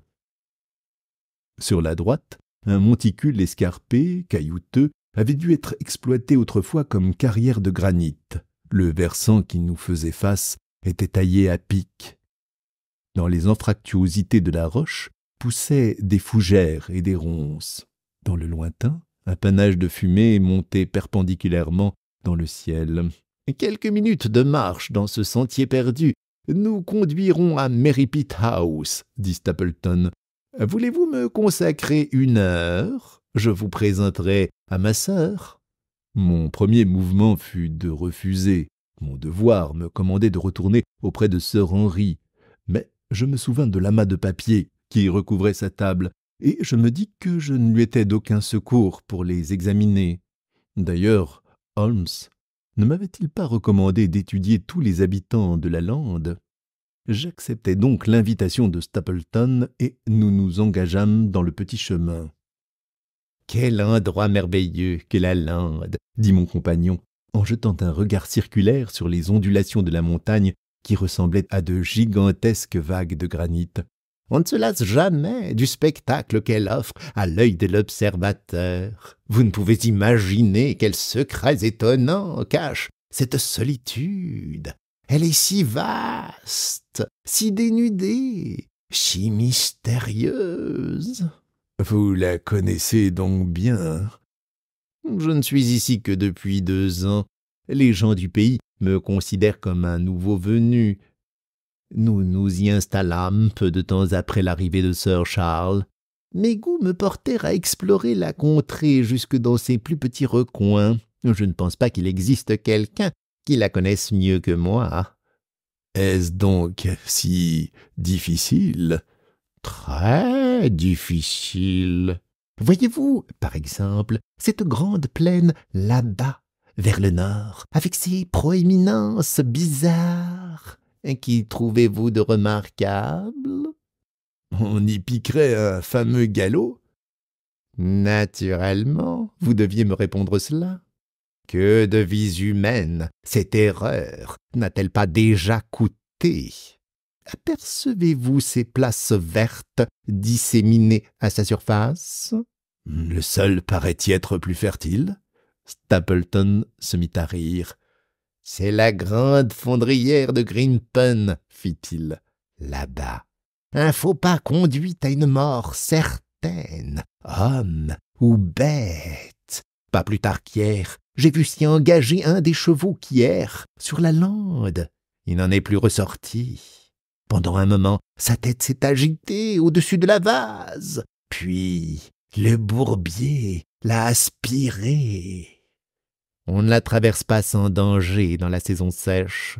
Mais, après la saison d'automne, l'endroit est terriblement dangereux. Et cependant, je puis m'y promener en tous sens et en sortir sans encombre.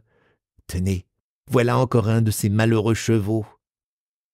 Une forme brune allait et venait au milieu des ajoncs. Tout à coup, une encolure se dressa, en même temps qu'un hennissement lugubre réveilla tous les échos de la lande. Je me sentis frissonner de terreur. Mais les nerfs de mon compagnon me parurent beaucoup moins impressionnables que les miens. « C'est fini, me dit-il. La fondrière s'en est emparée. Cela fait 2 en 2 jours. Ils seront suivis de bien d'autres.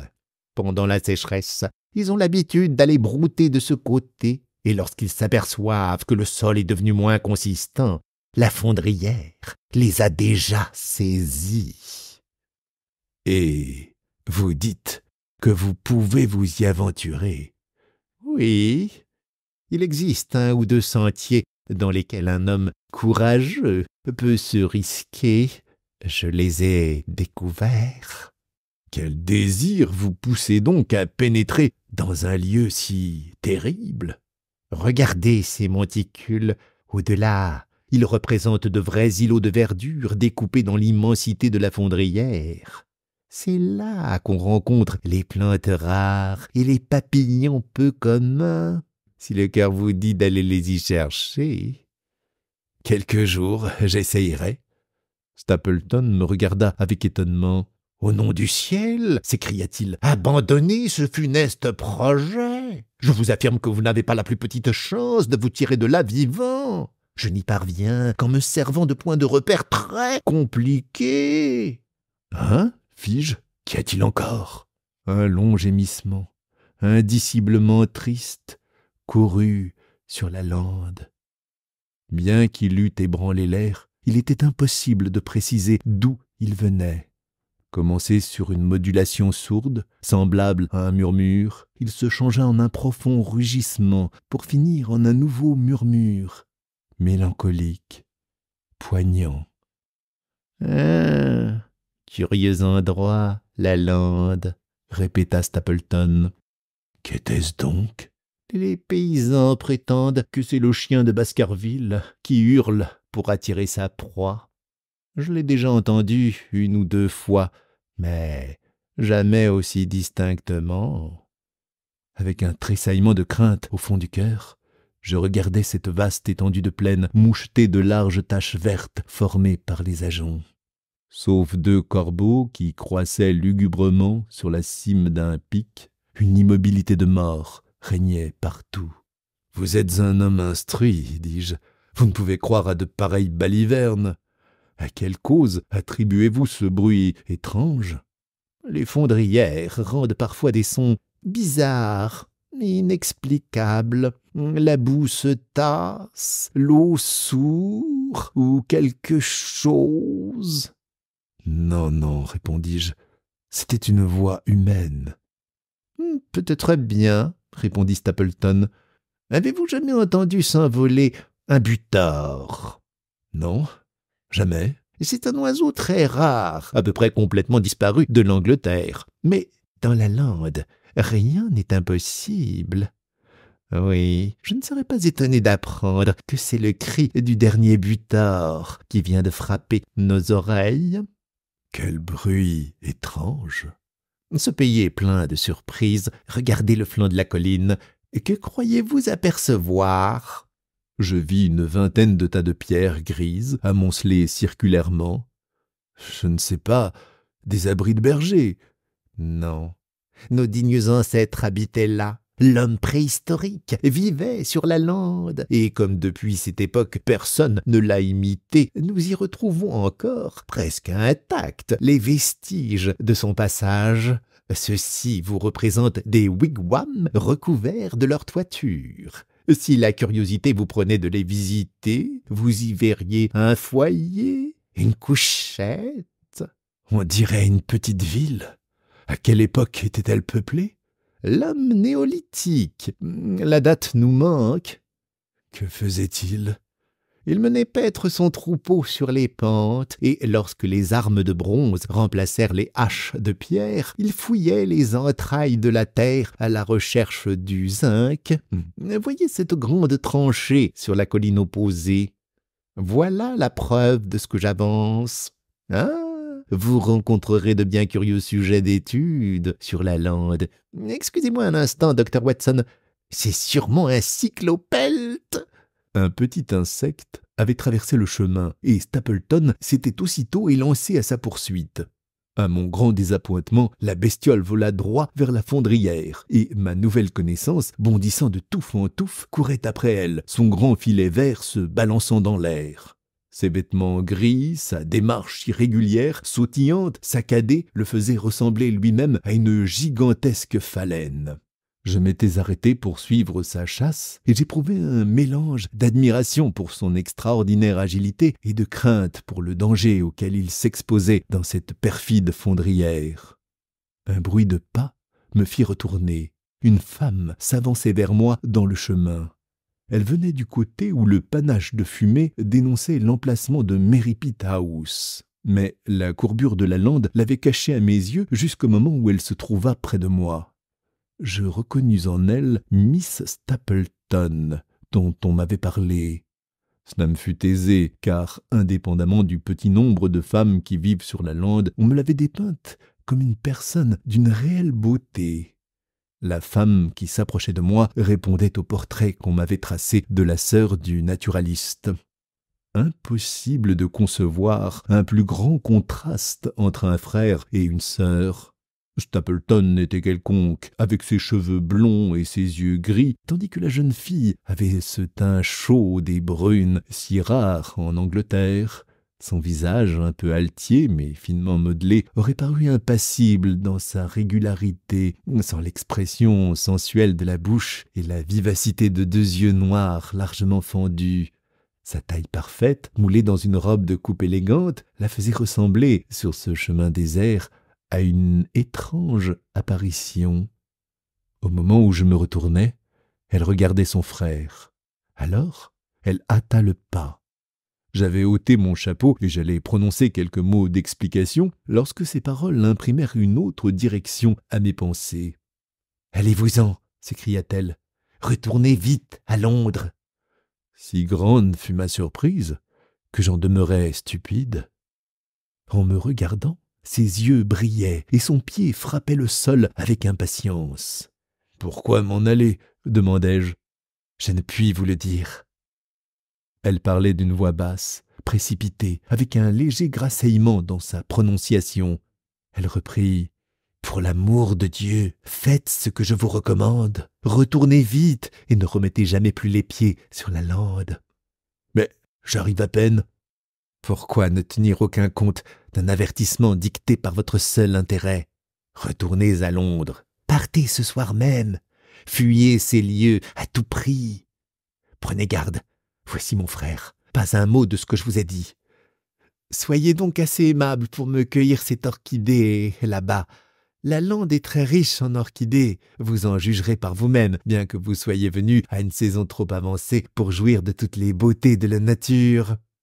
Stapleton avait renoncé à sa poursuite et retourné vers nous, essoufflé et le teint coloré par la course. « Eh bien, Beryl, dit-il. » Il me sembla que le ton de cette interpellation manquait de cordialité. « Vous avez bien chaud, Jack. »« Oui, je poursuivais un cyclopeltre. Ils sont très rares, et surtout à la fin de l'automne. Quel malheur de n'avoir pu l'attraper !» Il parlait avec un air dégagé, mais ses petits yeux gris allaient sans cesse de la jeune fille à moi. « Je vois que les présentations sont faites, » continua-t-il. « Oui, je disais à Sir Henry qu'il était un peu tard pour admirer les beautés de la lande. »« À qui penses-tu donc parler ?»« À Sir Henry Baskerville. »« Non, non, me récriai-je vivement, pas à Sir Henry, mais à un simple bourgeois, son ami, je me nomme le docteur Watson. » Une expression de contrariété passa sur le visage de Miss Stapleton. « Nous avons joué aux propos interrompus, » dit-elle. « Vous n'avez pas eu le temps d'échanger beaucoup de paroles ?» demanda son frère avec son même regard interrogateur. J'ai causé avec le docteur Watson comme si, au lieu d'un simple visiteur, il eût été un habitant permanent de la lande.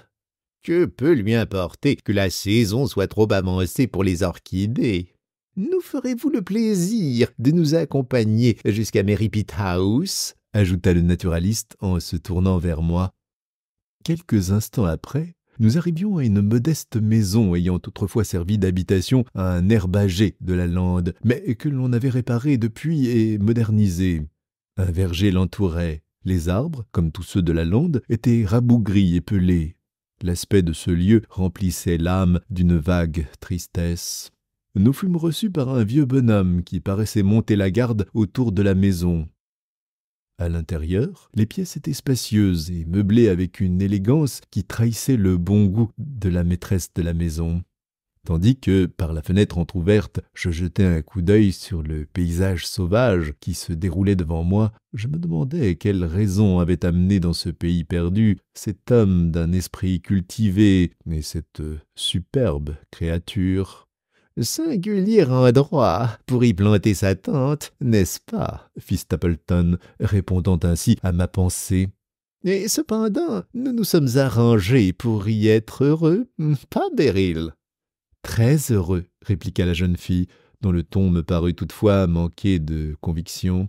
Je dirigeais jadis une école, continua Stapleton, dans le nord de l'Angleterre. Pour un homme de mon tempérament, la besogne était trop machinale et trop dépourvue d'intérêt. Mais j'aimais à vivre ainsi, au milieu de la jeunesse, à façonner ces jeunes intelligences à ma guise et à leur inculquer mes idées et mes préférences. La malchance s'en mêla. Une épidémie se déclara dans le village et 3 enfants moururent. Mon établissement ne se releva jamais de ce coup, et la majeure partie de mes ressources se trouva engloutie. Si je ne regrettais la charmante compagnie de mes écoliers, je me réjouirais de cet incident. Avec mon amour immodéré pour la botanique et la zoologie, je rencontrerais difficilement un champ plus ouvert à nos recherches, car ma sœur est aussi éprise que moi des choses de la nature. Ceci, Dr. Watson, répond à une question que j'ai lue sur votre visage pendant que vous regardiez sur la lande. Je me disais en effet que ce séjour devait être bien triste, sinon pour vous, du moins pour votre sœur. « Non, non, dit vivement Miss Stapleton, je ne connais pas la tristesse. Nous avons nos études, nos livres et de bons voisins, paraphrasa mon hôte. Le docteur Mortimer est un véritable savant. Puis nous possédions dans ce pauvre Sir Charles un délicieux compagnon. Nous l'apprécions beaucoup, et nous ressentons plus que je ne puis le dire le vide causé par sa mort. Serais-je indiscret en me présentant cet après-midi au château pour rendre visite à Sir Henry? Je suis sûr que vous lui ferez le plus grand plaisir. Alors, prévenez-le de ma venue. Nous nous emploierons de tout notre pouvoir pour qu'il s'habitue ici. Désirez-vous, Dr. Watson, visiter ma collection de lépidoptères? Je ne crois pas qu'il en existe de plus complète dans tout le sud de l'Angleterre. Pendant que vous l'admirerez, on nous préparera un lunch. J'avais hâte de reprendre auprès de Sir Henry mes fonctions de garde du corps. D'ailleurs, la solitude de la lande, la mort du malheureux cheval aspiré par la fondrière, le bruit étrange que le public associait à l'horrible légende des Baskerville, tout cela m'étreignait le cœur. J'ajouterai encore l'impression produite par l'avis de Miss Stapleton, avis si précis et si net que je ne pouvais l'attribuer qu'à quelque grave raison. Je résistai donc à toutes les instances de mon hôte et je repris par le même étroit sentier le chemin du château. Mais il devait exister un raccourci connu des habitants du pays, car, avant que j'eusse rejoint la grande route, je fus très étonné de voir Miss Stapleton assise sur un quartier de roche au croisement de deux voies. Elle avait marché très vite, et la précipitation de la course avait empourpré ses joues. « J'ai couru de toutes mes forces afin de vous devancer, » me dit-elle. « Je n'ai même pas pris le temps de mettre mon chapeau. Je ne m'arrête pas. Mon frère s'apercevrait de mon absence. Je voulais vous dire combien je déplorais la stupide erreur que j'ai commise en vous confondant avec Sir Henry. Oubliez mes paroles, elles ne vous concernent en rien. »« Comment les oublierais-je, Miss Stapleton ?» répliquai-je.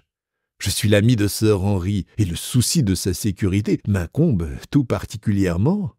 Apprenez-moi pourquoi vous souhaitiez si ardemment qu'il retournât à Londres. »« Caprice de femme, Dr. Watson. Lorsque vous me connaîtrez davantage, vous comprendrez que je ne puisse pas toujours fournir l'explication de mes paroles ou de mes actes. Non, non, je me rappelle le frémissement de votre voix, l'expression de votre regard. Je vous en prie, je vous en supplie, soyez franche, Miss Stapleton.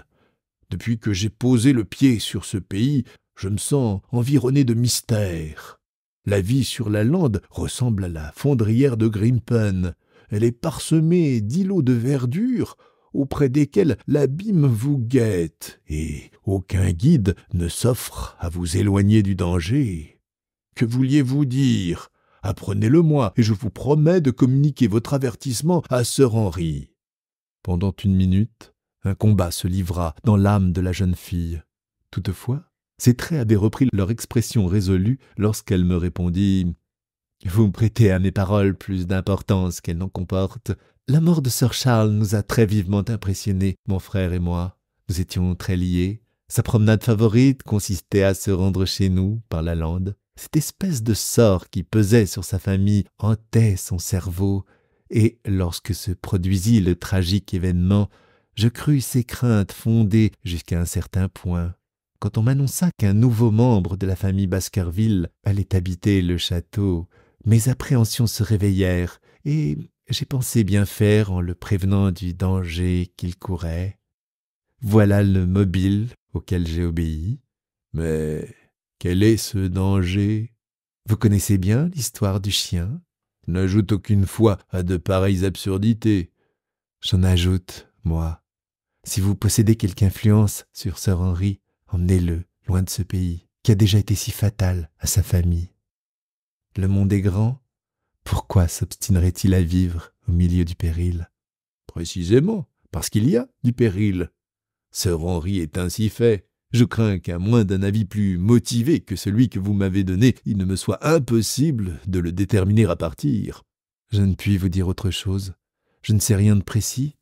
Me permettez-vous de vous adresser une dernière question, Miss Stapleton?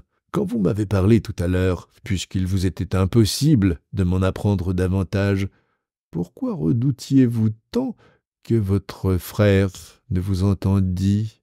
Il n'y avait rien dans vos paroles que ni lui, ni personne d'ailleurs, ne put écouter. Mon frère désire que le château soit habité. Il estime que le bonheur des pauvres gens de la lande l'exige. Tout avis poussant sœur Henri à s'éloigner l'aurait mécontenté. J'ai accompli maintenant mon devoir, et je n'ajouterai plus un mot.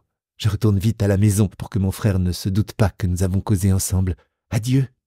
Miss Stapleton reprit le chemin par lequel elle était venue, tandis que, le cœur oppressé de vagues alarmes, je continuai ma route vers le château.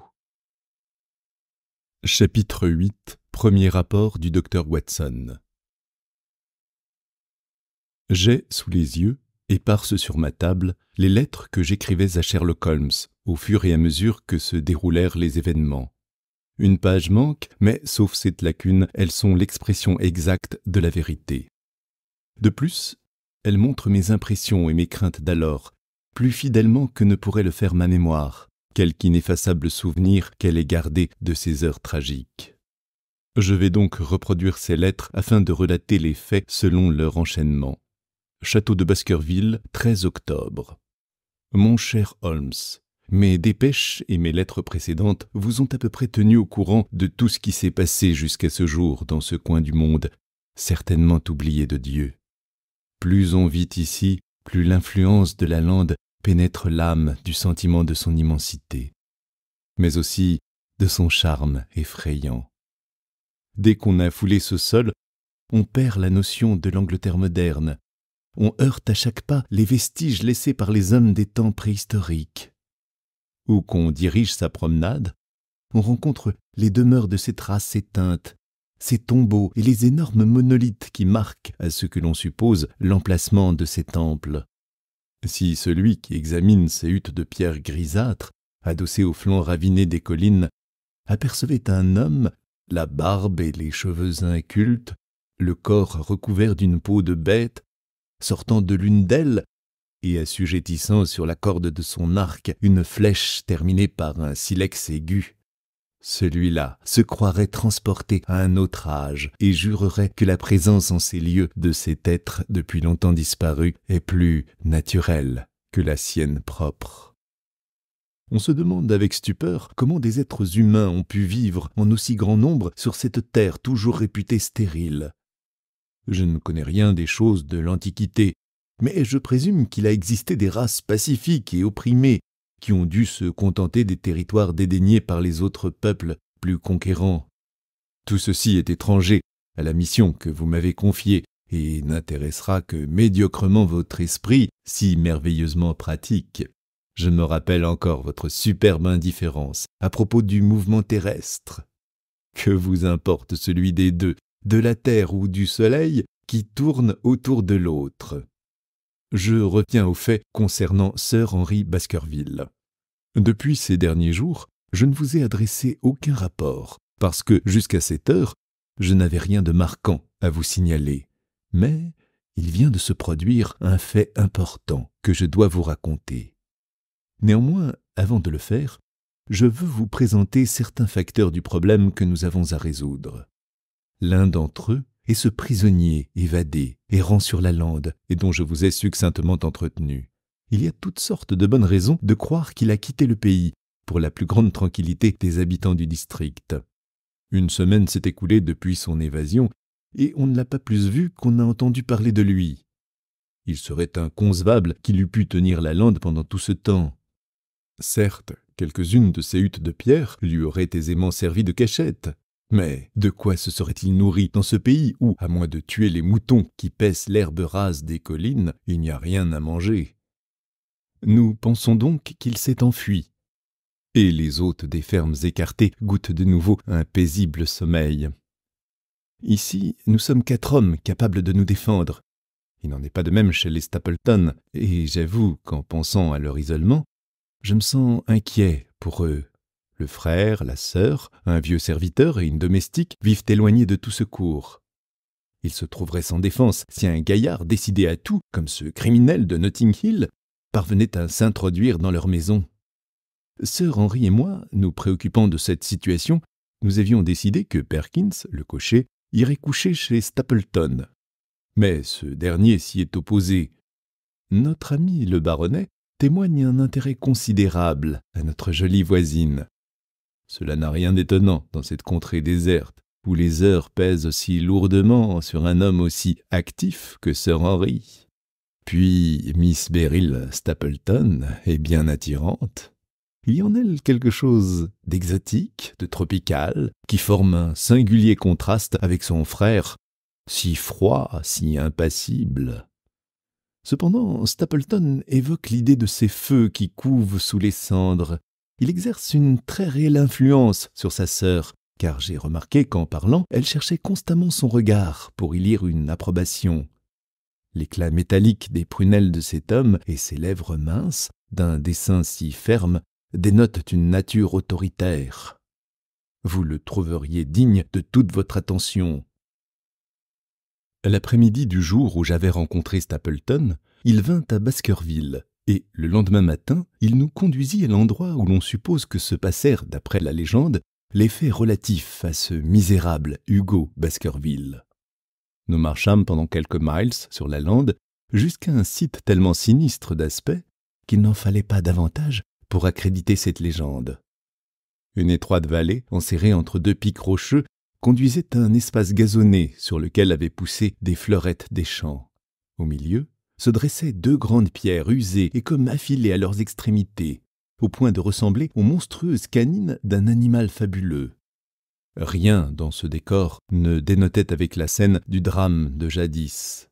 Très intéressé, Sir Henry demanda plusieurs fois à Stapleton s'il croyait véritablement aux interventions surnaturelles dans les affaires des hommes. Il parlait sur un ton badin, mais il était évident qu'il outrait son langage.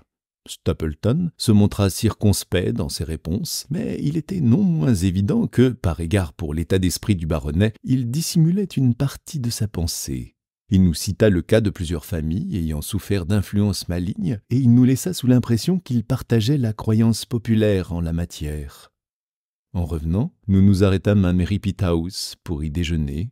Ce fut là que Sir Henry fit la connaissance de Miss Stapleton.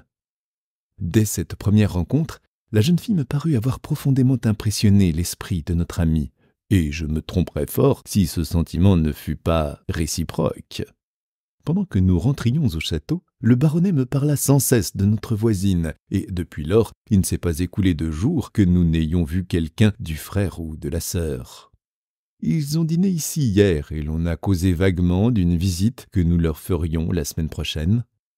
Vous comprenez qu'une semblable union ravirait Stapleton. Cependant, lorsque Sir Henry devenait trop empressé auprès de la sœur, j'ai surpris maintes fois dans les yeux du frère un regard non équivoque de désapprobation. Il doit être partagé entre l'affection qu'il a pour elle et la crainte de l'existence solitaire qu'il mènerait après son départ. Toutefois, ce serait le comble de l'égoïsme que de s'opposer à un aussi brillant mariage. J'ai la conviction que Stapleton ne souhaite pas que cette intimité se change en amour, et j'ai souvent remarqué qu'il se donnait beaucoup de mal pour empêcher leur tête-à-tête. Soit dit en passant, la recommandation que vous m'avez faite de ne jamais laisser Sir Henry sortir seul deviendrait bien difficile à suivre si une intrigue d'amour venait s'ajouter à nos autres embarras.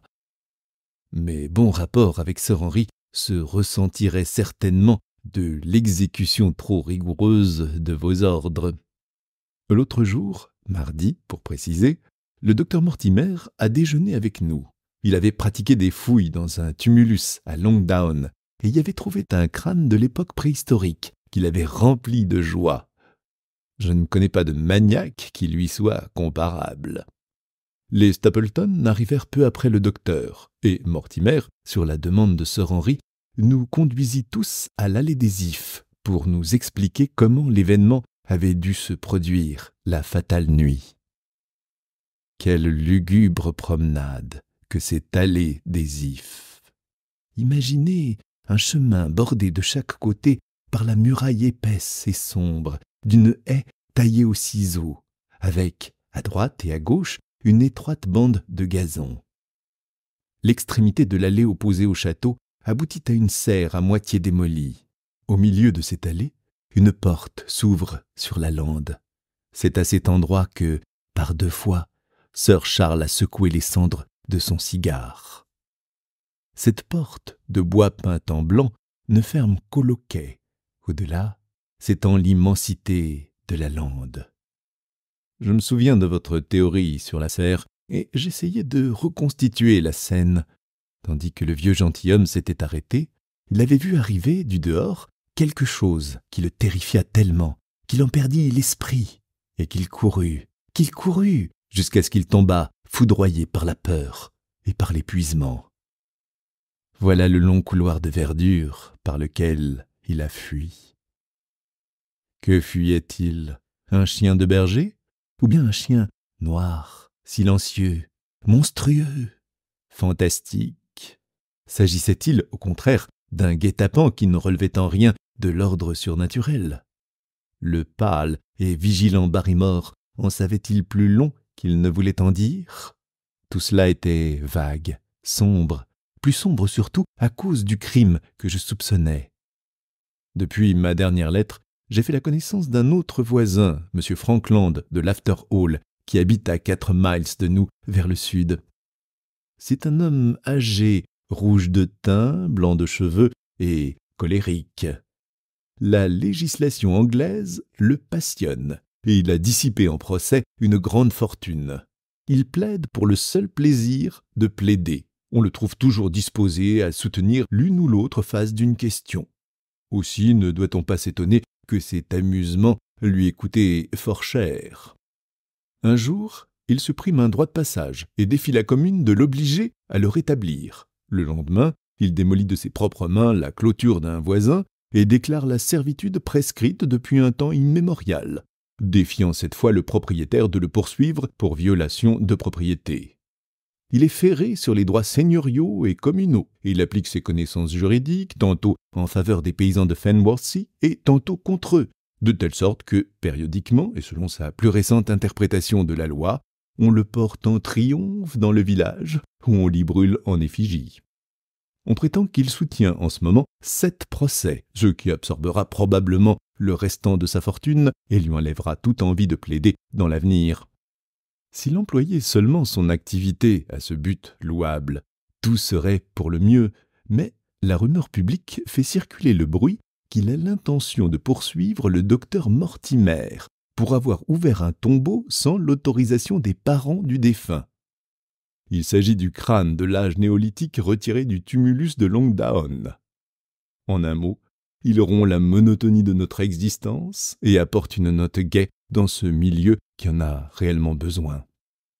Maintenant que je vous ai entretenu du prisonnier évadé, des Stapleton, du docteur Mortimer, de Frankland, laissez-moi finir par un fait très important. Il concerne les Barrymore. Vous vous souvenez du télégramme envoyé de Londres pour nous assurer que Barrymore se trouvait bien ici.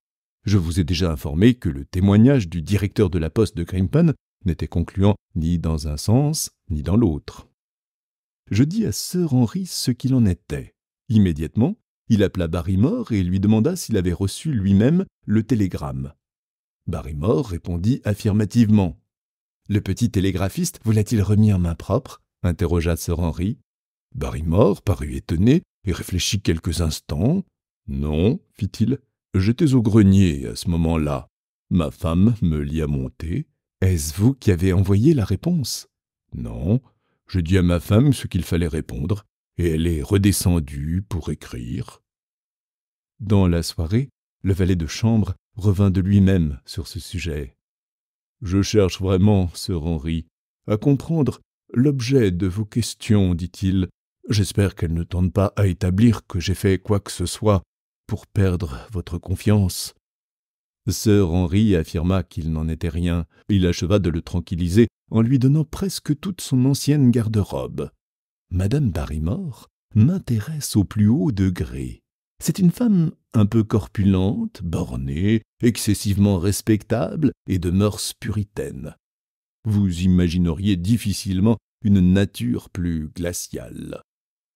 Je vous ai raconté comment je l'entendis sangloter la nuit de mon arrivée au château.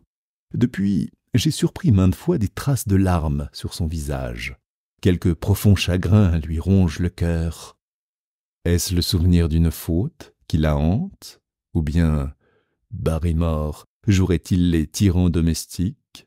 J'ai toujours pressenti qu'il y avait quelque chose d'anormal et de louche dans les manières de cet homme. L'aventure de la nuit dernière a fortifié mes soupçons. Et cependant, elle semble de bien petite importance par elle-même. Vous savez, si, en temps ordinaire, mon sommeil est léger, il est plus léger encore depuis que vous m'avez placé de garde auprès de sir Henry.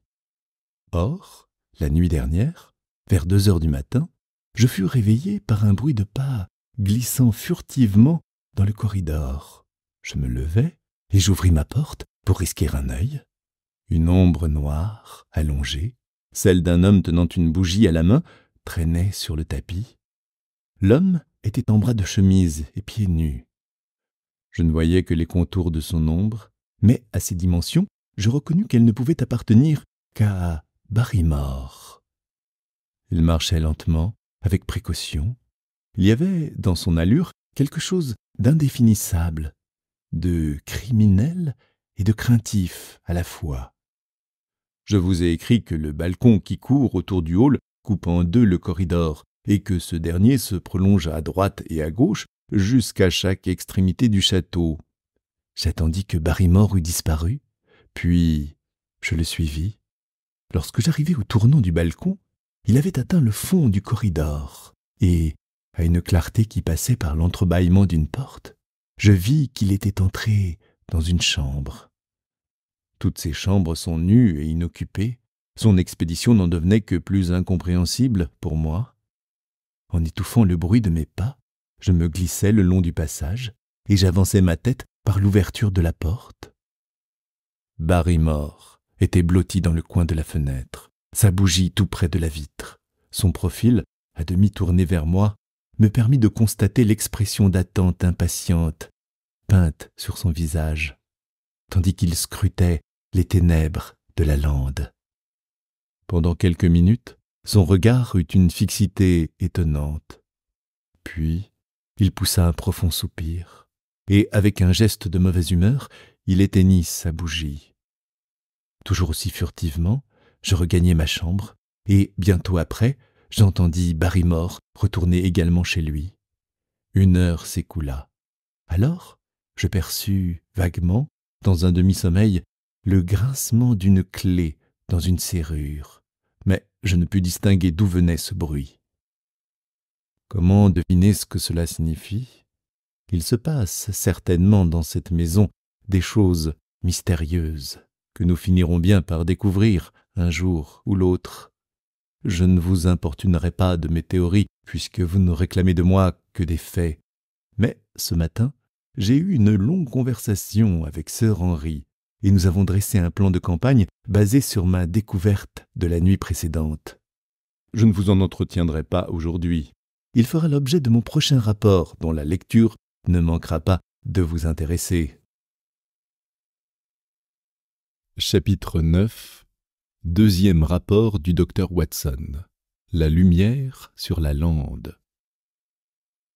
Baskerville, 15 octobre. Mon cher Holmes, si pendant quelques jours je vous ai laissé sans nouvelles, vous conviendrez que je répare aujourd'hui le temps perdu. Les événements se précipitent autour de nous. Dans mon dernier rapport, je terminais en vous narrant la promenade nocturne de Barrymore. Aujourd'hui, voici une abondante moisson de renseignements qui vous surprendront grandement, ou bien je me tromperai fort.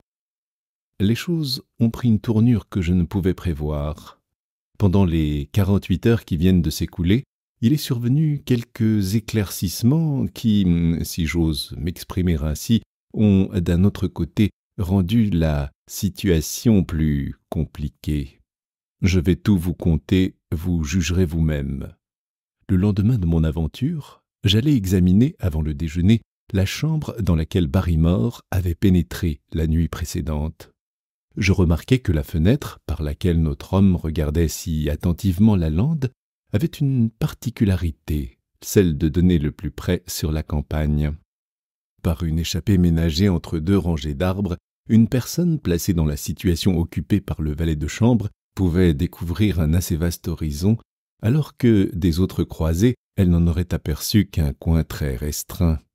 Il résultait de cette constatation que Barrymore avait choisi cette fenêtre dans le dessein de voir quelque chose ou quelqu'un sur la lande.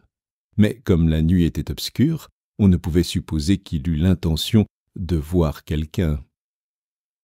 Je pensais tout d'abord à une intrigue d'amour. Cela expliquait et ses pas furtifs et les pleurs de sa femme.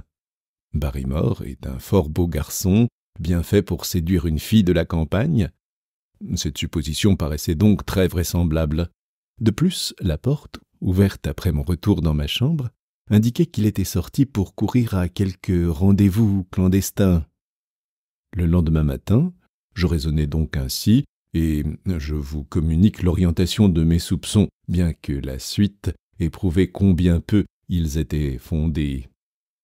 La conduite de Barrymore pouvait s'expliquer le plus naturellement du monde. Cependant, je ne crus pas devoir taire ma découverte à Sir Henry.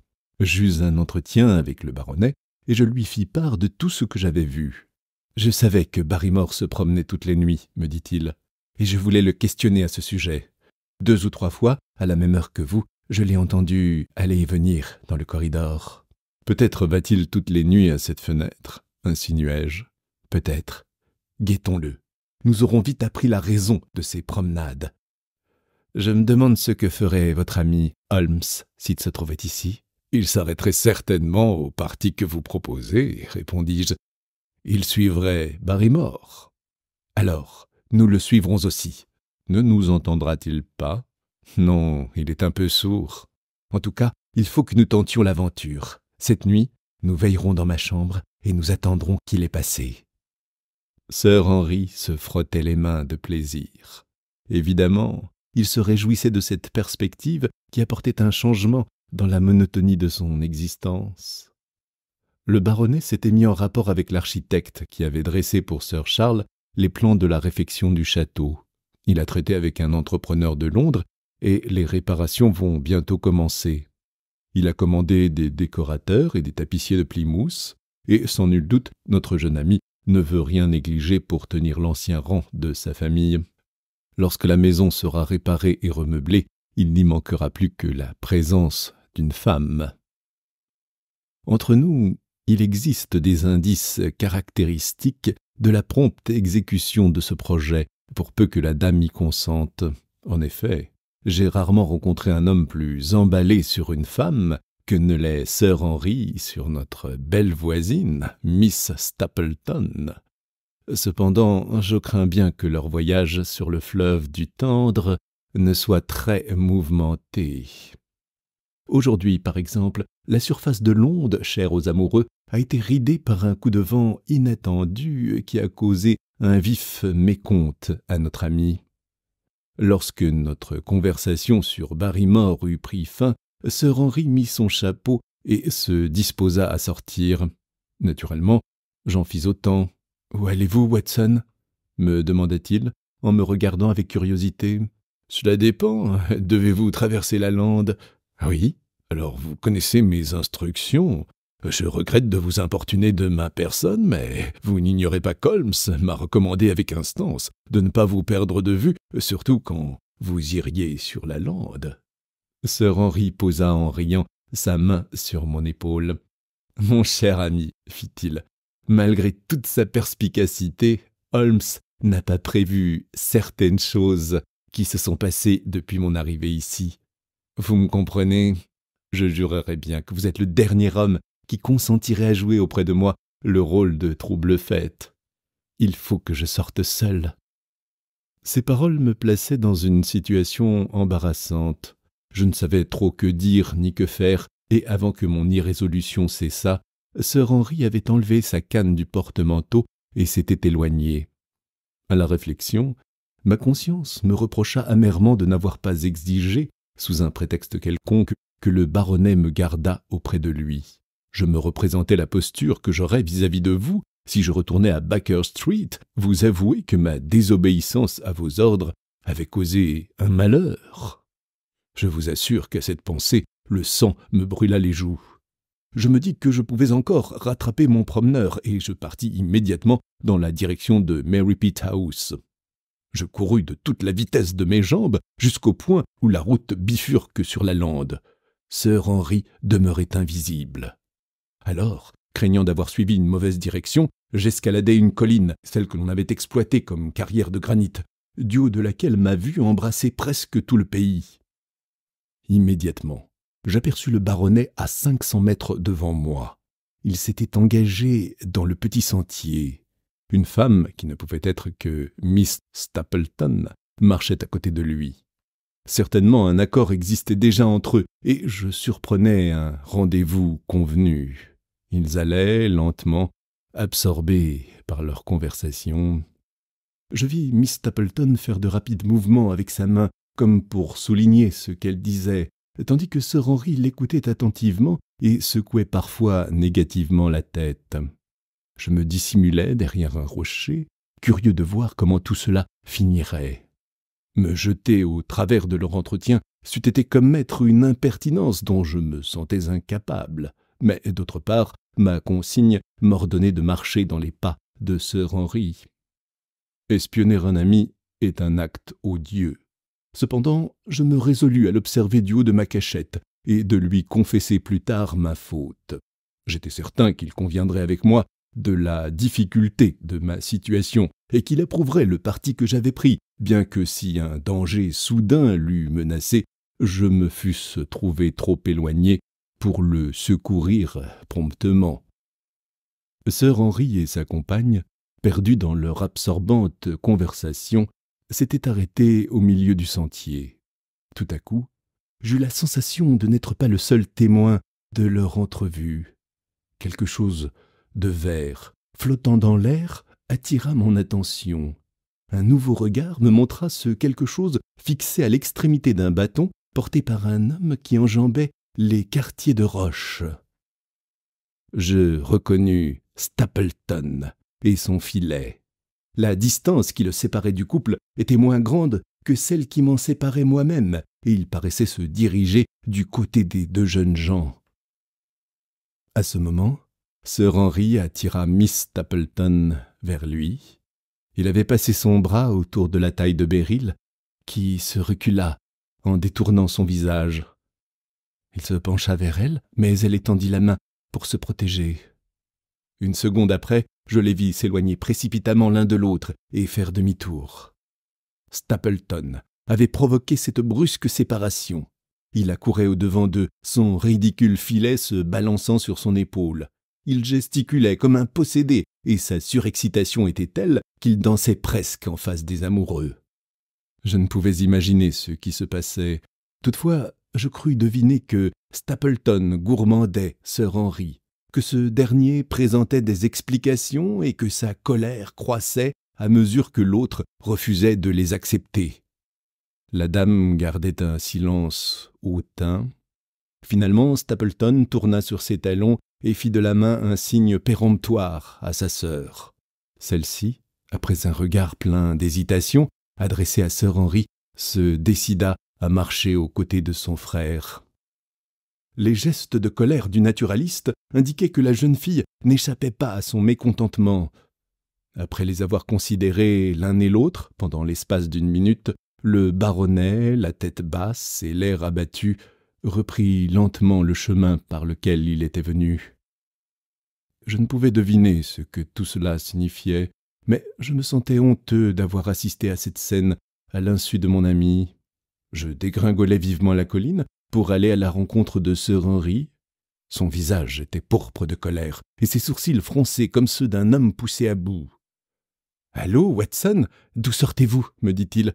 « J'aime à croire que vous ne m'avez pas suivi. » Je lui expliquai tout, comment j'avais jugé impossible de le laisser s'engager seul sur la lande et comment j'avais assisté à ce qui venait d'arriver. Pendant un moment, ses yeux flambèrent, mais ma franchise le désarma, et il eut un triste sourire. « On aurait pensé, reprit-il, que cette solitude offrirait un abri sûr. Ah oui, tout le pays semble s'y être réuni pour me voir faire ma cour. Et quelle misérable cour! Où aviez-vous loué un fauteuil ? Sur la colline, au dernier rang. Son frère, à elle, était assis aux premières loges. L'avez-vous aperçu s'approcher de nous ? Oui. Aviez-vous jamais remarqué qu'il fût toqué ? Non. Moi non plus. Jusqu'à ce jour, je le jugeais sain d'esprit.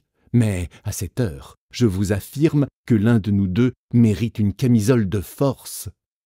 À propos de quoi en a-t-il après moi ? Voilà déjà plusieurs semaines, Watson, que nous vivons côte à côte.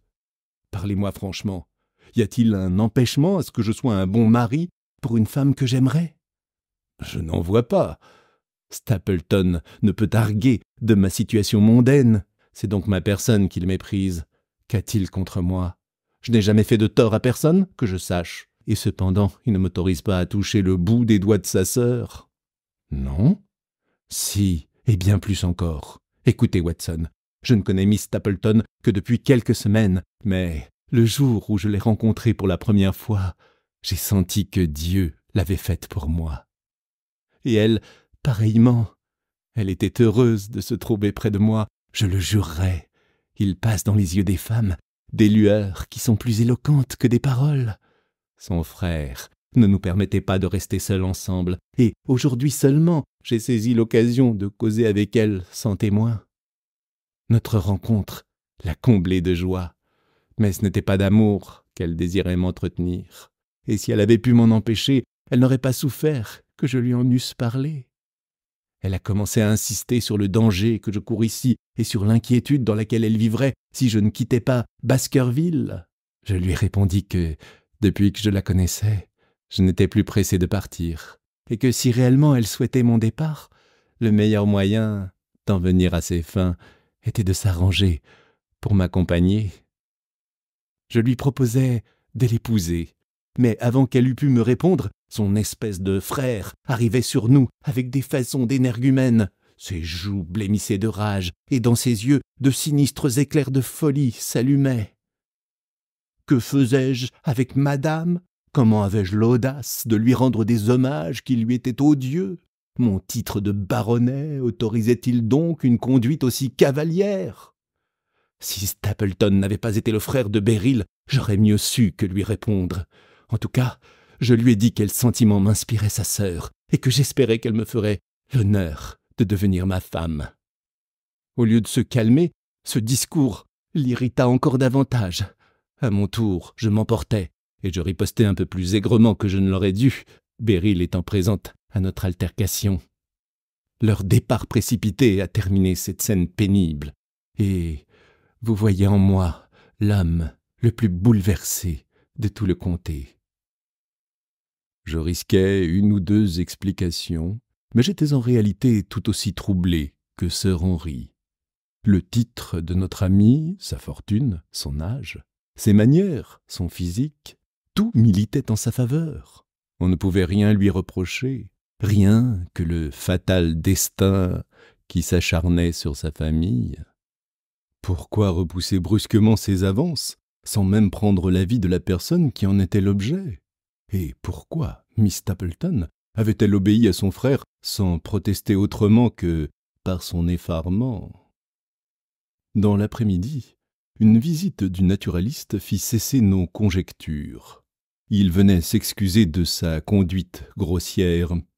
Après un long entretien avec Sir Henry, dans le cabinet de ce dernier, tout malentendu fut dissipé, et l'on convint que, pour fêter cette réconciliation, nous irions dîner le vendredi suivant à Merripit House. Cette démarche de Stapleton ne modifie pas mon appréciation sur lui, me dit Sir Henry. Je le considère toujours comme un peu toqué. Je ne puis oublier l'expression de son regard quand il courut sur moi ce matin. Cependant, je dois reconnaître qu'il s'est excusé de fort bonne grâce. Vous a-t-il donné une explication de sa conduite ? Oui, il prétend qu'il a reporté sur sa sœur toutes ses affections. Cela est très naturel et je me réjouis de ses sentiments à son égard. Il m'a dit qu'ils avaient toujours vécu ensemble, menant une existence de cénobite, et que la pensée de la perdre lui était intolérable. Il a ensuite ajouté qu'il ne s'était pas tout d'abord aperçu de mon attachement pour Miss Stapleton, mais que, lorsqu'il l'avait vue de ses propres yeux, l'impression produite sur moi par sa sœur, et qu'il avait compris qu'un jour viendrait peut-être où il serait forcé de se séparer d'elle, il avait ressenti un tel choc que, pendant une minute, il ne fut plus conscient de ses paroles ou de ses actes. Il se confondit en excuses et reconnut de quelle folie et de quel égoïsme il se rendait coupable en voulant retenir éternellement autour de lui une aussi belle personne que sa sœur. Il conclut en convenant que, si elle devait le quitter, il valait mieux que ce fût pour épouser un voisin tel que moi. Vraiment? Il s'appesantit sur la rudesse du coup et sur le temps qu'il lui faudrait pour s'y accoutumer. Il s'engagea à ne plus s'opposer à mes projets si je lui promettais de n'en plus parler de 3 mois, et si, pendant ce temps, je me contentais de l'amitié de Miss Beryl sans lui demander son amour. Je promis tout ce qu'il désirait, et cela clôtura le débat. Voilà donc un de nos petits mystères éclaircis. Nous savons maintenant pourquoi Stapleton regardait avec défaveur l'amoureux de sa sœur, même lorsque cet amoureux est un parti aussi enviable que Sir Henry.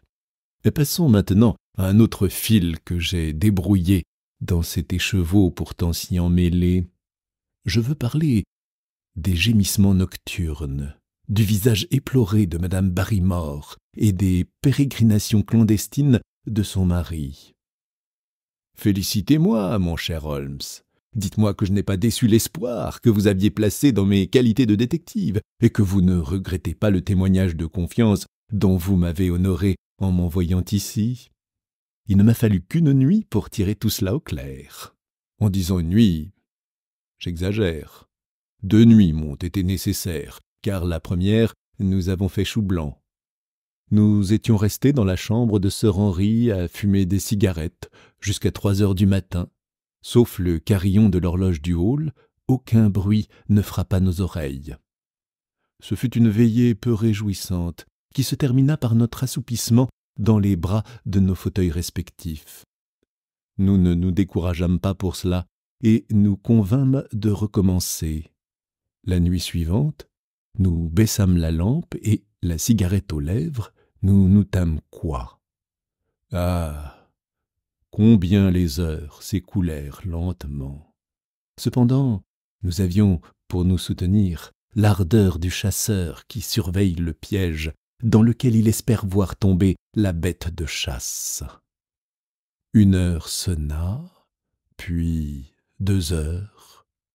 Pour la seconde fois, nous allions nous séparer bredouille lorsque, d'un même mouvement, nous nous levâmes de nos sièges. Un pas glissait furtivement le long du corridor. Quand il se fut évanoui dans le lointain, le baronnet, très doucement, ouvrit la porte et nous sortîmes de la chambre. Notre homme avait déjà dépassé le balcon du hall. Le corridor était plongé dans les ténèbres. Nous le parcourûmes jusqu'à l'autre aile du château. Nous arrivâmes assez tôt pour apercevoir la silhouette d'un homme barbu de haute taille qui marchait sur la pointe des pieds en courbant les épaules. Il poussa la même porte que l'avant-veille. La lueur de la bougie en dessina lumineusement l'encadrement et piqua d'un rayon de clarté jaune l'obscurité du corridor. Avec des précautions infinies, nous nous dirigeâmes de ce côté, tâtant du pied chaque lame du parquet avant de lui confier le poids de notre corps. Nous avions au préalable enlevé nos bottines, mais le plancher vermoulu fléchissait et criait sous nos pas. Parfois, il nous semblait impossible que Barrymore ne nous entendît pas. Fort heureusement, il est sourd, et la préoccupation de ne pas faire de bruit l'absorbait entièrement. Nous éteignîmes enfin la porte derrière laquelle il avait disparu, et nous jetâmes un coup d'œil dans la chambre. Barrymore, une bougie à la main, était presque collé contre la fenêtre et regardait attentivement à travers les carreaux, dans la même position que les nuits précédentes. Nous n'étions convenus de rien, mais le caractère résolu du baronnet le porte naturellement à aller droit au but. Il pénétra dans la chambre. Au bruit, Barrymore se retira vivement de la fenêtre et nous apparut, tremblant, livide, haletant, Ses yeux noirs, rendus plus brillants par la pâleur exsangue de la face, avaient, en nous regardant, sœur Henri et moi, une expression d'étonnement et d'effroi. « Que faites-vous là, Barrymore » demanda le baronnet. « Rien, monsieur. » Sa frayeur était si grande qu'il pouvait à peine parler, et le tremblement de sa main agitait à tel point la bougie que les ombres dansaient sur la muraille. « C'est la fenêtre, reprit-il. Je fais une ronde toutes les nuits pour m'assurer qu'elles sont bien fermées. »« Au second étage ?»« Oui, monsieur. Toutes les fenêtres. »« Écoutez-moi, Barrymore, dit sir Henry sévèrement. Nous sommes décidés à vous arracher la vérité. Cela vous évitera des ennuis dans l'avenir. Allons, pas de mensonges. Que faisiez-vous à cette fenêtre ?» Le pauvre diable nous adressa un regard désespéré et croisa ses mains dans un geste de muette supplication. « Je ne faisais rien de mal, monsieur. Je tenais une bougie contre cette fenêtre. »« Dans quel but ?»« Ne me le demandez pas, sir Henry. Ne me le demandez pas. Je vous jure que ce secret ne m'appartient pas et que je ne puis vous le dire. S'il n'intéressait que moi seul, je vous le confierais sans hésiter. » Une pensée soudaine me traversa l'esprit, et je pris la bougie des mains tremblantes du valet de chambre. « Ce doit être un signal, dis-je au baronnet. Voyons si l'on y répondra. » J'imitais la manœuvre de Barrymore et, regardant au dehors, j'essayais de percer les ténèbres de la nuit. De gros nuages voilaient la lune. Je distinguais vaguement la ligne sombre formée par la cime des arbres, et au-delà, une vaste étendue plus éclairée, la lande. Tout à coup, un cri de joie m'échappa. Un point lumineux avait surgi dans le lointain. « Le voilà !» m'écriai-je. « Non, monsieur, non, ce n'est rien !» répliqua le valet de chambre. « Je vous assure. »« Promenez votre bougie devant la fenêtre, Watson, » me dit le baronnet. « Tenez, l'autre lumière remue également. Maintenant, coquin, nierez-vous que c'était un signal ? Parlez. Quel est là-bas votre complice, et contre qui conspirez-vous » Le visage de Barrymore exprima aussitôt une défiance manifeste. « C'est mon affaire, et non la vôtre. Vous ne saurez rien. »« Alors, quittez mon service, immédiatement. »« Très bien, monsieur. Je vous chasse. Vous devriez être honteux de votre conduite. Votre famille a vécu pendant plusieurs siècles sous le même toit que la mienne, et je vous trouve mêlé à quelque complot tramé contre moi ? » ?»« Non, monsieur, non, pas contre vous, » fit une voix de femme. Nous nous retournâmes et, sur le seuil de la chambre, nous aperçûmes madame Barrymore, plus pâle et plus terrifiée que son mari. Enveloppée dans un châle, en jupon, cet accoutrement l'aurait rendue grotesque, n'avait été l'intensité des sentiments imprimés sur son visage. « Il nous faut partir, Élisa, » lui dit Barrymore. « C'en est fait. Prépare nos paquets. »« Oh, Jean, Jean, » répondit-elle, « je suis la cause de ton renvoi. Il n'y a que moi seul de coupable. Il n'a fait que ce que je lui ai demandé. »« Parlez alors, » commanda sir Henry. « Que voulez-vous dire ? » ?»« Mon malheureux frère meurt de faim sur la lande. Nous ne pouvons le laisser périr si près de nous. Au moyen de cette bougie, nous lui annonçons que nous lui avons préparé des vivres, et la lueur que vous avez aperçue là-bas nous indique l'endroit où nous devons les lui apporter. Votre frère est le prisonnier évadé de Princeton, Selden, l'assassin. »« Voilà la vérité, monsieur, » fit Barrymore. « Je vous ai dit que ce secret ne m'appartenait pas et qu'il m'était impossible de vous l'apprendre. Vous le connaissez maintenant, et vous voyez que, s'il y a un complot, il n'est pas dirigé contre vous. Ainsi se trouvent expliquées les expéditions nocturnes de Barrymore et les échanges de signaux entre le château et la lande. Sir Henry et moi, nous regardions avec stupéfaction madame Barrymore. Cette personne d'aspect si respectable était donc du même sang que l'un des plus célèbres criminels de l'Angleterre. « Oui, monsieur, » reprit-elle, « je m'appelle Selden, et il est mon frère. Nous l'avons trop gâté dans son enfance. Il a fini par croire que le monde n'avait été créé que pour son plaisir et qu'il était libre d'y faire ce que bon lui semblait. Devenu grand, il fréquenta de mauvais compagnons, et le chagrin causé par son inconduite hâta la mort de notre pauvre mère. De crime en crime, il descendit toujours plus bas, et il ne dut qu'à la miséricorde divine d'échapper à l'échafaud. Mais pour moi, mon bon monsieur, il est toujours resté le petit enfant aux cheveux bouclés que j'avais soigné, avec lequel j'avais joué autrefois, en sœur aînée, aimante et dévouée. Il connaît ses sentiments, et c'est ce qui l'a déterminé à s'évader de prison. Il est venu me retrouver, certain d'avance que je ne refuserai pas de l'aider. Une nuit, il arriva ici, exténué de fatigue et de faim, traqué par la police. Que devions-nous faire? Nous le recueillîmes, nous le nourrîmes et nous prîmes soin de lui. Lorsqu'on annonça votre venue ici, mon frère pensa qu'il serait plus en sûreté sur la lande que partout ailleurs. Il attend dans sa cachette que l'oubli se fasse autour de son nom. Toutes les 2 nuits, nous plaçons une bougie devant la fenêtre pour nous assurer de sa présence. S'il nous répond par le même signal, mon mari va lui porter des vivres. Nous espérons toujours qu'il pourra fuir, mais tant qu'il sera là, nous ne l'abandonnerons pas. Voilà, monsieur, aussi vrai que je suis une honnête femme, la vérité tout entière.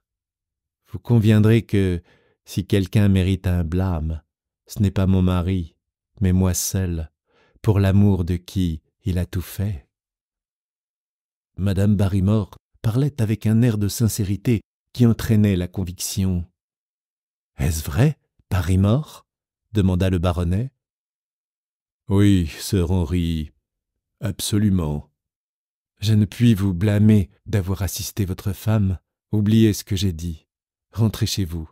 Nous causerons de tout cela demain matin. » Lorsque les 2 époux furent sortis, nous regardâmes encore par la fenêtre. Sir Henry l'avait ouverte toute grande.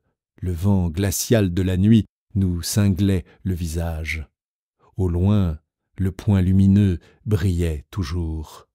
« Je me demande comment Selden ose allumer cette bougie, » dit Sir Henry. « Peut-être la dispose-t-il de façon à ne la rendre visible que du château. Très vraisemblablement. À combien évaluez-vous la distance qui nous sépare d'elle? Elle doit être près du Cleft Tor, à 1 mile ou 2. À peine. C'est juste. Puisque Barrymore doit y porter des provisions, elle ne peut se trouver à une trop grande distance. Et dire que ce misérable attend à côté de sa bougie. Vraiment, Watson, j'ai envie de sortir et d'arrêter cet homme. Un désir semblable avait traversé mon esprit. Je ne l'aurais certainement pas eu si les Barrymore s'étaient spontanément confiés à nous, mais nous avions dû leur arracher leur secret. Et puis, cet homme ne constituait-il pas un danger permanent pour la société? N'était-il pas un scélérat endurci, indigne de pitié? En somme, nous ne faisions que notre devoir en essayant de le replonger dans le cachot où il serait inoffensif. Si nous n'exécutions pas ce projet, qui sait si d'autres ne payeraient pas de leur vie le prix de notre indifférence? Qui sait, par exemple, si quelque nuit il ne s'attaquerait pas à nos voisins, les Stapleton? Je soupçonne Sir Henry d'avoir obéi à cette pensée en se montrant si décidé à tenter cette aventure. « Je vous accompagne, » lui dis-je. « Alors, prenez votre revolver et chaussez vos bottines. Plus tôt nous partirons, mieux cela vaudra. Le drôle n'aurait qu'à souffler sa bougie et qu'à filer. » 5 minutes plus tard, nous étions dehors, en route pour notre expédition. Nous marchions à travers les taillis, au milieu du triste sifflement du vent d'automne et du bruissement des feuilles mortes. L'air de la nuit était chargé d'humidité et la terre dégageait l'âcre senteur des plantes en décomposition. De temps en temps, la lune pointait entre 2 nuages. Au moment où nous mettions le pied sur la lande, une pluie menue commença à tomber. Devant nous, la lueur jaune brillait toujours. « Êtes-vous armé ?» dis-je tout bas à Sir Henry. « J'ai un fusil de chasse à répétition. Il faudra surprendre Selden et nous emparer de lui, avant qu'il soit en état de nous résister, repris-je. Il paraît que c'est un garçon déterminé. Dites donc, Watson, que penserait M. Sherlock Holmes de nous voir ainsi sur la lande, à l'heure où l'esprit du mal chemine ?» Comme en réponse à ces paroles, il s'éleva dans la vaste solitude de la lande ce cri étrange que j'avais déjà entendu sur les bords de la grande fondrière de Grimpen. Porté par le vent, dans le silence de la nuit, arriva jusqu'à nous ce long murmure, bientôt suivi d'un hurlement sonore et terminé par une sorte de lugubre gémissement. Il retentit à plusieurs reprises, strident, sauvage, menaçant, ébranlant l'atmosphère entière. Le baronnet me saisit le bras et, malgré l'obscurité, je le vis blêmir. « Mon Dieu, Watson, qu'y a-t-il » ? « Je l'ignore. C'est un bruit de la lande. Je l'ai déjà entendu une fois. » Le cri ne se renouvela pas, et un silence de mort s'abattit sur nous. Nous prêtâmes attentivement l'oreille, mais en vain. « Watson, » me dit le baronnet, « c'était le hurlement d'un chien. » Mon sang se glaça dans mes veines. Pendant que Sir Henry parlait, un tremblement secouait sa voix et montrait toute la soudaine terreur qui s'était emparée de lui. « Comment appelle-t-il ce bruit ?» ajouta-t-il. « Qui, il ? Les gens du pays. Ce sont des paysans ignorants. Que vous importe le nom par lequel ils le désignent ? Dites-le-moi toujours, Watson. » J'hésitais. Cependant, je ne pus éluder la question. Ils prétendent que c'est le hurlement du chien des Baskerville. Sir Henry soupira et resta un moment silencieux. « Un chien, soit, fit-il enfin. En tout cas, il me semble que le son venait de là-bas, à plusieurs miles de distance. Il est difficile d'en indiquer la direction. Il s'élevait et diminuait selon le vent, n'est-ce pas, du côté de la grande fondrière de Grimpen ? Oui. Ne croyez-vous pas aussi que c'était un hurlement de chien ? Je ne suis plus un enfant. N'appréhendez pas de me dire la vérité. Lorsque je l'entendis pour la première fois, Stapleton m'accompagnait. Il m'affirma que ce pouvait être l'appel d'un oiseau de passage. Non, non, c'était bien un chien. Mon Dieu, y aurait-il quelque chose de vrai dans toutes ces histoires ? Suis-je réellement menacé d'un danger de provenance mystérieuse ? Vous ne croyez pas, n'est-ce pas, Watson ? Non, certainement non. Autre chose est de plaisanter de cela à Londres, ou d'entendre un cri pareil ici, sur la lande. Et mon oncle, n'a-t-on pas remarqué, près de son cadavre, l'empreinte d'une patte de chien ? Tout cela se tient. Je ne me crois pas poltron, Watson, mais ce bruit a figé mon sang. Tâtez mes mains ? Mais il n'y paraîtra plus demain, dis-je à Sir Henry en manière d'encouragement. J'ai peur de ne pouvoir chasser ce cri de ma pensée. Que conseillez-vous de faire maintenant ? Retournons au château. Jamais de la vie. Nous sommes venus pour arrêter Selden, nous l'arrêterons. Le prisonnier nous aura à ses trousses, et nous, un chien fantôme au nôtre. En avant, nous verrons bien si le diable a lâché sur la lande tous les démons de l'enfer. Toujours guidés par la petite lueur qui scintillait devant nous, nous reprîmes notre marche en trébuchant à chaque pas dans les broussailles. Par une nuit noire comme une gueule de four, on se trompe facilement dans l'évaluation de la distance à laquelle on croit apercevoir une lumière. Elle nous paraissait parfois très éloignée, tandis qu'à certains moments, nous l'aurions crue seulement à quelques mètres de nous. Nous la découvrîmes enfin. En la collant avec sa propre cire, on avait fiché une bougie dans une crevasse de rocher. Cette précaution avait le double avantage de la préserver du vent et de ne la rendre visible que du château. Un bloc de granit dissimulait notre présence. Accroupis derrière cet abri, nous avançâmes la tête pour examiner ce phare minuscule. Cette simple bougie, brûlant au milieu de la lande sans autre signe de vie autour d'elle, était un bizarre spectacle. « Que faire ?» murmura Sir Henry à mon oreille. « Attendre, » répondis-je sur le même ton. « Notre homme doit se tenir à proximité de sa lumière. Tâchons de l'apercevoir. » À peine avais-je achevé ces mots que mon désir fut réalisé. Sur les rochers qui surplombaient la crevasse où brûlait la bougie, se profilait la silhouette d'un homme dont la figure bestiale décelait toutes les plus basses passions. Souillé de boue, avec sa barbe inculte et ses longs cheveux emmêlés, on aurait pu le prendre pour un de ces êtres primitifs, ensevelis depuis des siècles dans les sarcophages de la montagne.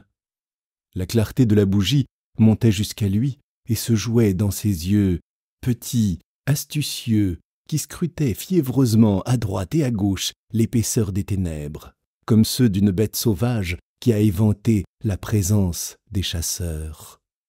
Quelque chose avait évidemment éveillé ses soupçons. Peut-être avions-nous omis un signal convenu entre Barrymore et lui, ou bien le drôle avait-il des raisons de croire qu'un danger le menaçait? Toujours est-il que je lisais ses craintes sur son horrible visage. À chaque instant, il pouvait sortir du cercle lumineux qui l'entourait et disparaître dans la nuit. Je bondis en avant, suivi de Sir Henry. Au même moment, le prisonnier proféra un épouvantable blasphème et fit rouler sur nous un quartier de roche qui se brisa sur le bloc de granit derrière lequel nous nous abritions. Pendant l'espace d'un éclair, je le vis très distinctement, tandis qu'il se levait pour fuir. Il était de petite taille, trapu et très solidement charpenté. Par un heureux hasard, la lune vint à déchirer son voile de nuages. Nous escaladâmes le monticule. Parvenus au sommet, nous distinguâmes Selden, qui en descendait précipitamment la pente escarpée, en faisant voler les cailloux de tous côtés, tel un chamois. J'aurais pu l'abattre d'un coup de revolver, mais je n'avais emporté cette arme que pour me défendre en cas d'attaque, et non pas pour tirer sur un fuyard sans défense. Nous étions, Sir Henry et moi, d'excellents coureurs, parfaitement entraînés. Seulement, nous nous rendîmes bien vite compte que nous ne rattraperions pas notre homme. Longtemps, à la clarté de la lune, nous le suivîmes, jusqu'à ce qu'il ne fût plus qu'un point imperceptible, glissant rapidement à travers les rochers qui hérissaient une colline éloignée. Nous courûmes jusqu'à perte d'haleine, mais l'espace entre lui et nous s'élargissait de plus en plus. Finalement, nous nous arrêtâmes, exténués, pour nous asseoir et le regarder disparaître au loin. Ce fut à ce moment que survint la chose du monde la plus extraordinaire et la plus inattendue. Nous venions de nous relever et nous nous disposions à reprendre le chemin du château, abandonnant cette inutile poursuite. Vers notre droite, la lune s'abaissait sur l'horizon. Déjà la cime d'un pic avait mordu la partie inférieure de son disque argenté. Alors, là, sur ce pic, se dessina, noir, comme une statue d'ébène sur ce fond éclatant de lumière, le profil d'un homme. Ne croyez pas, mon cher Holmes, que j'ai été le jouet d'une illusion. Je vous assure que, de ma vie, je n'ai rien vu de plus distinct. Autant qu'il m'a été possible d'en juger, cet homme m'a paru grand et mince. Il se tenait debout, les jambes un peu écartées, les bras croisés, la tête basse, dans l'attitude de quelqu'un méditant sur l'immensité qui se déroule devant lui. On aurait pu le prendre pour le génie de ce terrible lieu. Ce n'était pas Selden, car cet homme se trouvait très loin de l'endroit où le prisonnier avait disparu à nos yeux. D'ailleurs, il paraissait beaucoup plus grand que le frère de Madame Barrymore. J'étouffai un cri de surprise, et j'allais le montrer au baronnet lorsqu'il s'éclipsa, pendant le temps que je me mis à saisir le bras de mon ami. La crête de la colline avait entamé plus profondément le disque de la lune, mais sur le pic, il ne restait plus de traces de cette muette apparition. Je voulus me diriger de ce côté et fouiller cette partie de la lande. J'y renonçai. Elle était trop distante de nous. Les nerfs du baronnet vibraient encore sous le cri qui lui rappelait la sombre histoire de sa famille. Je ne le sentais pas d'humeur à tenter de nouvelles aventures. Sir Henry n'avait pas vu l'homme du pic. Il ne pouvait partager le frisson que son étrange présence et sa majestueuse attitude avaient fait passer dans tout mon être. « Quelques sentinelles, dit-il. Depuis l'évasion de Seldan, la lande en est couverte. » Malgré la vraisemblance de cette explication, je ne suis pas convaincu. J'irai aux preuves.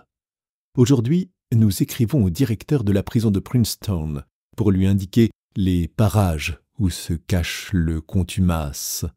Mais quel malheur que nous n'ayons pu nous emparer de lui et le ramener triomphalement à son cachot. Telles sont, mon cher Holmes, les aventures de la dernière nuit. Vous ne vous plaindrez pas de l'étendue de mon rapport. Certes, il contient force détails qui ne touchent que de très loin à l'affaire. Toutefois, il me semble qu'il vaut mieux que vous soyez tenu au courant de tout. Vous trierez vous-même les renseignements utiles qui vous aideront à asseoir votre opinion. Avouez que nous avons fait quelques pas en avant. En ce qui concerne les Barrymore, nous avons découvert le mobile de leurs actions et de ce côté, le terrain est déblayé.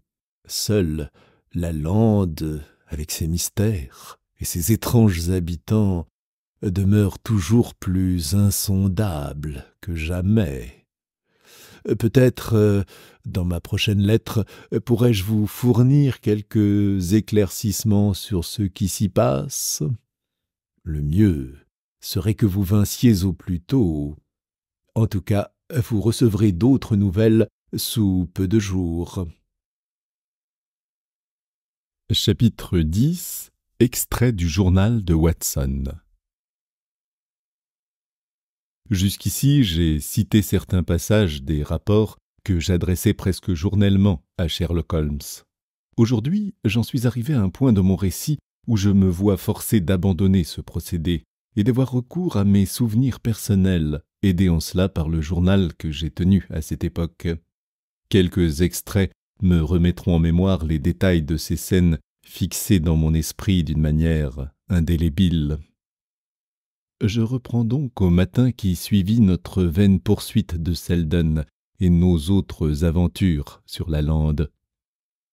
16 octobre. Journée triste, brumeuse. Il bruine presque sans relâche.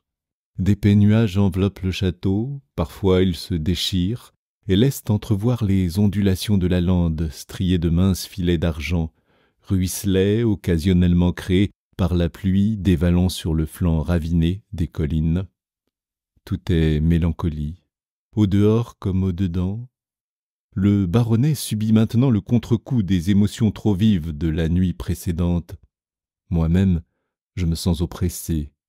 Il me semble qu'un péril nous menace, péril sans cesse présent, et d'autant plus terrible que je ne puis le préciser. N'ai-je pas raison de craindre? Cette longue série d'incidents ne dénote-t-elle pas une influence maligne s'exerçant autour de nous? C'est d'abord la fin tragique du dernier commensal du château de Baskerville qui meurt de la même mort que son ancêtre Hugo. Puis viennent les affirmations des paysans relatives à la présence sur la lande d'un animal extraordinaire. N'ai-je pas entendu 2 fois de mes propres oreilles un bruit qui ressemblait à l'aboiement lointain d'un chien? Mais il est incroyable, inadmissible, que ce bruit soit dû à une cause surnaturelle.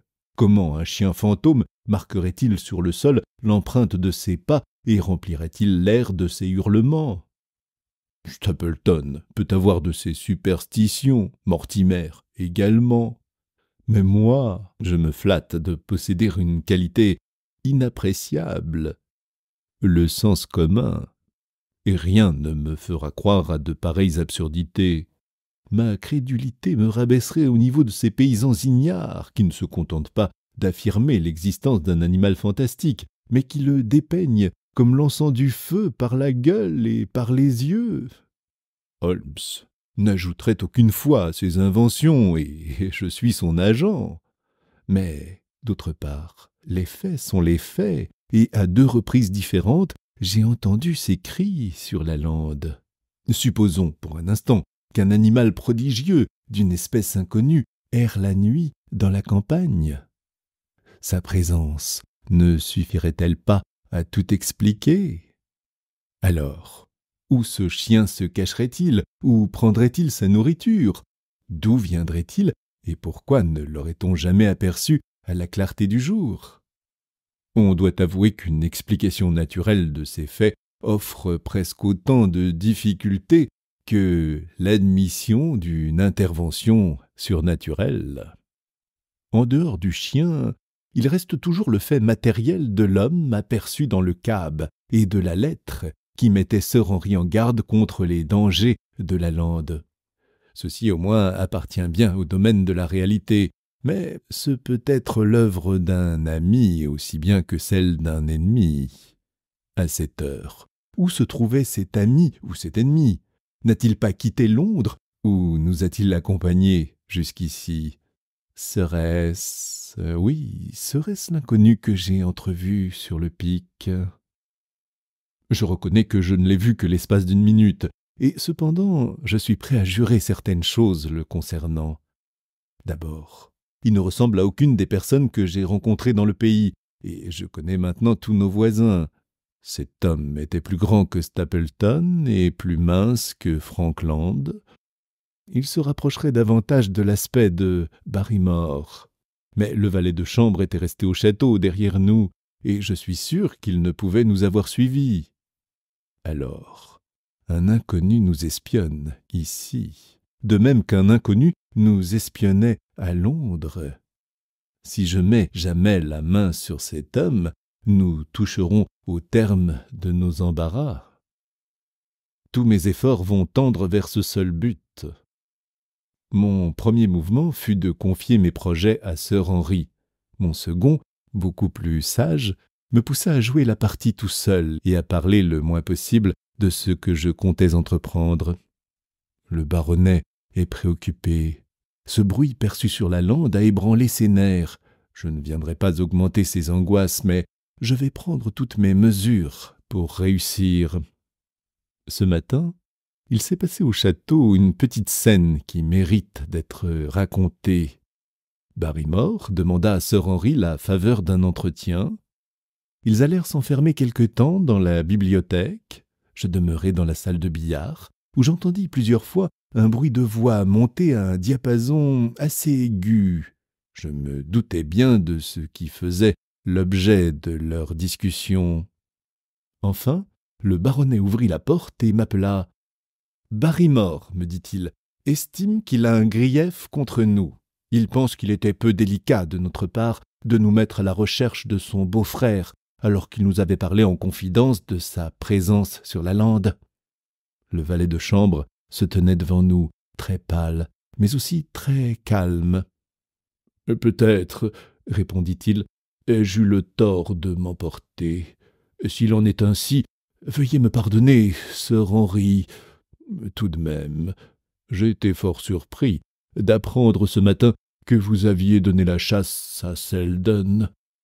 Le pauvre garçon a déjà bien assez de monde à ses trousses, sans que j'en grossisse le nombre par mon fait. »« Si vous aviez parlé spontanément, reprit le baronnet, la chose serait toute différente. Mais vous n'êtes entré, ou mieux, votre femme n'est entrée dans la voie des aveux que contrainte par nous, et lorsqu'il vous était difficile à tous deux de faire autrement.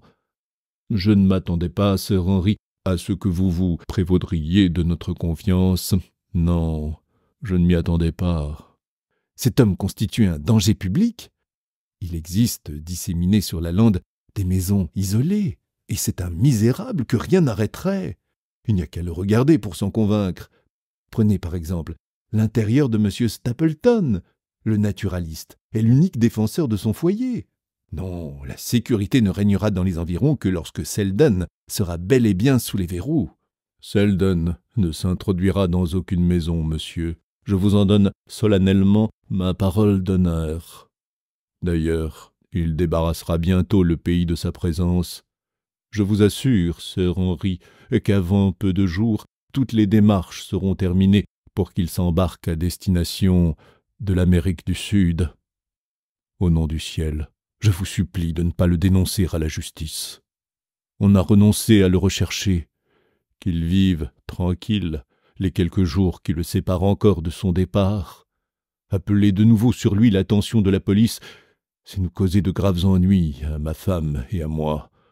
Je vous en prie, monsieur, ne dites rien. »« Quel est votre avis, Watson ?» me demanda Sir Henry. Je haussai les épaules. « S'il allait se faire pendre ailleurs, répondis-je, ce serait une charge de moins pour les contribuables. »« Oui, mais en attendant, comment l'empêcher de commettre des méfaits ?» répliqua mon jeune ami. « Ne craignez pas cela de lui, » insista Barrymore. « Nous lui avons procuré tout ce dont il pouvait avoir besoin. Et puis, commettre un crime équivaudrait à révéler l'endroit où il se cache. »« C'est vrai, » convint Sir Henry. « Soit, Barrymore, nous ne dirons rien. Dieu vous bénisse, monsieur, et je vous remercie du fond du cœur. Si l'on avait repris son frère, ma pauvre femme en serait morte. » Le baronnet parut regretter aussitôt sa promesse, car, en s'adressant à moi, il reprit « En somme, nous protégeons et nous encourageons un criminel. Enfin, après les paroles de Barrymore, je ne me sens plus le courage de livrer cet homme. Allons, ne parlons plus de cela. Vous pouvez vous retirer. » Avec toutes sortes de protestations de gratitude, le domestique se disposait à sortir. Tout à coup, il hésita et revint sur ses pas. « Vous vous êtes montré si bon pour moi, » dit-il en s'adressant à Sir Henry, « que je tiens à vous en témoigner ma reconnaissance. Je sais une chose que j'aurais déjà racontée si je ne l'avais apprise postérieurement à la clôture de l'enquête. Je n'en ai encore soufflé mot à personne. C'est à propos de la mort de ce pauvre Sir Charles. » À ces mots, nous nous dressâmes, le baronnet et moi. « Savez-vous comment il est mort ?»« Non, monsieur, il ne s'agit pas de cela. »« De quoi alors ?»« De la raison pour laquelle Sir Charles se trouvait à la porte de la lande. Il attendait une femme. »« Il attendait une femme ? Lui ? » ?»« Oui, monsieur. »« Le nom de cette femme ? » ?»« J'ignore son nom, mais je puis vous donner ses initiales. »« Quelles sont-elles ? » ?»« L. L. »« Comment les connaissez-vous ? » ?»« Voici. Le matin de sa mort, votre oncle avait reçu une lettre. Il en recevait journellement un grand nombre. Il avait le cœur généreux, et tous ceux qui se trouvaient dans le besoin ne manquaient pas de s'adresser à lui. Par extraordinaire, ce matin-là, le courrier n'apporta qu'une lettre. Je la remarquai davantage. Elle venait de Coombe-Tracey. Une femme en avait écrit la suscription. Après, je n'y pensais plus, et sans ma femme, je ne m'en serais certainement plus souvenu.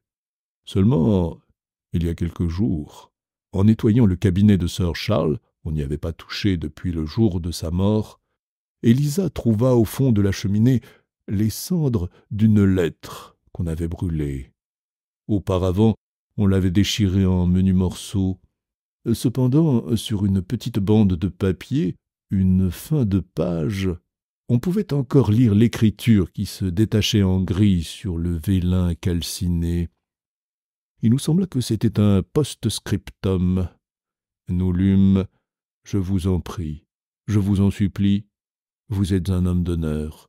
Brûlez cette lettre et venez ce soir, à 10 heures, à la porte de la lande. » On avait signé des 2 initiales L.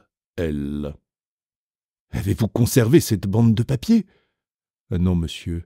Dès que nous la touchâmes, elle tomba en poussière. » Sir Charles avait-il reçu d'autres lettres de cette même écriture ? Je ne prenais pas garde à ces lettres. Je n'aurais prêté aucune attention à celle-là si d'autres l'avaient accompagnée. Vous ne soupçonnez pas qui peut être L. Non, monsieur, pas plus que vous-même. Je crois que si nous parvenions à percer l'anonymat de cette dame, nous en saurions plus long sur la mort de Sir Charles. Je ne m'explique pas, Barrymore, pourquoi vous avez caché un détail de cette importance. Que voulez-vous, monsieur ? Le malheur nous avait frappés, nous aussi. Selden, mon beau-frère. Et puis, nous aimions beaucoup Sir Charles, Il nous avait fait tant de bien. Raconter ce détail n'aurait pas ressuscité notre pauvre maître. Nous nous sommes tus par égard pour lui. Dame, il faut toujours se montrer prudent lorsque la réputation d'une femme est en jeu. Le meilleur d'entre nous, en quoi la mémoire de mon oncle aurait-elle souffert?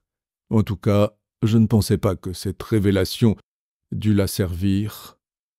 Mais maintenant, j'aurais mal reconnu votre bonté si je ne vous avais pas dit tout ce que je savais sur ce sujet. Très bien, Barrymore. Vous pouvez vous retirer. Lorsque le valet de chambre fut sorti, Sir Henry se retourna vers moi. « Eh bien, Watson, votre opinion sur ce fait nouveau ?» Je crois qu'il plonge l'affaire dans des ténèbres plus épaisses qu'auparavant. C'est également mon avis. Ah, si nous découvrions qui est cette LL, tout se trouverait singulièrement éclairci. Nous avons fait néanmoins un grand pas. Nous savons qu'il existe une femme qui, si nous la retrouvons, devra nous expliquer ce nouvel incident. Quel est votre avis? Communiquez d'abord ceci à Sherlock Holmes. Nous tenons peut-être la clé du mystère qu'il cherche encore à cette heure. Je montai dans ma chambre et je rédigeai immédiatement pour Sherlock Holmes la relation de cette intéressante conversation. Mon ami devait être fort occupé à Londres, car les notes que je recevais de Baker Street étaient rares, courtes, sans commentaire sur les renseignements transmis par moi, et ne contenaient que de brèves recommandations au sujet de ma mission. Probablement le cas de chantage soumis à Holmes absorbait tous ces instants. Cependant, je pensais que ce nouveau facteur, introduit dans l'affaire de Baskerville, appellerait sûrement son attention et raviverait son intérêt. Je souhaitais du fond du cœur qu'il fût près de moi. 17 octobre. La pluie n'a cessé de tomber toute la journée, fouettant les vitres et les feuilles du lierre qui tapissent le château. Malgré moi, je songeais aux prisonniers évadés qui erraient sans abri sur la lande morne et glaciale. Le pauvre diable, quels que soient ses crimes, il faut lui tenir compte de ce qu'il a souffert. Ce souvenir en évoque d'autres, celui de l'homme entrevu à travers la glace du cab et la silhouette qui se profila sur le ciel au sommet du pic. Était-il également dehors, sous ce déluge, cet ami des ténèbres, ce veilleur inconnu? Vers le soir, je passai mon manteau en caoutchouc et je sortis sur la lande. La pluie me battait le visage, le vent sifflait à mes oreilles. J'étais en proie aux plus sombres pensées. Que Dieu vienne en aide à ceux qui s'engagent à cette heure sur la fondrière de Grimpen, car la terre ferme n'est déjà plus qu'un immense marécage. Je gravis le pic noir, celui sur lequel j'avais aperçu le veilleur solitaire, et, du haut de sa cime rocheuse, je contemplais à mon tour la plaine dénudée qui s'étendait à mes pieds. Les rafales de pluie s'écrasaient sur la surface rouge de la terre, et les nuages, lourds au teint d'ardoise, formaient comme de grises couronnes au sommet des collines fantastiques. À gauche, dans un bas-fond à moitié caché par les embruns, les 2 tourelles du château de Baskerville se dressaient au-dessus des arbres du parc. Elles représentaient, avec les huttes préhistoriques qui se pressaient sur le flanc des coteaux, les seuls indices de vie humaine que je pusse apercevoir. Je ne découvris aucune trace de l'homme entrevu de nuit auparavant à l'endroit même où je me trouvais. En revenant à Baskerville par un petit sentier, je rencontrai Mortimer en dog-cart. Le docteur s'était montré plein d'attention pour nous. Il ne se passait pas 2 jours qu'il ne vint au château s'informer de ce que nous devenions. Mortimer insista pour me faire monter dans sa voiture. Il voulait me reconduire un bout de chemin. Il me fit part de la préoccupation que lui causait la perte de son caniche. Le chien s'était échappé sur la lande et, depuis lors, son maître ne l'avait plus revu. Je prodiguai à ce bon docteur toutes sortes de consolations, mais je revis dans mon esprit le cheval disparaissant dans la fondrière de Grimpen, et je me dis que notre ami ne retrouverait plus son fidèle compagnon. « À propos, Mortimer, lui dis-je, tandis que la voiture nous cahotait. « Je présume que vous connaissez toutes les personnes qui habitent ici, dans un rayon de plusieurs miles. » « Vous avez raison. Dans ce cas, pourriez-vous m'apprendre quelle est la femme dont le nom et le prénom commencent toutes les deux par la lettre L ?» Le docteur réfléchit pendant un instant. « Non, fit-il. Il existe bien quelques laboureurs et quelques bohémiens, dont j'ignore le nom, mais parmi les femmes de bourgeois ou de fermiers, je n'en vois pas qui ait ces initiales. » « Attendez un peu, reprit-il après une pause. Il y a Laura Lyons. Ses initiales sont bien LL. Seulement elle demeure à Coombe-Tracey. Et qui est-elle ? Demandai-je. C'est la fille de Frankland. Quoi, de ce vieux toquet de Frankland ? Parfaitement. Elle a épousé un artiste nommé Lyons, qui venait prendre des croquis sur la lande.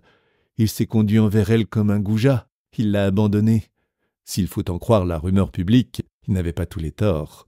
Quant à Frankland, il ne veut plus entendre parler de sa fille, sous prétexte qu'elle s'est mariée malgré lui, et peut-être aussi pour 2 ou 3 autres raisons.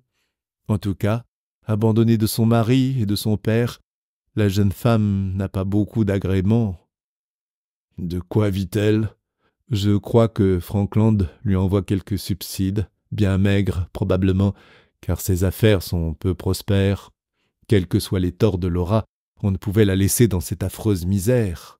Son histoire a transpiré, et plusieurs de nos amis ont fait leur possible pour l'aider à gagner honnêtement sa vie. Stapleton, Sir Charles et moi-même, nous y avons contribué dans la mesure de nos moyens. Nous voulions la placer à la tête d'une entreprise de dactylographie. Mortimer essaya de connaître le pourquoi de ces questions. Je m'arrangeai de façon à satisfaire sa curiosité, sans toutefois lui en dire trop long, car je ne jugeais pas utile de lui confier mes projets. Je me promis d'aller le lendemain matin à Coombe-Tracey. J'espérais que si je parvenais à joindre cette Laura Lyons, de si équivoque réputation, j'aurais fait un grand pas vers l'éclaircissement de tous ces mystères enchevêtrés les uns dans les autres. Au cours de ma conversation avec Mortimer, je dus user de l'astuce du serpent. À un moment, le docteur me pressa de questions embarrassantes. Je m'en tirai en lui demandant d'un air fort innocent à quelle catégorie appartenait le crâne de Frankland. À partir de cet instant, nous ne parlâmes plus que de phrénologie. Je ne pouvais avoir passé inutilement de si longues années auprès de Sherlock Holmes. À noter encore pour ce jour-là une conversation avec Barrymore, qui m'a fourni un atout que je compte bien jouer au moment opportun. Nous avions retenu Mortimer à dîner. Le soir, le baronnet et lui se livrèrent à d'interminables parties d'écarté. Barrymore m'avait servi le café dans la bibliothèque, et je profitais de ce que nous étions seuls pour lui poser quelques questions. « Votre cher beau-frère est-il parti ?» lui dis-je. « Ou bien vagabonde-t-il toujours sur la lande ?»« Je l'ignore, monsieur. J'aime à croire que nous en sommes enfin débarrassés, car il ne nous a jamais procuré que des ennuis. Je lui ai porté des provisions pour la dernière fois, il y a 3 jours. Depuis, il ne nous a pas donné signe de vie. Ce jour-là, l'avez-vous vu ? Non, monsieur, mais le lendemain, les provisions avaient disparu. Donc, il était encore là. Oui, à moins que ce ne soit l'autre qui les ait prises. La tasse que je portais à mes lèvres s'arrêta à mi-chemin de son parcours, et je regardai Barrymore avec étonnement. « Vous saviez qu'un autre homme se cachait sur la lande ?»« Oui, monsieur. »« L'avez-vous aperçu ?»« Non, monsieur. »« Alors, comment l'avez-vous appris ?»« Selden m'en a parlé. Cet homme se cache également, mais d'après ce que je suppose, ce n'est pas un convict.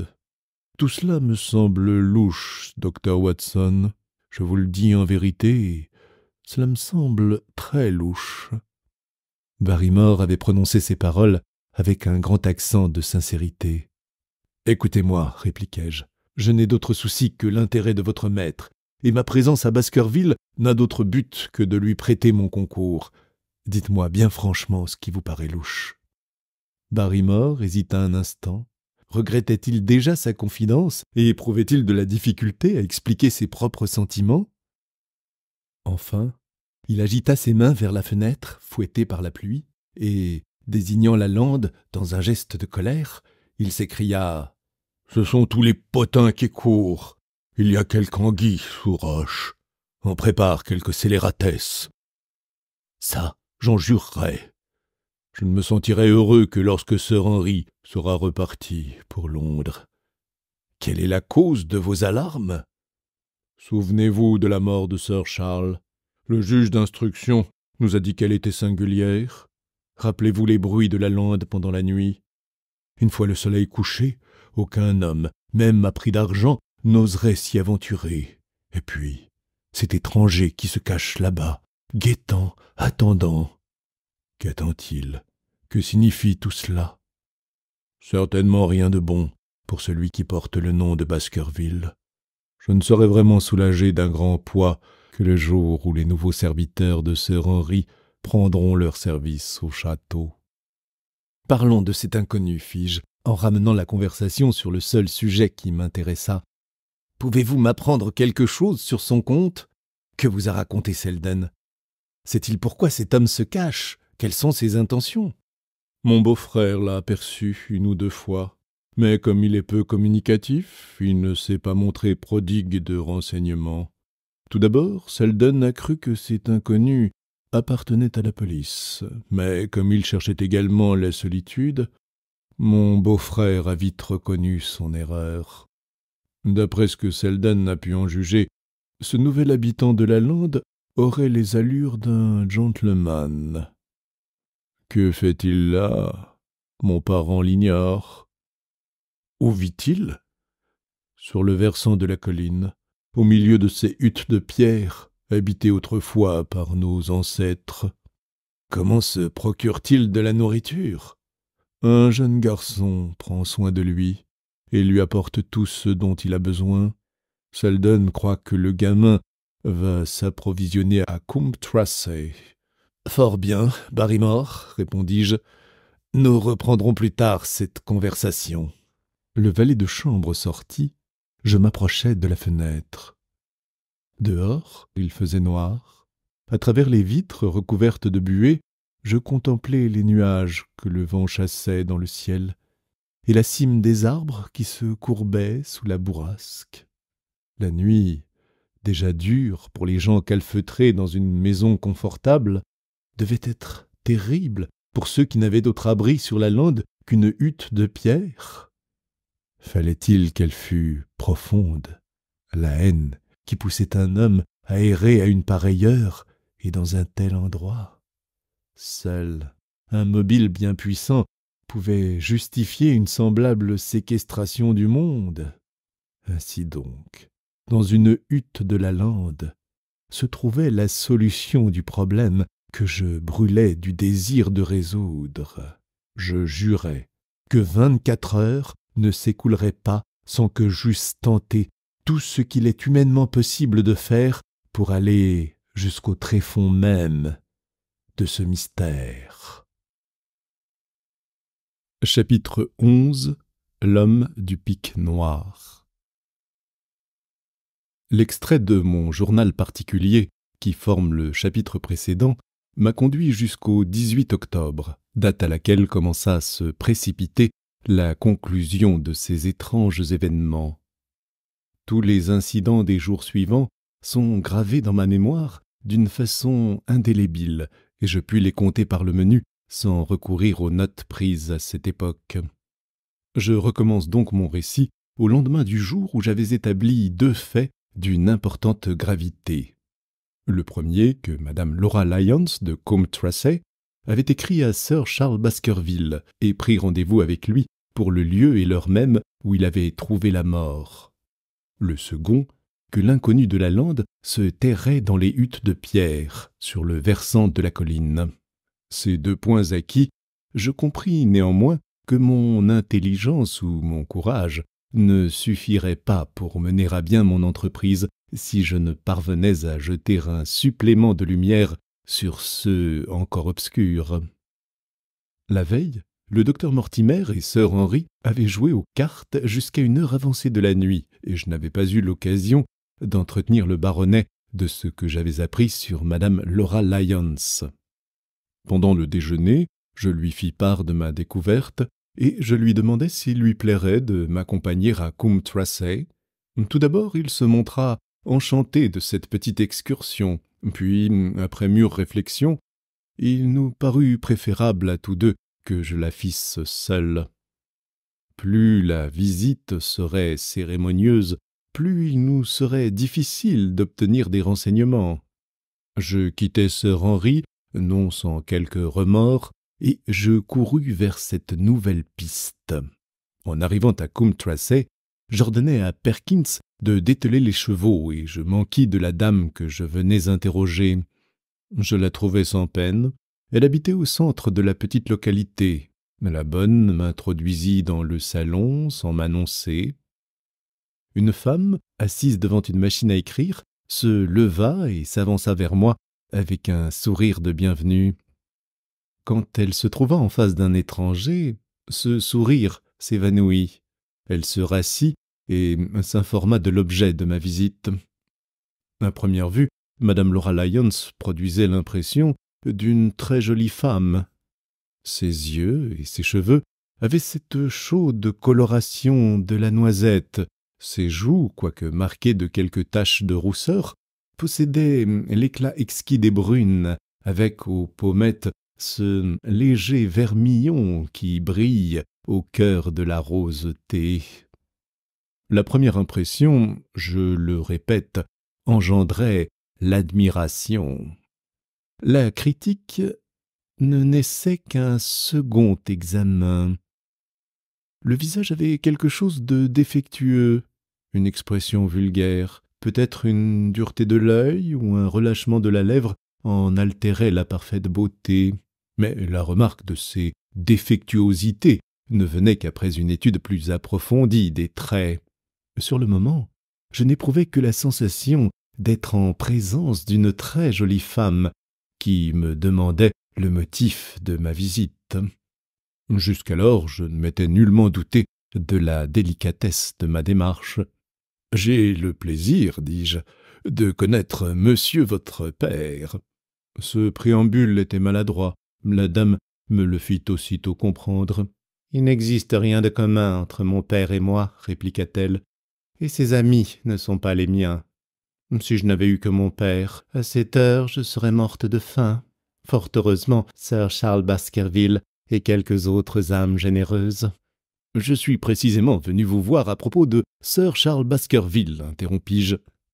À ces mots, les taches de rousseur devinrent plus apparentes sur les joues de Madame Lyons. « Que puis-je vous dire sur lui ?» demanda-t-elle, tandis que ses doigts jouaient nerveusement sur les touches de sa machine à écrire. « Vous le connaissiez, n'est-ce pas ? Je vous ai déjà dit que je lui étais redevable de grands services. Si je puis me suffire à moi-même, je le dois surtout à l'intérêt que lui avait inspiré ma triste situation. »« Lui écriviez-vous » La dame releva vivement la tête. Un éclair de colère passa dans ses beaux yeux veloutés. « Dans quel but toutes ces questions ?» interrogea-t-elle sèchement. « Dans quel but ?» répétai-je. « Pour éviter un scandale public. Il vaut mieux que je vous adresse ces questions ici, dans l'intimité, sans que l'affaire qui m'amène franchisse cette enceinte. » Madame Lyons garda le silence, et ses joues devinrent excessivement pâles. Puis, en me jetant un regard de défi, « Soit, dit-elle, je vous répondrai. Que désirez-vous savoir ? » « Correspondiez-vous avec Sir Charles ? » ?»« Oui, je lui ai écrit 1 ou 2 fois pour le remercier de sa délicate générosité. »« Vous rappelez-vous les dates de vos lettres ? » ?»« Non. »« Vous êtes-vous rencontrés ? » ?»« Oui, 1 ou 2 fois, quand il est venu à Coombe Tracey. C'était un homme très simple, qui faisait le bien sans ostentation. » « Puisque vous l'avez peu vu et que vous ne lui avez écrit que fort rarement, comment pouvait-il connaître assez vos besoins pour vous aider ainsi qu'il l'a fait, d'après vos propres aveux ?» Madame Lyons rétorqua cette objection avec une extrême promptitude. Plusieurs personnes, connaissant mon dénûment, s'étaient associées pour me secourir. L'une d'elles était M. Stapleton, voisin et ami intime de Sir Charles Baskerville. Excessivement bon, il consentit à parler de moi à Sir Charles, Je savais déjà que, dans plusieurs circonstances, le vieux gentilhomme s'était servi de l'intermédiaire de Stapleton pour distribuer ses aumônes. Le récit de la dame paraissait donc très vraisemblable. Je continuai. « Avez-vous écrit à Sir Charles pour lui donner un rendez-vous » La colère empourpra de nouveau les joues de Madame Lyons. « Vraiment, monsieur, répondit-elle, vous me posez là une question bien extraordinaire. »« Je le regrette, madame, mais je dois la renouveler. » Je vous répondrai « Certainement non. » « Pas même le jour de la mort de Sir Charles ?» La rougeur du visage de Madame Laura Lyons fit place à une pâleur cadavérique.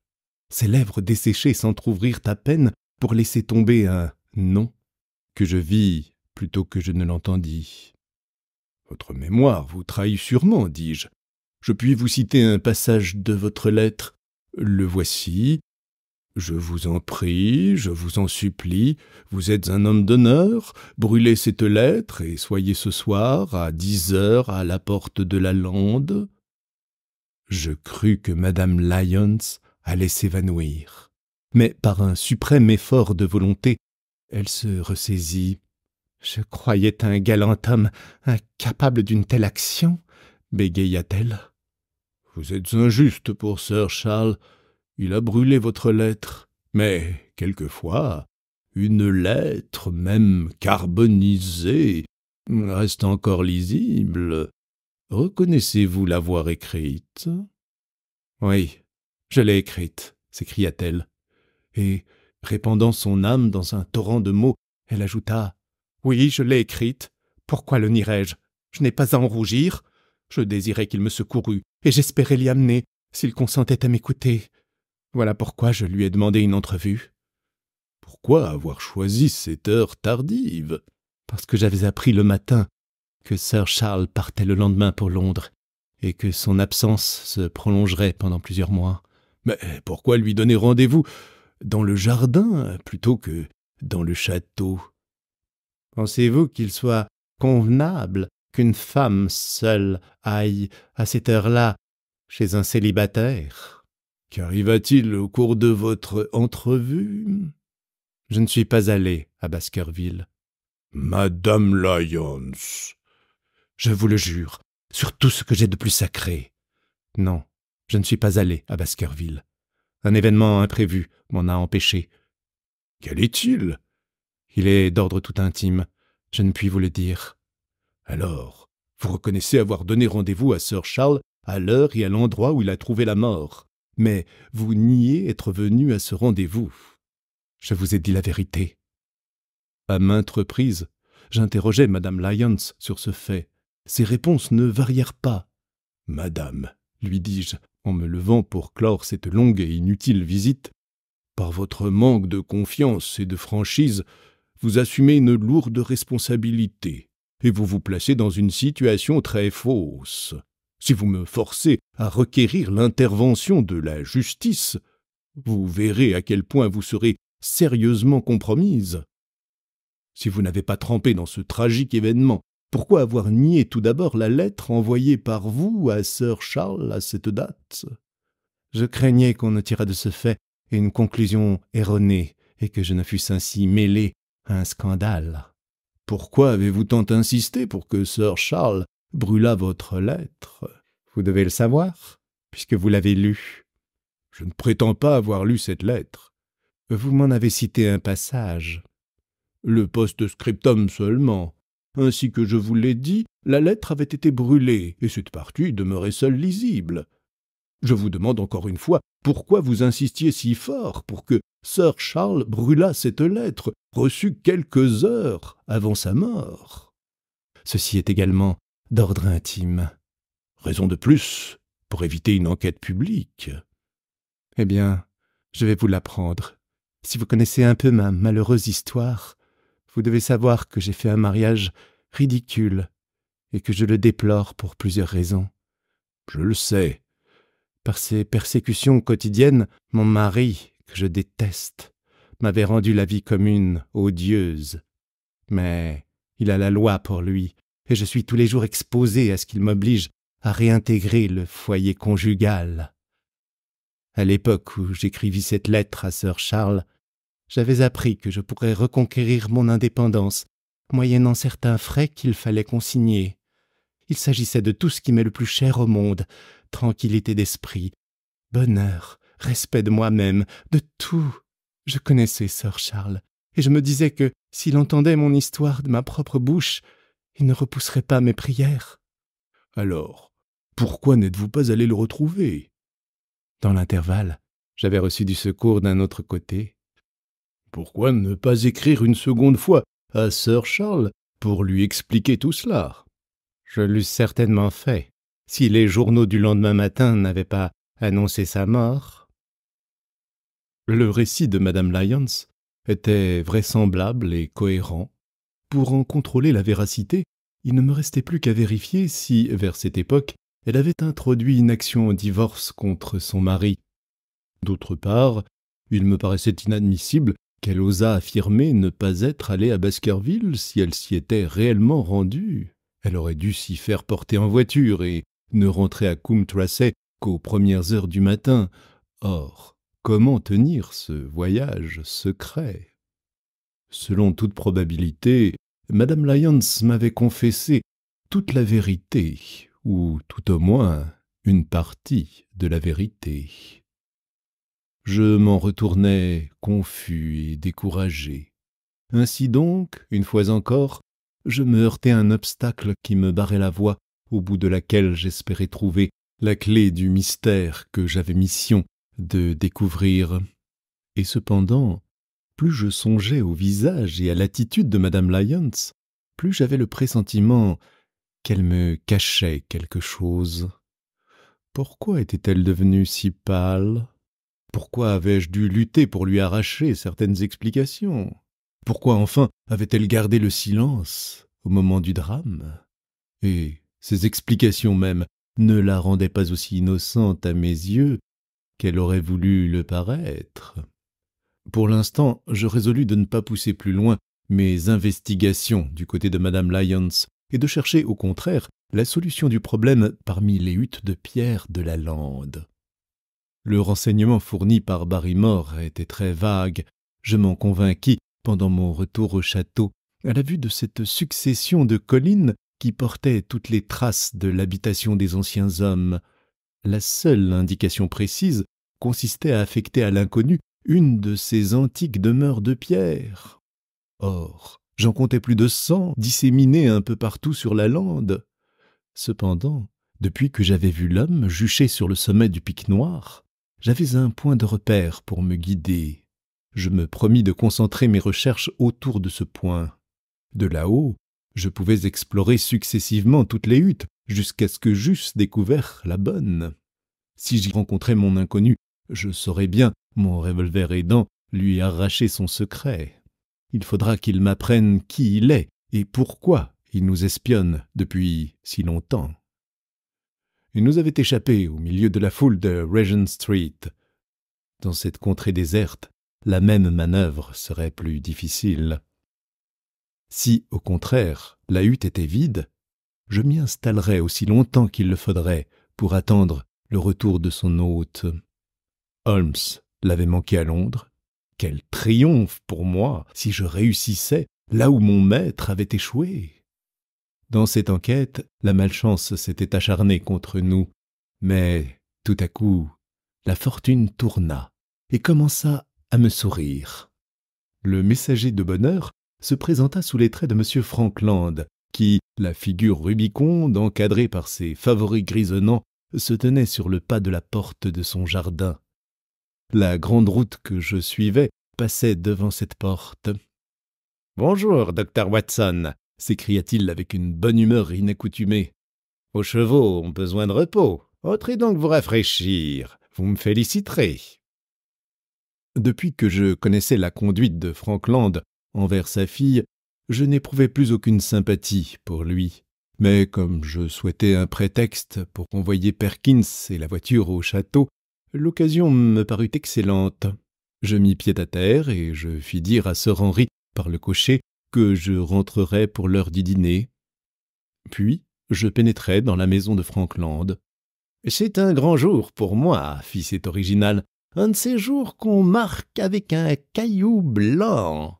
Et j'ai remporté aujourd'hui un double succès. Je voulais apprendre aux gens de ce pays que la loi est la loi et qu'il existe un homme qui ne craint pas de l'invoquer.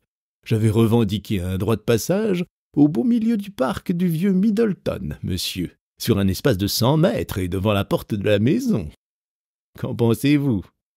Ils verront bien, ces grands seigneurs, qui ne nous écraseront pas toujours sous le sabot ferré de leurs chevaux. Ensuite, j'avais entouré de clôtures le bois où les habitants de Fenworthy ont coutume d'aller en pique-nique. Les maroufles croient vraiment qu'on a abrogé les lois qui protègent la propriété et qu'ils peuvent déposer partout leurs papiers graisseux et leurs tessons de bouteille. Ces 2 procès ont été jugés, Dr. Watson, et j'ai obtenu gain de cause dans les 2 affaires. Mais je n'avais plus remporté de succès pareil depuis le jour où j'avais fait condamner Sir John Morland parce qu'il tirait des lapins sur sa propre garenne. Comment diable vous y êtes-vous pris? Feuilletez les recueils de jurisprudence. Vous y lirez Frankland contre Morland, cours du banc de la reine. Ça m'a coûté 5 000 francs, mais j'ai eu mon jugement. Quel profit en avez-vous tiré? Aucun, monsieur, aucun. Je suis fier de dire que je n'avais aucun intérêt dans l'affaire. Je remplis mon devoir de citoyen. Par exemple, je ne doute pas que les gens de Fenworthy ne me brûlent ce soir en effigie. La dernière fois qu'ils se sont livrés à ce petit divertissement, j'avais averti la police qu'elle eût à intervenir. La police du comté est déplorablement conduite, monsieur, mais ne m'a pas accordé la protection à laquelle j'avais droit. Le procès Frankland contre la reine portera la cause devant le public. J'ai prévenu les agents qu'ils se repentiront de leur attitude envers moi, mais déjà, ma prédiction se réalise. « Mais comment ?» demandai-je. « Je pourrais leur apprendre ce qu'ils meurent d'envie de connaître, mais pour rien au monde, je n'aiderais des coquins de cette espèce. » Depuis un moment, je cherchais un prétexte pour échapper au bavardage de ce vieux fou. En entendant ces paroles, je voulus en savoir davantage. Je connaissais suffisamment le caractère de Frankland pour être certain que le moindre signe d'intérêt arrêterait immédiatement ses confidences. « Quelque délit de braconnage, sans doute, dis-je d'un air indifférent. « Ah oui, la chose est bien plus importante. Que pensez-vous du contumace qui erre sur la lande ?» Je le regardais, stupéfait. « Insinueriez-vous que vous savez où il est ?»« J'ignore l'endroit précis où il se cache, mais je pourrais tout de même procurer à la police le moyen de lui mettre la main au collet. Que faudrait-il pour s'emparer de lui? Découvrir le lieu où il vient chercher sa nourriture, et de là le suivre à la trace. » Certainement, Frankland touchait à la vérité. « Vous avez raison, répondis-je, mais comment avez-vous deviné qu'il habitait la lande? »« J'ai vu, de mes yeux vu, le commissionnaire qui lui apporte ses provisions. » Je tremblais pour Barrymore, car c'était chose dangereuse que de se trouver à la merci de cet incorrigible bavard. La phrase qui suivit me rassura. « C'est un jeune garçon qui lui sert de pourvoyeur, » ajouta Frankland. « À l'aide du télescope que j'ai installé sur mon toit, je l'aperçois tous les jours, parcourant à la même heure le même chemin. Qui irait-il retrouver, sinon le prisonnier évadé ?» Ce renseignement marquait le retour de la bonne fortune, et cependant je ne l'accueillis par aucun témoignage d'intérêt. Un enfant. Barrymore n'avait-il pas affirmé qu'un enfant ravitaillait l'inconnu? Alors, Frankland se trouvait sur la piste de mon inconnu, et non pas sur celle de Selden. Que de longues et pénibles recherches n'éviterais-je pas s'il consentait à partager ce secret avec moi? Il me fallait jouer serré, feindre l'incrédulité et l'indifférence. « Il est plus probable, repris-je, que c'est le fils de quelque berger de la lande qui porte le dîner de son père. » La moindre velléité de contradiction mettait le vieil entêté hors de lui. Il me lança un mauvais regard et ses favoris gris se hérissèrent comme les poils d'un chat sauvage. « Un fils de fermier, vraiment !» fit-il, en désignant de la main la lande solitaire que nous apercevions à travers la croisée. « Voyez-vous le pic noir, là-bas ?» Je fis un signe affirmatif. « Voyez-vous plus loin, reprit-il, cette colline peu élevée, couronnée de buissons. C'est la partie la plus pierreuse de la lande. Un berger voudrait-il y établir son parc? Tenez, votre supposition est tout bonnement absurde. » Je répondis humblement que j'avais parlé dans l'ignorance de tous ces détails. Mon humilité désarma Frankland, qui continua ses confidences. « Je vous assure que j'ai de bonnes raisons de croire que je ne me trompe pas. Maintes fois, j'ai vu ce jeune garçon, chargé de son paquet, parcourir le même chemin. Chaque jour, et souvent 2 fois par jour, j'ai pu... Mais attendez donc, Dr. Watson. Mes yeux me trompent-ils? N'y a-t-il pas quelque chose qui se meut sur le versant de la colline? Plusieurs miles nous séparaient du point indiqué. Cependant, je distinguais une forme se dessinant en noir sur les teintes vertes et grises du paysage. « Venez, monsieur, venez !» s'écria Frankland en se précipitant vers l'escalier. « Vous verrez par vous-même et vous jugerez. » Un énorme télescope, monté sur un trépied, encombrait le faîte de la maison. Avidement, Frankland y appliqua son œil et poussa un cri de satisfaction. « Vite, Dr. Watson, vite, avant qu'il ait disparu !» À mon tour, je collai mon œil à la lentille et j'aperçus un jeune garçon qui, un paquet sur l'épaule, grimpait la colline. Arrivé au sommet, sa silhouette se profila sur l'azur du ciel. Il regarda autour de lui, de l'air inquiet de ceux qui redoutent d'être poursuivis. Puis il s'éclipsa derrière l'autre versant. « Eh bien, ai-je raison ?» demanda Frankland. « J'en conviens. Voilà un garçon qui me paraît engagé dans une expédition secrète. » Un agent de police lui-même ne se tromperait pas sur la nature de l'expédition. Mais je ne leur communiquerai rien. Et je vous requiers, Dr. Watson, d'imiter mon silence. Pas un mot, vous comprenez? Je vous le promets. La police s'est indignement conduite envers moi. Indignement. Quand le procès Frankland contre la reine dévoilera l'ensemble des faits, un frisson d'indignation secouera tout le comté. Rien ne pourrait me décider à seconder la police. La police qui aurait été ravie si, au lieu de mon effigie, on avait brûlé ma modeste personne. Vous vous tairez, n'est-ce pas? Acceptez donc de vider un flacon en l'honneur de mes récentes victoires. Je résistai à toutes les sollicitations de Frankland et j'eus toutes les peines du monde à le dissuader de m'accompagner au château. Je suivis la grande route jusqu'au moment où Frankland devait me perdre de vue. Puis je me dirigeai vers la colline derrière laquelle le jeune garçon avait disparu. Les choses prenaient une tournure favorable, et je jurai d'employer toute mon énergie et toute ma persévérance à profiter des chances que le hasard mettait à ma disposition. Le soleil était à son déclin lorsque je parvins au sommet de la colline.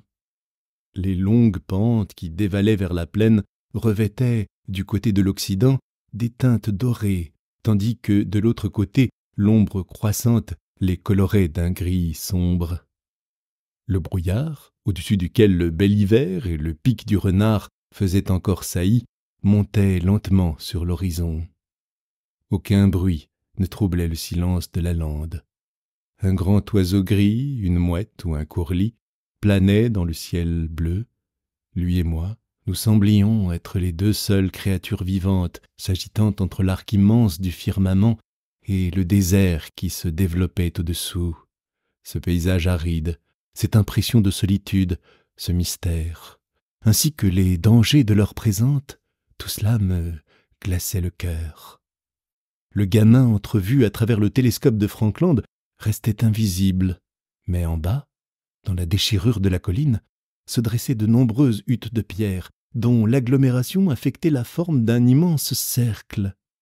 Il en était une qui conservait encore une toiture suffisante pour abriter quelqu'un contre les intempéries des saisons. À cette vue, mon cœur battit à tout rompre. Mon inconnu gîtait certainement là. Je touchais à sa cachette. Son secret était à portée de ma main. avec autant de précaution que Stapleton s'approchant, le filet levé, d'un papillon posé sur une fleur, je fis quelques pas en avant. Un sentier, à peine frayé à travers les blocs de rochers, conduisait à une ouverture béante qui tenait lieu de porte. À l'intérieur, tout était silencieux. De deux choses l'une, l'inconnu s'y trouvait blotti, ou bien il rôdait sur la lande. Mes nerfs vibraient sous la solennité du moment. Jetant ma cigarette, je saisis la crosse de mon revolver et, courant précipitamment vers la porte, je regardai dans la hutte. Elle était vide. Une rapide inspection me montra qu'elle était habitée. Je vis des couvertures, doublées de toiles cirées, étendues sur la large dalle de pierre où les hommes néolithiques avaient coutume de reposer. Des cendres s'amoncelaient dans un foyer rudimentaire. On avait placé dans un coin quelques ustensiles de cuisine et une jarre pleine d'eau. De vieilles boîtes de conserve mises en tas indiquaient que le lieu était occupé depuis assez longtemps, et, dès que mes yeux furent habitués à cette demi-obscurité, je distinguai une miche de pain et une bouteille de cognac entamée. Au centre de la hutte, une grande pierre plate remplaçait la table absente. On y avait posé un paquet enveloppé d'étoffe, le même sans doute qu'une heure auparavant le gamin portait sur ses épaules. Il contenait un morceau de pain frais, de la langue fumée et 2 petits pots de confiture. Lorsque je le replaçai sur la pierre, après l'avoir examiné, je tressaillis à la vue d'une feuille de papier sur laquelle une main inexpérimentée avait, d'une grosse écriture, griffonné ces mots « Le docteur Watson est allé à Coombe-Tracey ». Pendant 1 minute, je demeurai immobile, ce papier à la main, me demandant ce que signifiait ce laconique message. C'était donc moi, et non pas Sir Henry, qu'espionnait l'inconnu. N'osant pas me suivre lui-même, il avait lancé quelqu'un à mes trousses, le gamin sans doute, et j'avais son rapport sous les yeux. Peut-être, depuis mon arrivée sur la lande, n'avais-je pas fait un pas ou dit un mot qui n'eût été observé et rapporté. Je ressentis alors le poids d'une force invisible, d'un filet tendu autour de nous avec une adresse si surprenante et nous enserrant si légèrement qu'il ne fallait rien moins qu'une circonstance solennelle pour deviner qu'on était enveloppé dans ses mailles. D'autres rapports avaient dû précéder celui-ci. Je les cherchai partout. Je n'en trouvai de traces nulle part. Pas plus d'ailleurs que d'indices révélateurs de la personnalité et des intentions de l'homme qui vivait dans cette retraite. De mon examen de la hutte, je ne pouvais déduire que 2 choses, sa sobriété spartiate et son mépris du confort de la vie. Songeant à la pluie torrentielle des jours précédents et regardant les pierres disjointes qui formaient son toit, je compris combien fort et inébranlable devait être le dessein qui le retenait sous un semblable abri. Cet homme était-il un ennemi implacable ou un ange gardien? Je me promis de ne pas quitter la hutte sans l'avoir appris. Au dehors, le soleil empourprait l'horizon sous le flot de ses derniers rayons. Ses reflets teintaient de rouge les flaques marécageuses de la grande fondrière. Dans le lointain, pointaient les 2 tours du château de Baskerville, et, plus loin, un panache de fumée montant dans l'espace marquait l'emplacement du village de Grimpen. Entre les deux, derrière la colline, s'élevait la maison de Stapleton. Tout était calme, doux, paisible, dans ce glorieux crépuscule. Et cependant, tout en l'admirant, mon âme ne partageait pas la paix de la nature. J'éprouvais comme une vague terreur à la pensée de l'entrevue que chaque minute rendait plus prochaine. Les nerfs tendus, mais le cœur très résolu, je m'assis dans le coin le plus obscur de la hutte et j'attendis avec une impatience fébrile l'arrivée de son hôte. Je l'entendis enfin venir. Je perçus le bruit d'un talon de botte sonnant sur les cailloux du chemin. Les pas se rapprochaient de plus en plus.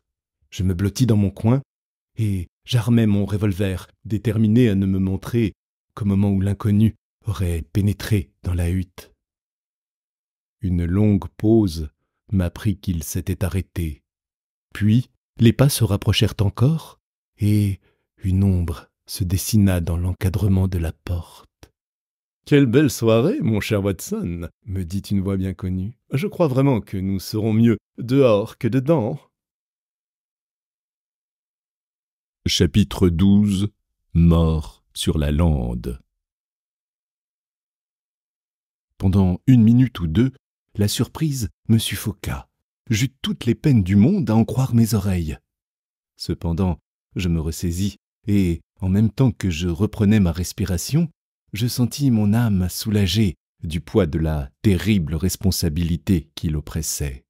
Cette parole froide, incisive, ironique, ne pouvait appartenir qu'à un seul homme. « Holmes !» m'écriai-je.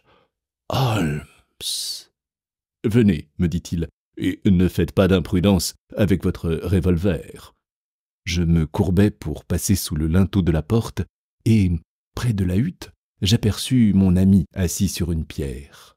À la vue de mon visage étonné, ses yeux gris papillotèrent de joie. Holmes paraissait amaigri, fatigué, mais toujours aussi vif et aussi alerte. Dans son complet de cheviote, avec son chapeau de drap sur la tête, on l'aurait pris pour un simple touriste visitant la lande.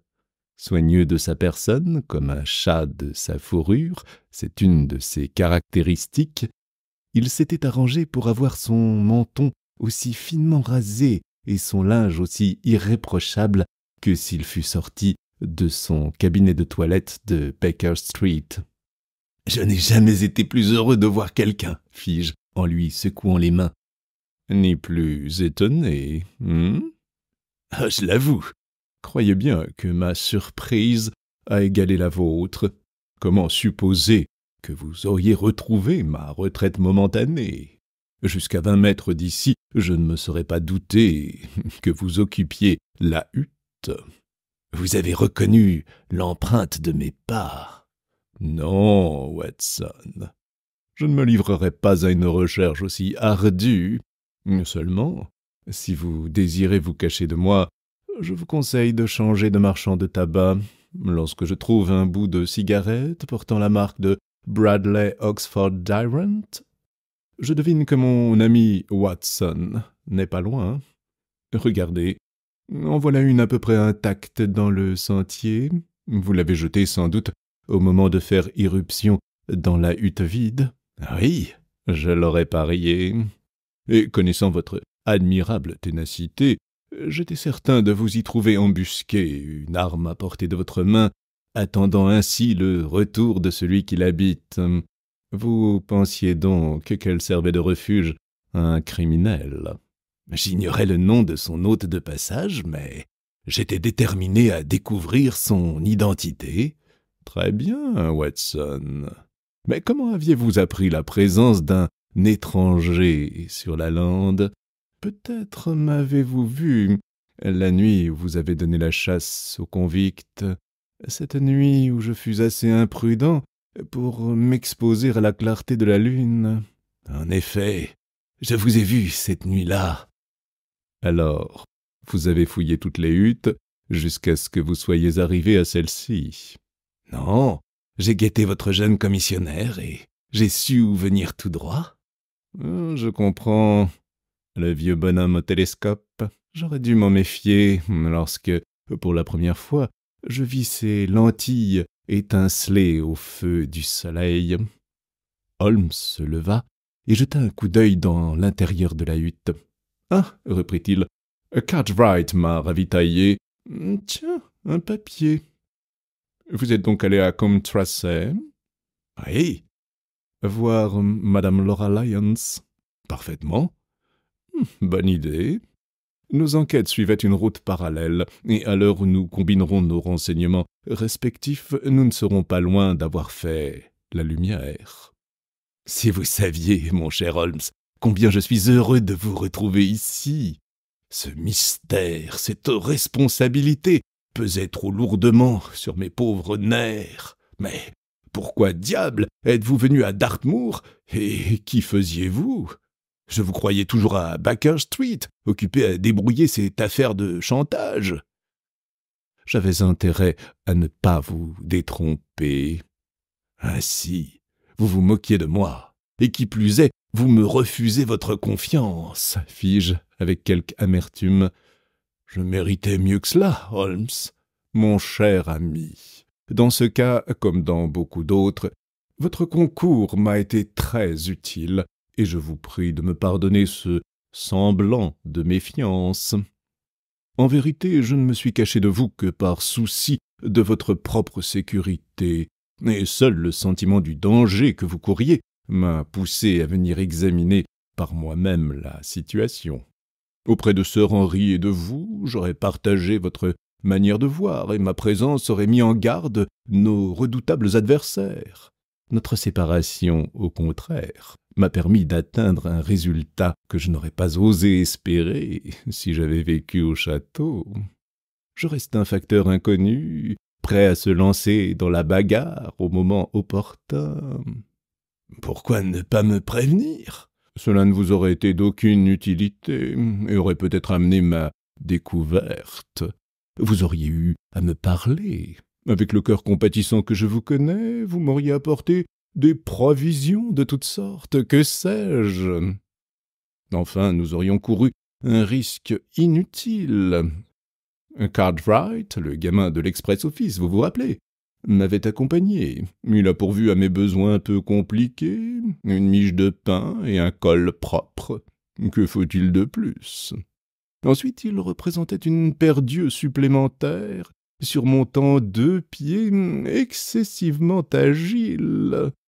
J'ai tiré grand profit des uns et des autres. « Mes rapports ont donc été perdus » m'écriai-je. Au souvenir de la peine et de l'orgueil éprouvés en les rédigeant, ma voix tremblait. Holmes tira de sa poche un paquet de papiers.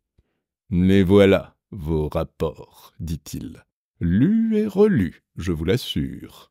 J'avais pris toutes mes précautions pour qu'on me les réexpédiât sans retard de Baker Street. Je tiens à vous féliciter du zèle et de l'intelligence que vous avez déployés dans une affaire aussi difficile. » Je gardais encore rancune à Holmes du tour qu'il m'avait joué. Mais la spontanéité et la chaleur de ses louanges dissipèrent bien vite mon ressentiment. Dans mon fort intérieur, je convenais qu'il avait raison et qu'il était préférable pour la réussite de nos projets que sa présence sur la lande demeurât ignorée. « Je vous aime mieux ainsi, dit mon ami, en voyant s'éclaircir mon visage rembruni. Et maintenant, racontez-moi votre visite à Madame Laura Lyons. J'ai deviné sans peine que vous alliez là-bas pour causer avec elle. Je suis convaincu qu'elle seule, à Coombe-Tracey, peut nous rendre quelques services. Si vous n'aviez pas tenté cette démarche aujourd'hui, moi, je l'aurais faite demain. » Le soleil s'était couché. Peu à peu, l'obscurité envahissait la lande. Le vent ayant fraîchi, nous entrâmes dans la hutte pour y chercher un abri. Là, assis dans la pénombre, je narrai à Holmes ma conversation avec la fille de Frankland. Le récit l'intéressa à tel point que je dus le recommencer. « Tout ceci est fort important, » me dit Sherlock lorsque j'eus terminé. « Vous avez éliminé du problème une inconnue que j'étais incapable de dégager. Peut-être savez-vous qu'il existe une grande intimité entre Madame Lyons et Stapleton? » Je l'ignorais. « Si, une très grande intimité. Ils se rencontrent, ils s'écrivent, mais il y a entre eux une entente parfaite. C'est une arme puissante entre nos mains. Si je pouvais seulement l'utiliser pour détacher sa femme de lui... »« Sa femme » interrompis-je. « Oui, sa femme. Je vous donne des renseignements en échange des vôtres. La dame qui passe ici pour Mademoiselle Stapleton est en réalité la femme du naturaliste. »« Grand Dieu, Holmes, êtes-vous sûr de ce que vous dites? Comment aurait-il permis que le baronnet en devint amoureux? » L'amour de Sir Henry ne devait nuire qu'à lui-même. Stapleton, vous en avez été témoin vous-même, ne veillait qu'à une chose, empêcher Sir Henry de courtiser sa femme. Je vous répète que la dame n'est pas mademoiselle, mais bien Madame Stapleton. » Pourquoi ce mensonge? Son mari prévoyait qu'elle servirait mieux ses projets si le baronnet se croyait en face d'une jeune fille à marier. Tous mes secrets pressentiments, tous mes vagues soupçons prirent un corps et se concentrèrent sur le naturaliste. Dans cet homme impassible, terne, avec son chapeau de paille et son filet à papillons, je découvrais maintenant quelque chose de terrible. Un être infiniment patient, diaboliquement rusé, qui dissimulait une âme de meurtrier sous un visage souriant.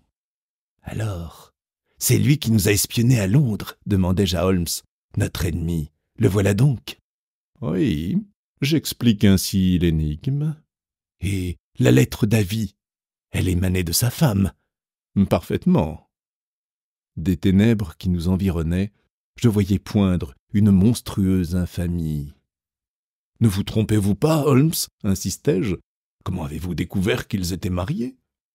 La première fois que Stapleton vous rencontra, il eut le tort de vous confier une partie de sa véritable biographie.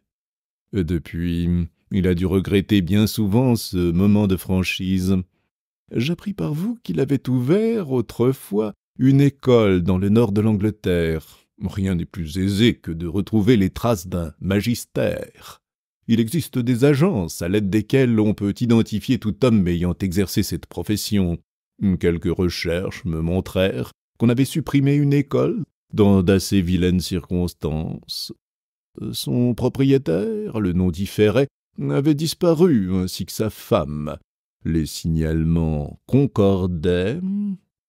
Lorsque je sus que l'homme s'adonnait à l'entomologie, je ne conservais plus de doute sur son identité.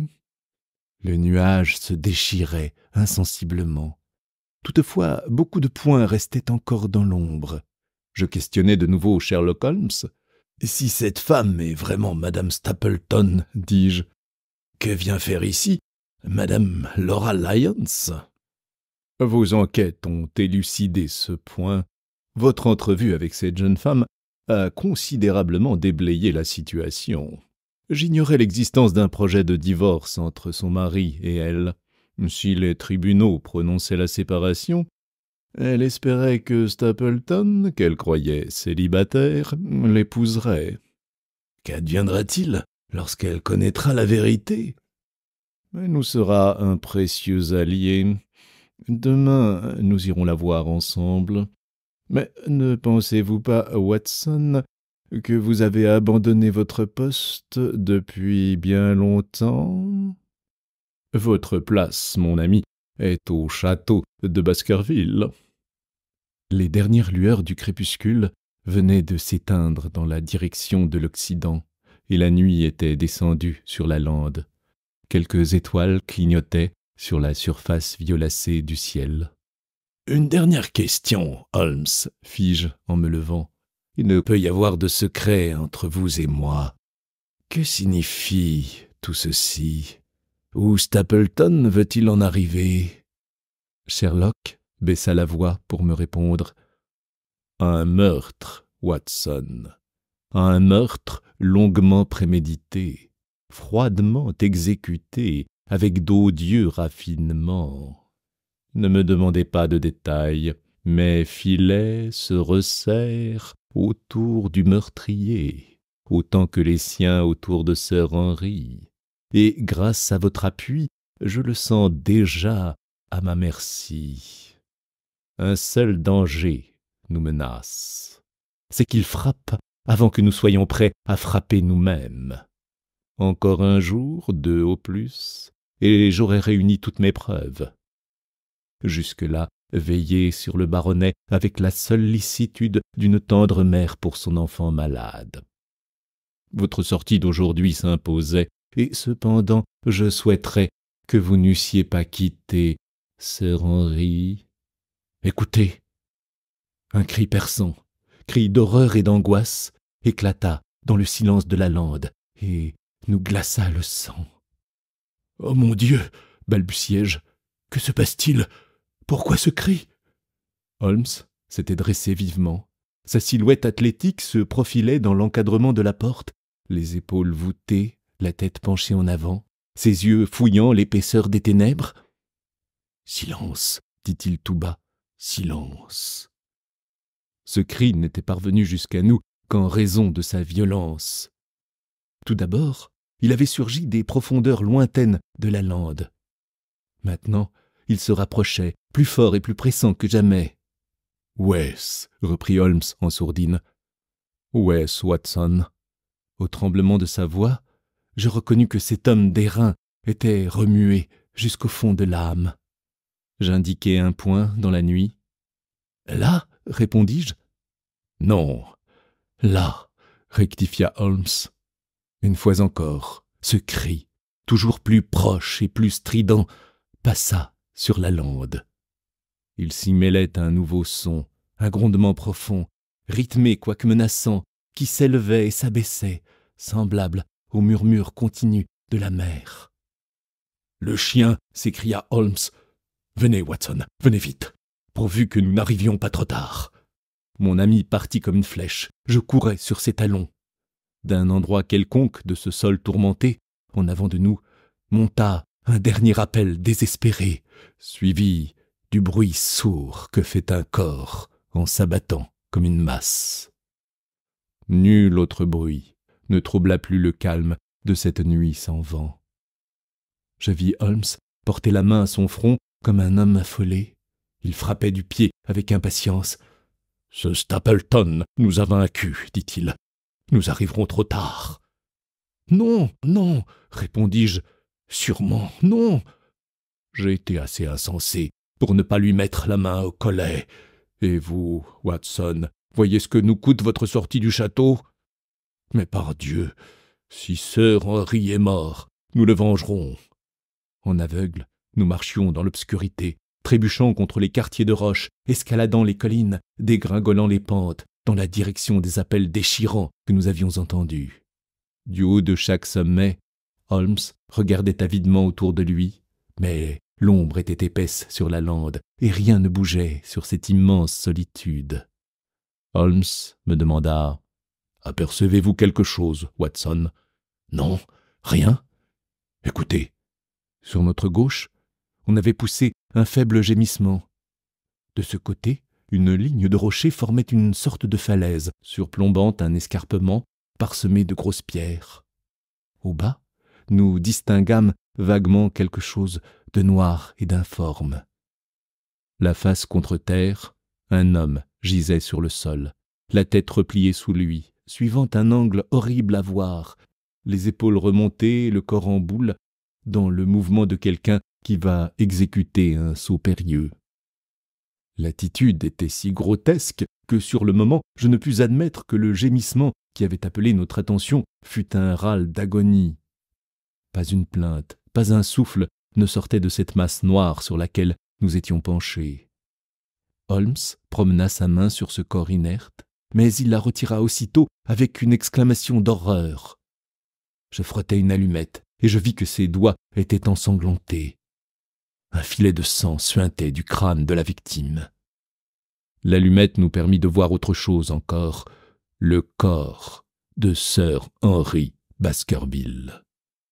Nous faillîmes nous évanouir. Nous ne pouvions pas ne pas reconnaître ce burlesque complet de cheviote rougeâtre, celui que le baronnet portait le matin où il se présenta pour la première fois à Baker Street. Nous l'aperçûmes, l'espace d'une seconde, au moment où l'allumette jeta une dernière clarté avant de s'éteindre, de même que s'éteignait en nos âmes notre suprême lueur d'espoir.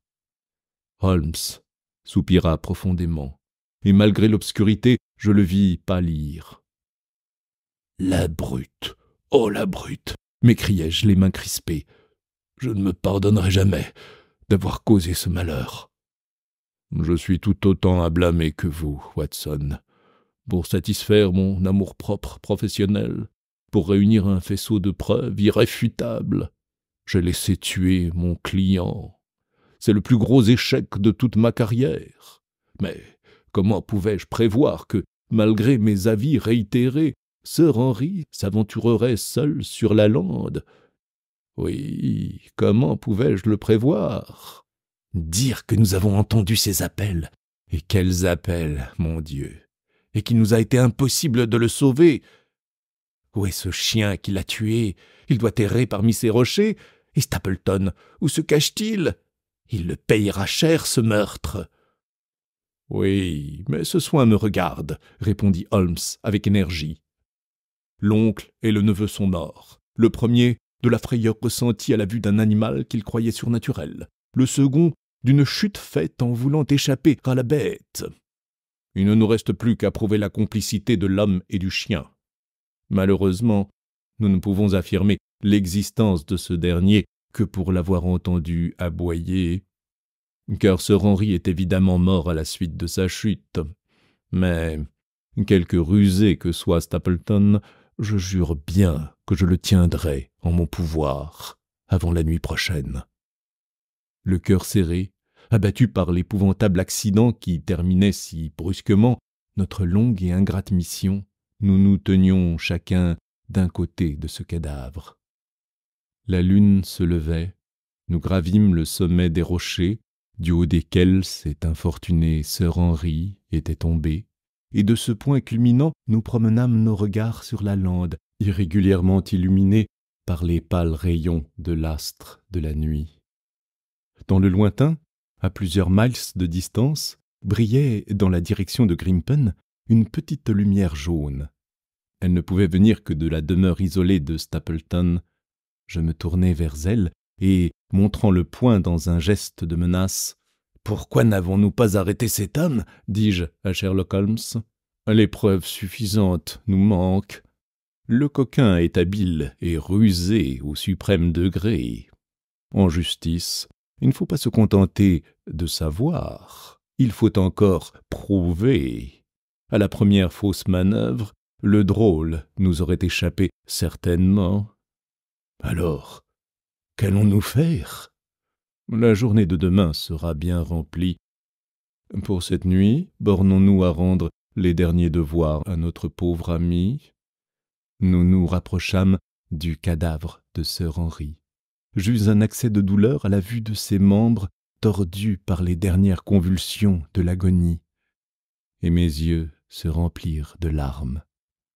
Holmes avait poussé un cri et s'était penché sur le cadavre. Il riait, il dansait en se frottant les mains. Était-ce bien là mon compagnon, si flegmatique, si maître de lui? « Une barbe! Une barbe !» s'écria-t-il. « Cet homme a une barbe !»« Une barbe ?» répétai-je, de plus en plus étonné. « Ce n'est pas le baronnet, oui, c'est mon voisin le convict. » Fiévreusement, nous retournâmes le cadavre en le plaçant sur le dos. Une barbe, raidie par le sang coagulé, dressa sa pointe vers le ciel. Impossible de se méprendre sur ce front proéminent, ni sur ces yeux caves. Je reconnus le visage, aperçu quelques jours auparavant au-dessus de la bougie placée dans une anfractuosité de roche, le visage de Selden, l'assassin. La lumière se fit aussitôt dans mon esprit. Je me souvins que le baronnet avait donné ses vieux effets à Barrymore. Celui-ci les avait remis à son beau-frère pour l'aider à fuir. Bottines, chemises, chapeau, tout avait appartenu à Sir Henry.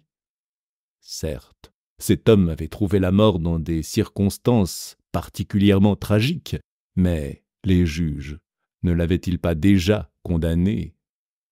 Le cœur transporté d'allégresse, je racontai à Holmes que le baronnet avait fait cadeau de sa vieille garde-robe à son valet de chambre. « Ces vêtements ont occasionné la mort de ce pauvre diable, » me répondit Sherlock. Pour dresser son chien, Stapleton s'est servi d'un objet soustrait à Sir Henry, probablement de la bottine volée à l'hôtel, et la bête poursuivit Selden. Une chose, cependant, me paraît inexplicable. Comment, dans les ténèbres, le convict a-t-il su que le chien lui donnait la chasse? Mais il l'a entendu, probablement. Parce qu'un chien aboie sur la lande, un homme de la rudesse de Selden ne s'expose pas en criant comme un forcené au risque d'une arrestation. Il devait être arrivé au paroxysme de la terreur. D'ailleurs, de la durée de ses appels, je puis conclure qu'il a couru longtemps devant le chien et à une assez grande distance de lui.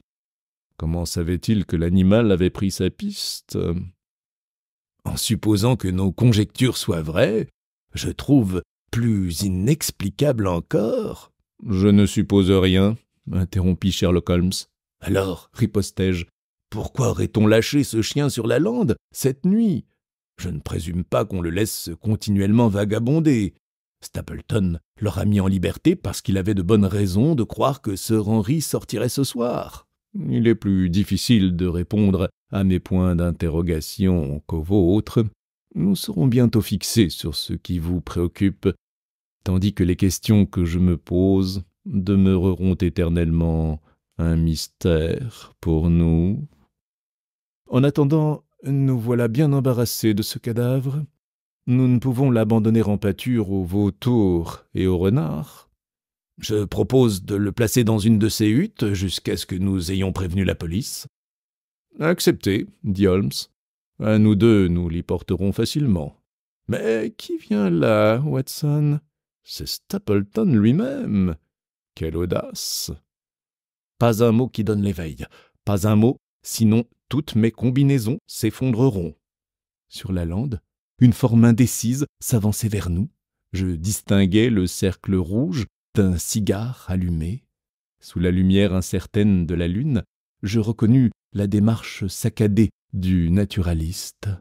À notre vue, il s'arrêta, puis presque aussitôt il continua son chemin. « Eh quoi, Dr. Watson, vous ici » fit-il. « Vous êtes le dernier homme que je comptais rencontrer à cette heure sur la lande. Mais que vois-je ? Un blessé ? Mais ce n'est pas... Dites-moi vite que ce n'est pas Sir Henry. » Il passa rapidement devant moi et se baissa pour regarder le cadavre. Je l'entendis aspirer l'air profondément. En même temps, son cigare s'échappa de ses doigts. « Quel est cet homme ?» bégaya-t-il. « Sheldon, le prisonnier évadé de la prison de Princetown. » Stapleton tourna vers nous un visage hagard.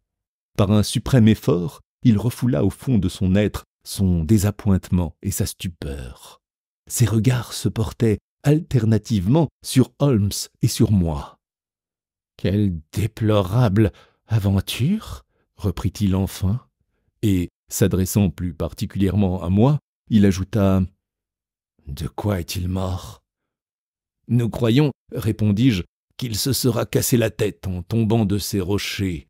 Nous nous promenions sur la lande, mon ami et moi, lorsque nous avons entendu des cris. »« Moi aussi. Je ne suis même accouru que pour cela. J'avais des inquiétudes au sujet de Sir Henry. » Je ne pus m'empêcher de demander « Pourquoi plutôt au sujet de Sir Henry que de toute autre personne ?» Je l'avais invité à passer la soirée chez nous. J'étais fort surpris qu'il ne fût pas venu. Et, naturellement, en entendant crier, j'ai redouté quelque malheur. Auriez-vous par hasard entendu autre chose ? Bien que Stapleton eût prononcé négligemment cette dernière phrase, il nous couvait des yeux tout en parlant. « Non, n'est-ce pas, Watson ?» répliqua Holmes. « Non. »« Mais pourquoi cette question ?» interrogea mon ami d'un air innocent. « Vous connaissez les sottes histoires que racontent les paysans sur un chien fantôme. On prétend qu'il hurle parfois la nuit sur la lande. Je me demandais si, par hasard, cet étrange bruit n'aurait pas retenti ce soir. »« Pas que je sache, » répondis-je. « Quel est votre avis sur l'accident survenu à ce pauvre diable ?» continua Stapleton. « Les transes perpétuelles dans lesquelles il vivait et les privations auxquelles l'exposait son genre de vie ont probablement ébranlé sa raison. Dans un accès de folie, il s'est mis à courir sur le plateau et en tombant du haut de ces roches, il se sera fracturé le crâne. »« Cela me paraît très vraisemblable, » approuva Stapleton, avec un soupir qui témoignait d'un soulagement interne. « Et vous, monsieur Holmes, quel est votre avis ?» Mon ami esquissa un vague salut. « Je trouve, dit-il, que vous acceptez bien facilement les solutions. »« Depuis la venue du docteur Watson, reprit le naturaliste, nous vous attendions tous les jours. Vous arrivez pour assister à un drame. » Oui, demain, en retournant à Londres, j'emporterai avec moi un pénible souvenir. Vous repartez demain? J'en ai l'intention. Je souhaite que votre visite ait fait un peu de lumière sur ces événements qui troublent la contrée. Holmes haussa les épaules. On ne cueille pas toujours autant de lauriers que l'on croit, fit-il. Pour dégager la vérité, il faut des faits et non des légendes ou des rumeurs. J'ai complètement échoué dans ma mission. Mon ami parlait sur un ton de franchise et d'indifférence parfaitement joué. Cependant, Stapleton ne le perdait pas des yeux. Il se retourna vers moi en disant « Je voudrais bien transporter chez moi le cadavre de ce malheureux, mais je crains d'effrayer ma sœur. Recouvrons-lui le visage. Il restera ainsi sans danger jusqu'à demain matin. » Nous fîmes ce que conseillait Stapleton. Puis, malgré son insistance pour nous emmener à Merripit House, Holmes et moi, nous reprîmes le chemin de Baskerville, laissant le naturaliste rentrer seul chez lui. En nous retournant, nous vîmes sa silhouette s'éloigner lentement à travers l'immensité de la lande. « Nous touchons au moment critique, » me dit Sherlock, tandis que nous marchions silencieusement. « Cet homme est joliment fort. Au lieu de Sir Henry, c'est Selden qui tombe victime de ses machinations. Avez-vous remarqué comment il a supporté ce coup qui en aurait paralysé bien d'autres? Je vous l'ai dit à Londres, Watson, et je vous le répète ici. Nous n'avons jamais eu à combattre d'ennemis plus dignes de nous. » « Je regrette qu'il vous ait vu. »« Je le regrettais aussi, tout d'abord, mais il n'y avait pas moyen d'éviter cette rencontre. »« Pensez-vous que votre présence au château modifie ses plans ?» demandai-je. « Elle peut le rendre plus prudent ou, au contraire, le pousser à la témérité. Comme la plupart des criminels habiles, il est capable de trop compter sur son habileté et de croire qu'il nous a dupés. Pourquoi ne l'avons-nous pas arrêté? Mon cher Watson, vous êtes un homme d'action, vous. Votre tempérament vous porte aux actes d'énergie. Mais supposons, par exemple, que nous l'ayons arrêté tout à l'heure. Qu'en serait-il résulté de bon pour nous? Quelles preuves fournir contre lui? C'est en cela qu'il est rusé comme un démon. Si nous tenions un complice qui fût en mesure de déposer devant les juges, passe encore. J'admets même que nous nous emparions de ce chien. Il ne constituerait pas une preuve suffisante pour qu'on nouât une corde autour du cou de son maître. Il y a la mort de Sir Charles. L'examen de son cadavre n'a révélé aucune trace de blessure. Vous et moi, nous savons qu'une frayeur l'a tué, et nous connaissons la cause de cette frayeur. Mais comment faire pénétrer cette certitude dans le cœur de 12 jurés imbéciles? Comment prouver l'intervention du chien? Où est la marque de ses crocs? D'ailleurs, un chien ne mord jamais un cadavre, et Sir Charles était trépassé lorsque l'animal l'atteignit. Nous devrions établir tout cela, vous dis-je, mais nous sommes loin de pouvoir le faire. Et le drame de cette nuit? Il ne nous a rien apporté de concluant. Quelle relation directe existe-t-il entre le chien et la mort de Selden? Avons-nous vu la bête? Non, mais nous l'avons entendue. Je vous l'accorde. Prouvez-moi qu'elle poursuivait le convict. Pour quelle raison cette poursuite? Moi, je n'en trouve pas. Non, mon cher Watson, il faut nous résigner à la pensée que nous ne pouvons formuler aucune accusation précise et nous efforcer de recueillir des preuves indiscutables. Comment y arriver? Par Madame Laura Lyons. Lorsque nous l'aurons renseignée sur le comte de Stapleton, elle nous sera d'un grand secours. J'ai mes plans, moi aussi. Attendons-nous à de graves événements pour la journée de demain. Toutefois, avant 24 heures, j'espère bien avoir définitivement le dessus. Holmes borna là ses confidences. Il continua à marcher, perdu dans ses réflexions, jusqu'à la porte du château de Baskerville. « Entrez-vous » lui demandai-je. « Pourquoi pas? Je n'ai plus de raison de me cacher. Encore un mot, Watson. Ne parlez pas du chien à Sir Henry. Qu'il pense de la mort de Selden ce que Stapleton voulait que nous crussions nous-mêmes. Il n'en sera que plus dispos pour l'épreuve qu'il subira demain. Vous m'avez dit qu'il est invité à dîner à Merripit House. Je le suis également.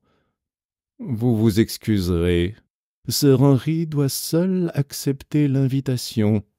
Nous inventerons un bon prétexte à votre absence. Et maintenant, allons prier le baronnet de nous donner à souper. » Chapitre 13. Filet tendu. En raison des derniers événements, Sir Henry attendait depuis quelques jours l'arrivée de Sherlock Holmes. Aussi se montra-t-il plus satisfait que surpris de le voir. Toutefois, il ouvrit de grands yeux en s'apercevant que mon ami n'avait pas de bagages et ne lui donnait aucune explication sur cette absence de valise. Nous procurâmes à Sherlock tout ce dont il pouvait avoir besoin, et après un dîner, servi bien longtemps après l'heure accoutumée, nous apprîmes au baronnet ce qu'il nous importait qu'il connût de mon aventure. Auparavant, j'avais eu la corvée de raconter à Barrymore et à sa femme la mort de Selden. Cette nouvelle causa au valet de chambre un soulagement sans égal, mais Madame Barrymore porta son tablier à ses yeux et pleura amèrement. Pour tout le monde, le convict était un être violent, moitié brute et moitié démon. Pour elle, il demeurait toujours l'enfant volontaire qui s'attachait à ses jupes à l'époque où elle était jeune fille. J'ai erré tristement dans la maison depuis le départ matinal de Watson, dit le baronnet. Je mérite des compliments pour la façon dont j'ai tenu ma promesse. Si je ne vous avais pas juré de ne pas sortir seul, j'aurais pu passer une meilleure soirée. Les Stapleton m'avaient prié d'aller dîner chez eux. Je suis certain que vous auriez passé une meilleure soirée, répondit Holmes sèchement. En tout cas, vous n'avez pas l'air de vous douter que nous avons pleuré votre mort. Sir Henry releva la tête. « Comment cela ?» demanda-t-il. « Ce pauvre diable de Selden portait des vêtements qui vous avaient appartenu. Je crains fort que votre domestique, de qui il les tenait, n'émaille à partir avec la police. »« C'est impossible. Autant qu'il m'en souvienne, ces vêtements n'étaient pas marqués à mon chiffre. »« Tant mieux pour Barrymore, mais pour vous aussi, car tous, dans cette affaire, vous avez agi contre les prescriptions de la loi. Je me demande même si, en ma qualité de détective consciencieux, mon premier devoir ne serait pas d'arrêter toute la maisonnée.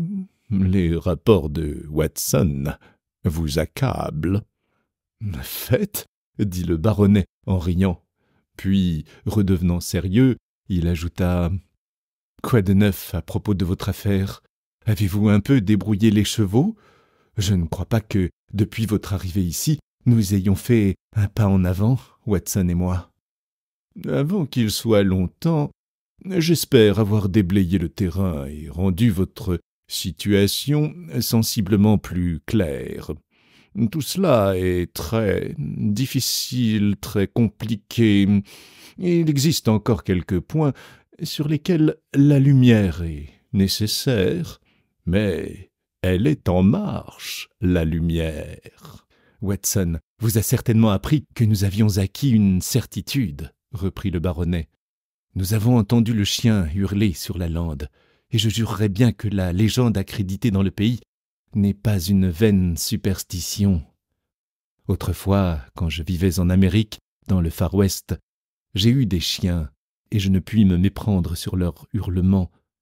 Si vous parvenez à museler celui-là, je vous proclamerai partout le plus grand détective des temps modernes. Je crois que je le musellerai et que je l'enchaînerai facilement, à la condition que vous consentiez à m'aider. Je ferai tout ce que vous me commanderez. Parfait. Je vous demande en outre de m'obéir aveuglément, sans vous enquérir des raisons qui me guident. Je m'y engage.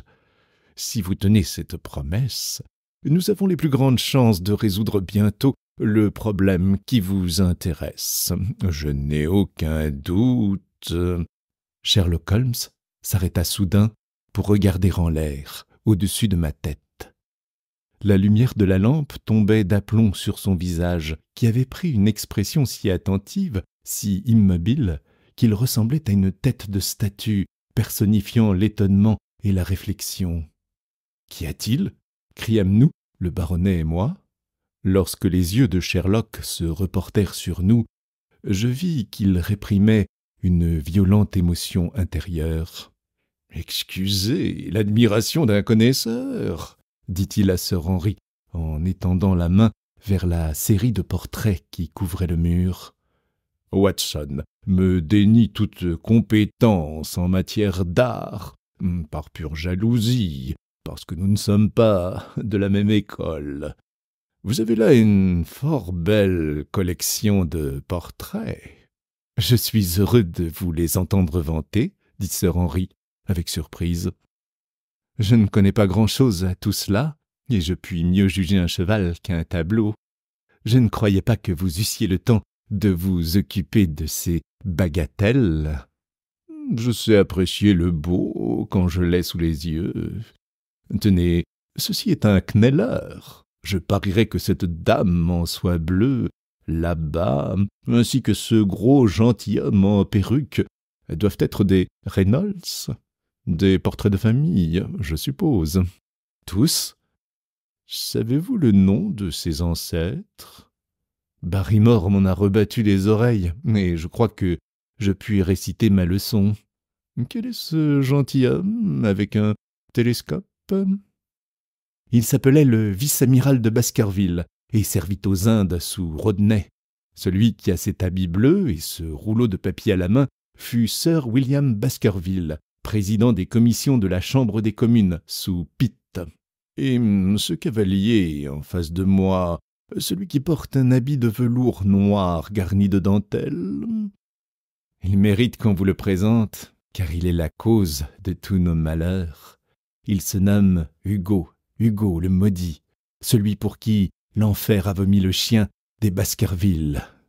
Nous ne sommes pas près de l'oublier. » Intéressé et surpris, j'examinais le portrait.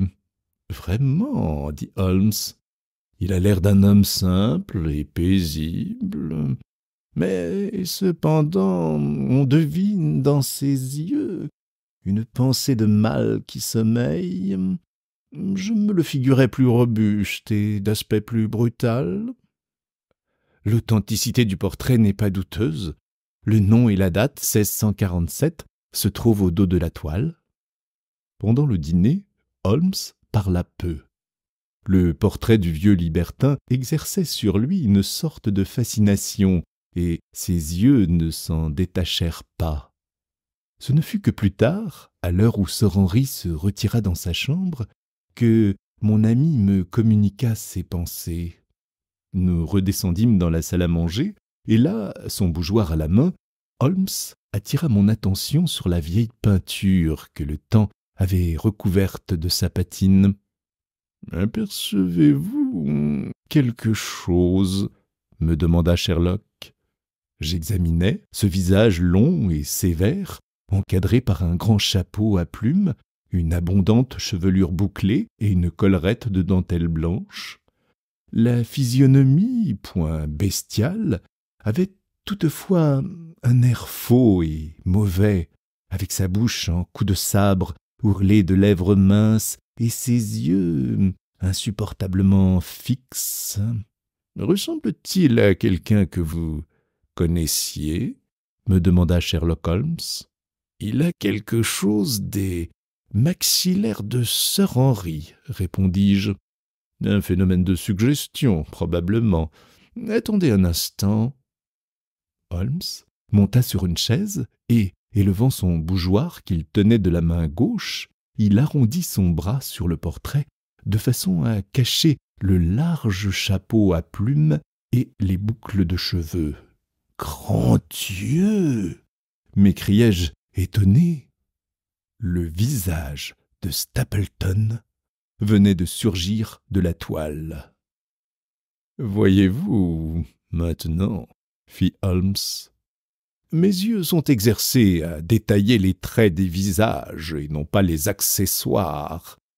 La première qualité de ceux qui se vouent à la recherche des criminels consiste à savoir percer les déguisements. »« C'est merveilleux.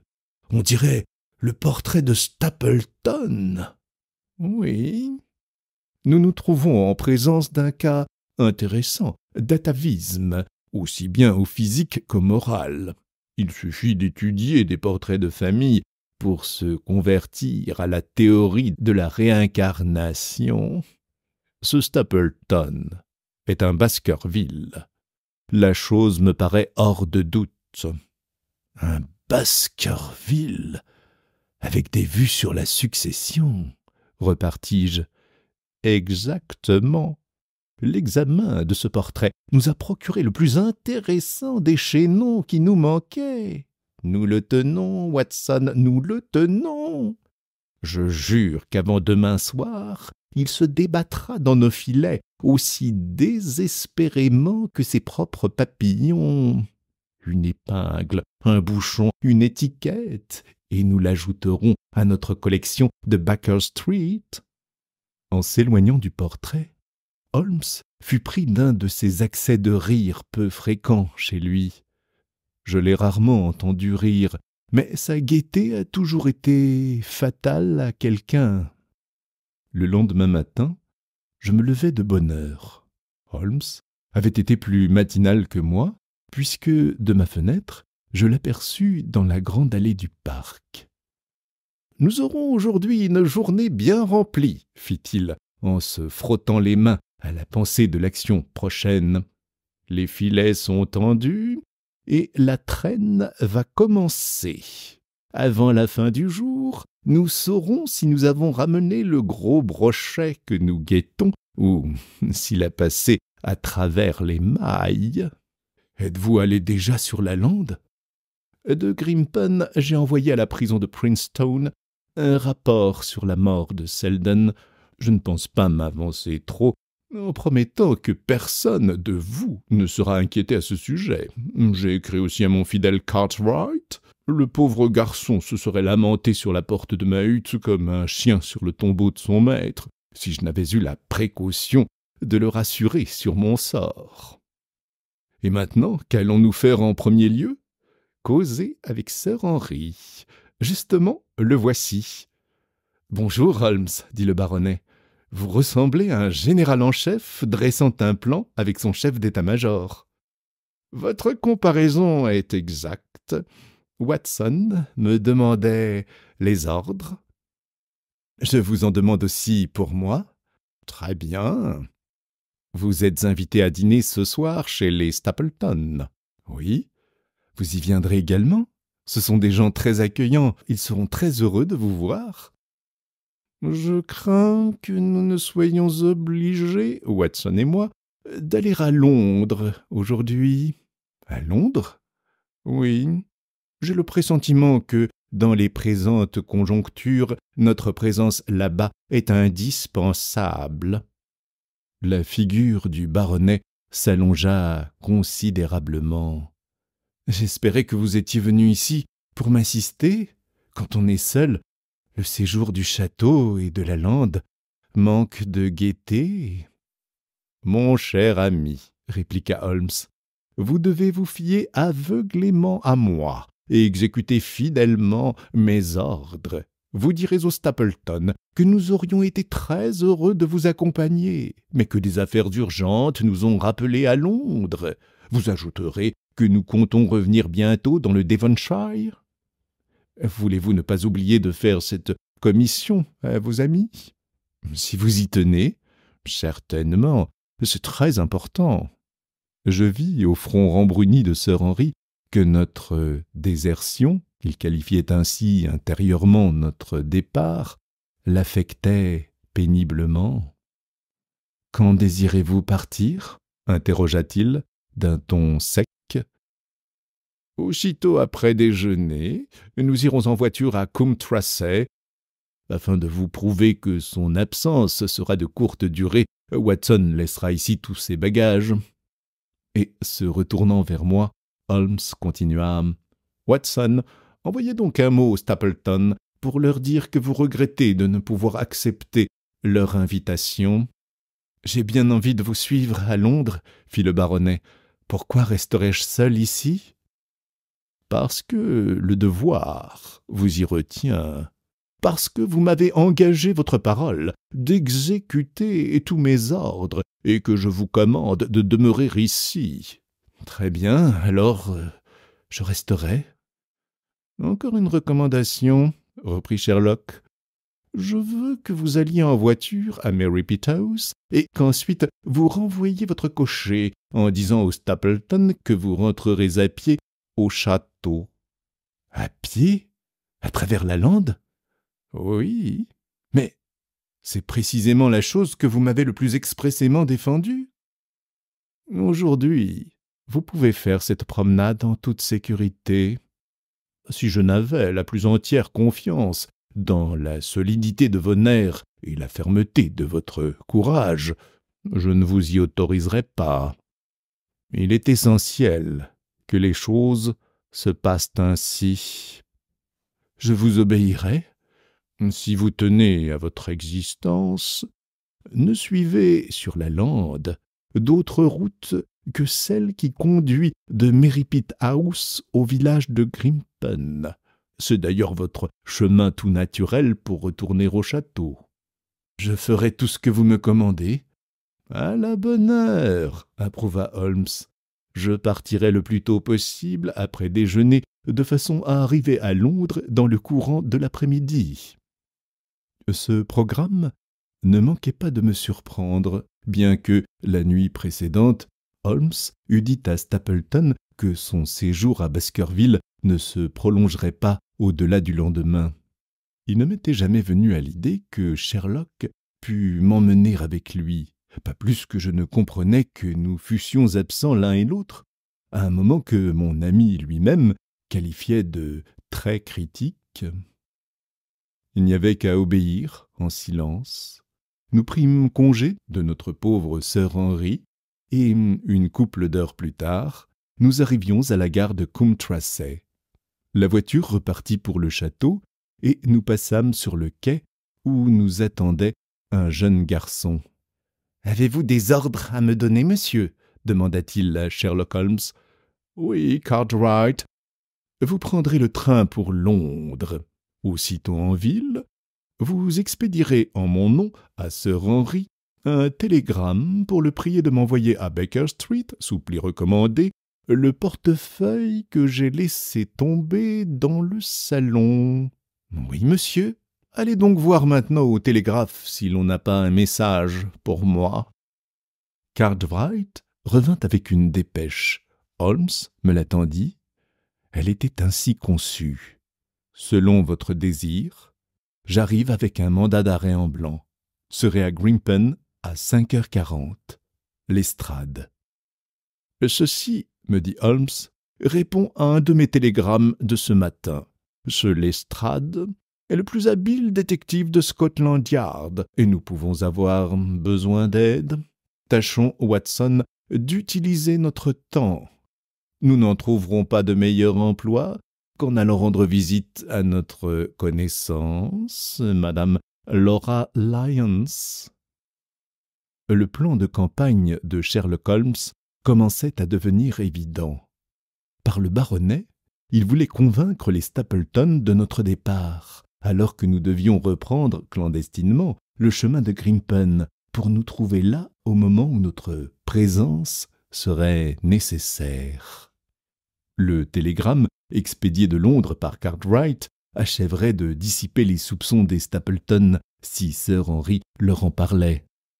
Je voyais déjà les filets se resserrer davantage autour du brochet que nous désirions capturer. Madame Laura Lyons nous reçut dans son bureau. Sherlock Holmes ouvrit le feu avec une franchise et une précision qui la déconcertèrent un peu.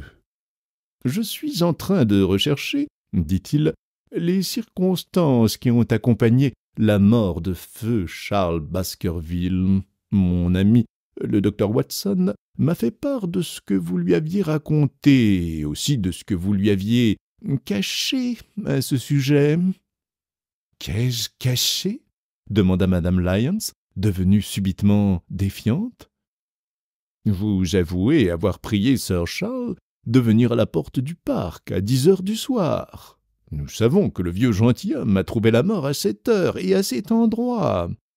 Pourquoi avez-vous passé sous silence la relation qui existe entre ces différents événements? Il n'existe entre eux aucune relation? Permettez-moi de vous faire remarquer qu'en tout cas, la coïncidence est au moins extraordinaire. J'estime cependant que nous parviendrons à établir cette relation. Je veux agir franchement avec vous, Madame Lyons. Un meurtre a été commis. Nous en sommes certains. Et l'enquête peut impliquer non seulement votre ami, M. Stapleton, mais encore sa femme. Laura Lyons quitta brusquement son fauteuil. « Sa femme !» s'écria-t-elle. « C'est aujourd'hui le secret de Polichinelle. Celle qu'on croyait sa sœur est bien réellement sa femme. » Madame Lyons se rassit. Ses mains s'étaient à tel point crispées sur les bras du fauteuil que ses ongles, roses quelques minutes auparavant, avaient blanchi sous la violence de l'étreinte. « Sa femme !» répéta-t-elle. « Sa femme !» Il était donc marié. Sherlock Holmes se contenta de hausser les épaules. « Prouvez-le-moi, prouvez-le-moi, reprit-elle. Et si vous m'apportez cette preuve... » L'éclair qui passa alors dans ses yeux en dit plus long que tous les discours. « Je suis venu dans cette intention, continua Holmes, en tirant plusieurs papiers de sa poche. Voici d'abord une photographie du couple prise à York il y a plusieurs années. Lisez la mention écrite au dos. Monsieur et Madame Vandeleur. Vous le reconnaîtrez sans peine, mais elle aussi, si vous l'avez vue. Voilà 3 signalements de Monsieur et Madame Vandeleur, signés par des témoins dignes de foi. Le ménage tenait à cette époque l'école de Saint-Olivier. Lisez ces attestations et voyez si vous pouvez douter de l'identité de ces gens. » Madame Lyons prit les documents, les parcourut et tourna ensuite vers nous un visage consterné. « Monsieur Holmes, dit-elle, cet homme m'a proposé de m'épouser. Si je divorçais d'avec mon mari, il m'a menti, le lâche, d'une inconcevable façon. Il ne m'a jamais dit un mot de vérité. Mais pourquoi? Pourquoi?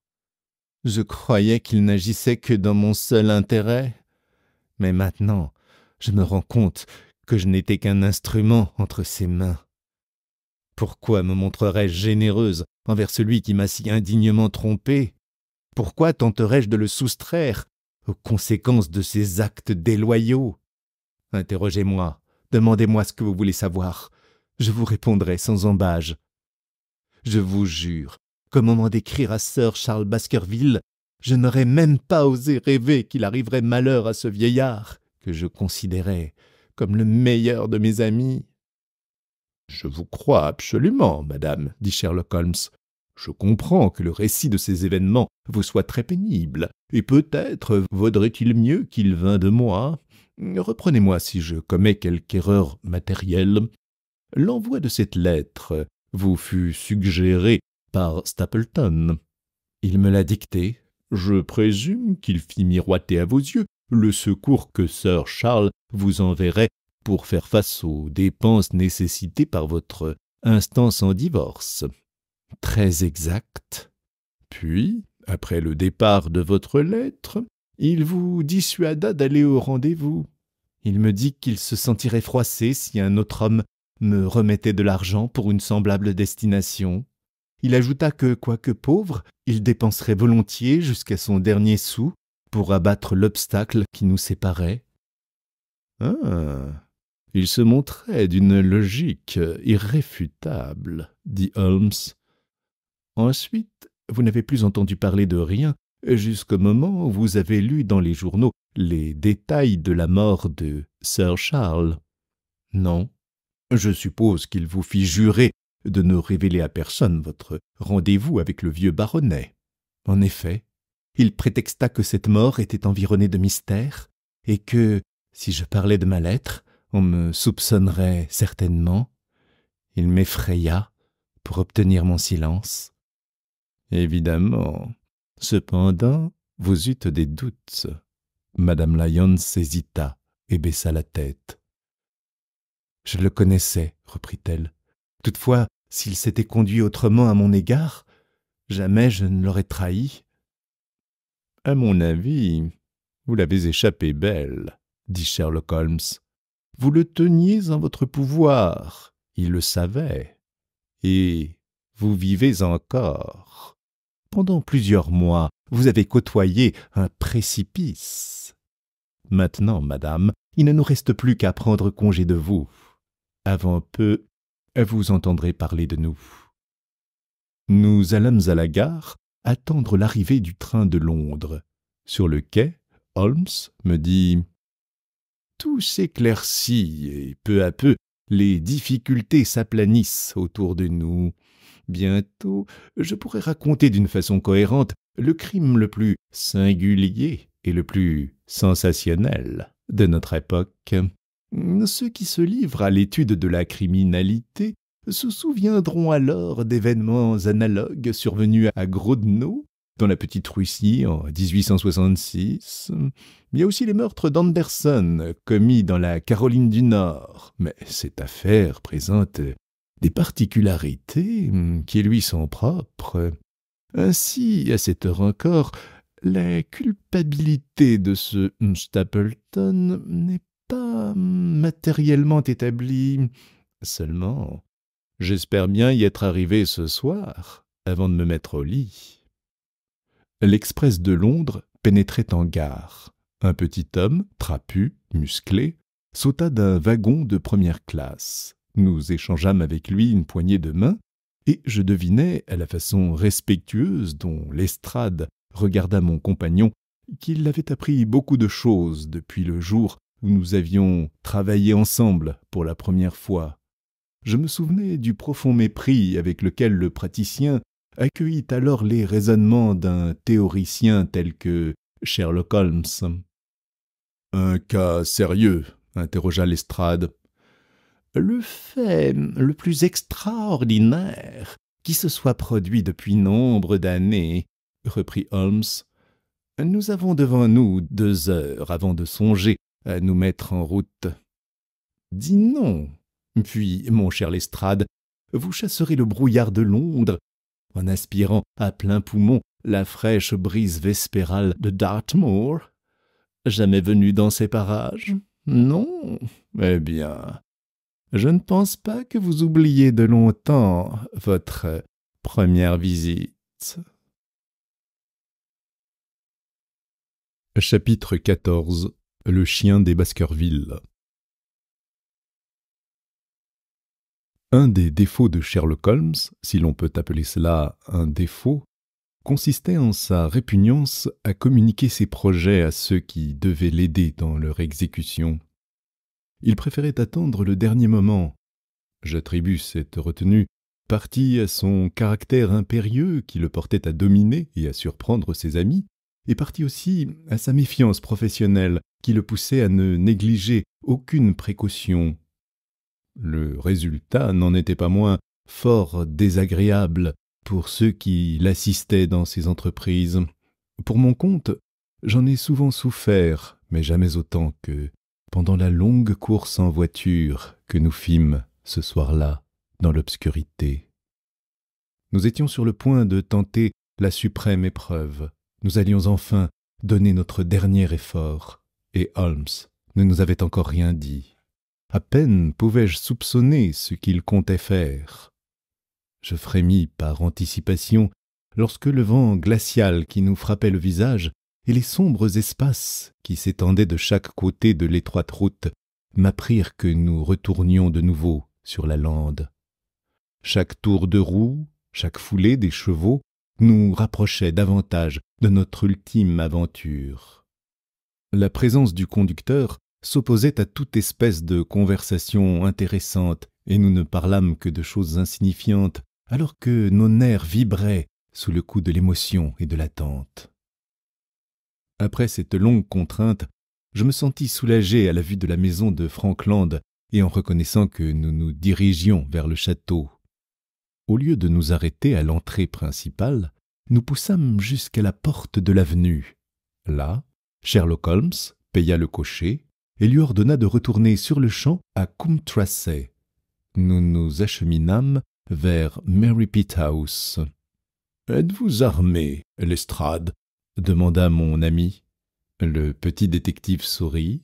« Tant que j'aurai un pantalon, dit-il, j'y ferai coudre une poche revolver, et aussi longtemps que j'aurai une poche revolver, il se trouvera quelque chose dedans. » Bien.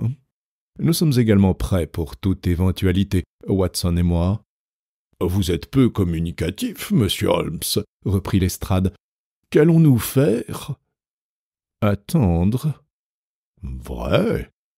L'endroit ne me semble pas folâtre, » fit le détective, en frissonnant à l'aspect des pentes sombres de la colline et de l'immense voile de brouillard qui recouvrait la grande fondrière de Grimpen. « Je crois apercevoir devant nous les lumières d'une maison. »« C'est Merripit House, le terme de notre voyage, » murmura Holmes.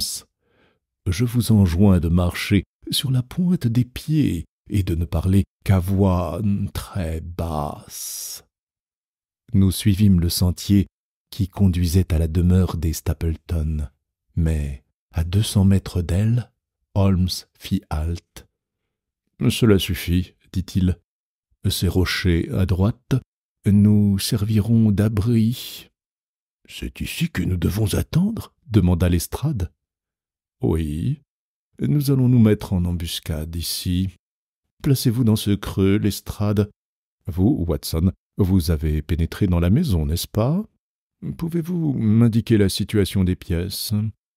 Qu'y a-t-il derrière ces fenêtres grillées de ce côté? Les cuisines, probablement. Et plus loin, celles qui sont si brillamment éclairées. La salle à manger. Les stores sont levés.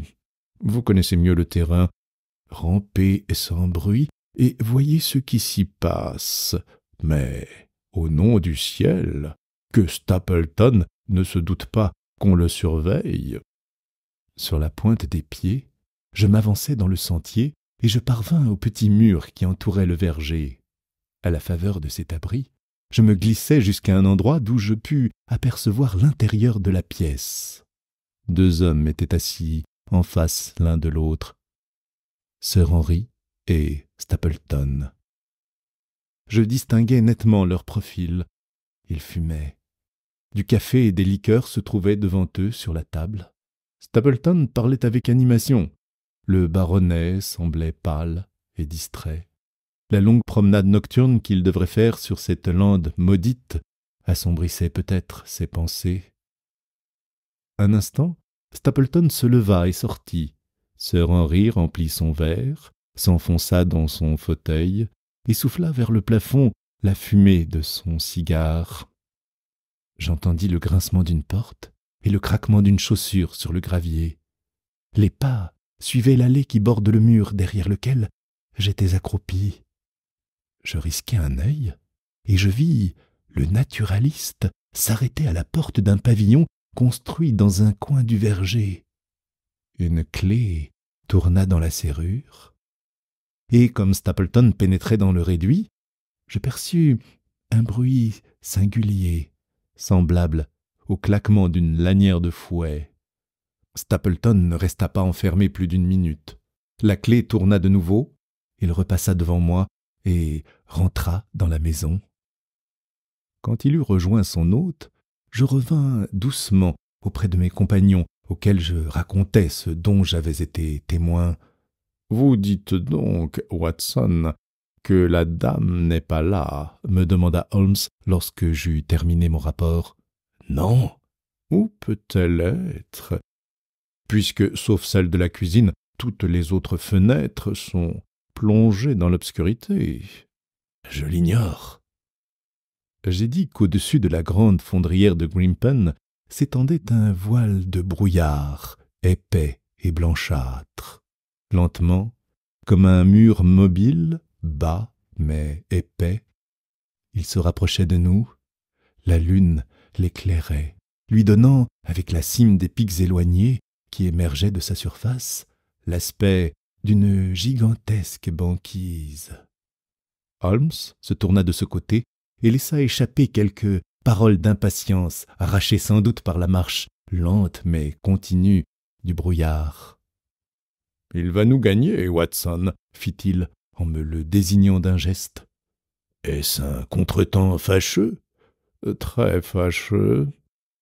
La seule chose au monde qui pût déranger mes combinaisons.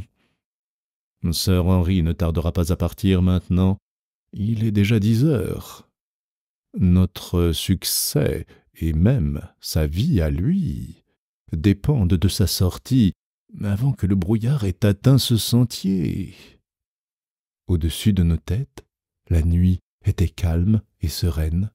Les étoiles scintillaient, pareilles à des clous d'or fixés sur la voûte céleste, et la lune baignait tout le paysage d'une lumière douce et incertaine. Devant nous se détachait la masse sombre de la maison, dont les toits dentelés, hérissés de cheminées, se profilaient sur un ciel teinté d'argent. De larges traînées lumineuses, partant des fenêtres du rez-de-chaussée, s'allongeaient sur le verger et jusque sur la lande. L'une d'elles s'éteignit subitement. Les domestiques venaient de quitter la cuisine. Il ne resta plus que la lampe de la salle à manger, où les 2 hommes, le maître de séant aux pensées sanguinaires et le convive inconscient du danger qui le menaçait, continuaient à causer en fumant leurs cigares. De minute en minute, le voile opaque qui recouvrait la lande se rapprochait davantage de la demeure de Stapleton. Déjà, les légers flocons d'ouate, avant-coureurs de la brume, s'enroulaient autour du rayon de lumière projeté par la fenêtre illuminée. Le mur du verger le plus éloigné de nous devenait invisible, et les arbres disparaissaient presque derrière un nuage de vapeur blanche. Bientôt, des vagues de brouillard léchèrent les 2 angles de la maison et se rejoignirent, la faisant ressembler à un vaisseau fantôme qui voguerait sur une mer silencieuse. Holmes crispa sa main sur le rocher qui nous cachait et frappa du pied dans un mouvement d'impatience. « Si Sir Henry n'est pas sorti avant un quart d'heure, dit-il, le sentier sera envahi à son tour. Dans une demi-heure, il nous sera impossible de distinguer notre main au bout de notre bras. Si nous nous retirions jusqu'à l'endroit où le terrain se relève, insinuai-je. Oui, c'est préférable. » À mesure que cette inondation de brouillard nous gagnait, nous fuyions devant elle. Maintenant, 600 mètres environ nous séparaient de la maison, et ce flot inexorable, dont la lune argentait la crête, nous repoussait toujours. « Nous reculons trop, » dit Holmes. « Nous ne devons pas courir la chance que le baronnet soit terrassé avant d'arriver jusqu'à nous. Restons où nous sommes, à tout prix. » Mon ami se baissa et appliqua son oreille contre la terre. « Merci, mon Dieu, fit-il en se relevant. Il me semble que je l'entends venir. » Un bruit de pas précipité rompit le silence de la lande. Blottis au milieu des pierres, nous regardions avec insistance la muraille floconneuse qui nous barrait la vue de la maison. Les pas devinrent de plus en plus distincts, et du brouillard sortit, comme d'un rideau, l'homme que nous attendions. Dès qu'il se retrouva dans une atmosphère plus claire, il regarda autour de lui, surpris de la limpidité de la nuit. Rapidement, sir Henry descendit le sentier, passa tout près de l'endroit où nous étions tapis et commença l'ascension de la colline qui se dressait derrière nous. Tout en marchant, il tournait à chaque instant la tête de côté et d'autre, comme un homme qui se sent mal à l'aise. « Attention !» cria Holmes. « Gare à vous ! Je l'entends !» En même temps, j'aperçus le bruit sec d'un pistolet qu'on arme. Il s'élevait du sein de cette mer de brume un bruit continu, semblable à un fouaillement. Les nuées ne se trouvaient plus qu'à 50 mètres de nous, et, tous trois, nous ne les perdions pas de vue, incertains de l'horreur qu'elles allaient nous vomir. Mon coude touchait celui d'Holmes, et à ce moment, je levai la tête vers lui. Il était pâle, mais exultant. Ses yeux étincelaient à la pâle clarté de la lune. Soudain, ils devinrent fixes, et ses lèvres s'entr'ouvrirent d'étonnement. En même temps, Lestrade poussa un cri de terreur et se jeta la face contre terre. Je sautai sur mes pieds. Ma main inerte se noua sur la crosse de mon revolver. Je sentis mon cerveau se paralyser devant l'effrayante apparition qui venait de surgir des profondeurs du brouillard. C'était un chien, un énorme chien noir, tel que les yeux des mortels n'en avaient jamais contemplé auparavant. Sa gueule soufflait du feu, ses prunelles luisaient comme des charbons ardents. Autour de ses babines et de ses crocs vacillaient des flammes. Jamais les rêves les plus insensés d'un esprit en délire n'enfantèrent rien de plus sauvage, de plus terrifiant, de plus diabolique que cette forme noire et cette face féroce qui s'était frayé un passage à travers le mur de brouillard. Avec des bonds énormes, ce fantastique animal flairait la piste de notre ami, le serrant de près. Cette apparition nous hypnotisait à tel point qu'elle nous avait déjà dépassés lorsque nous revînmes à nous. Holmes et moi fîmes feu simultanément. La bête hurla hideusement, ce qui nous prouva qu'au moins l'un de nous l'avait touchée. Cependant, elle bondit en avant et continua sa course. Sir Henry s'était retourné.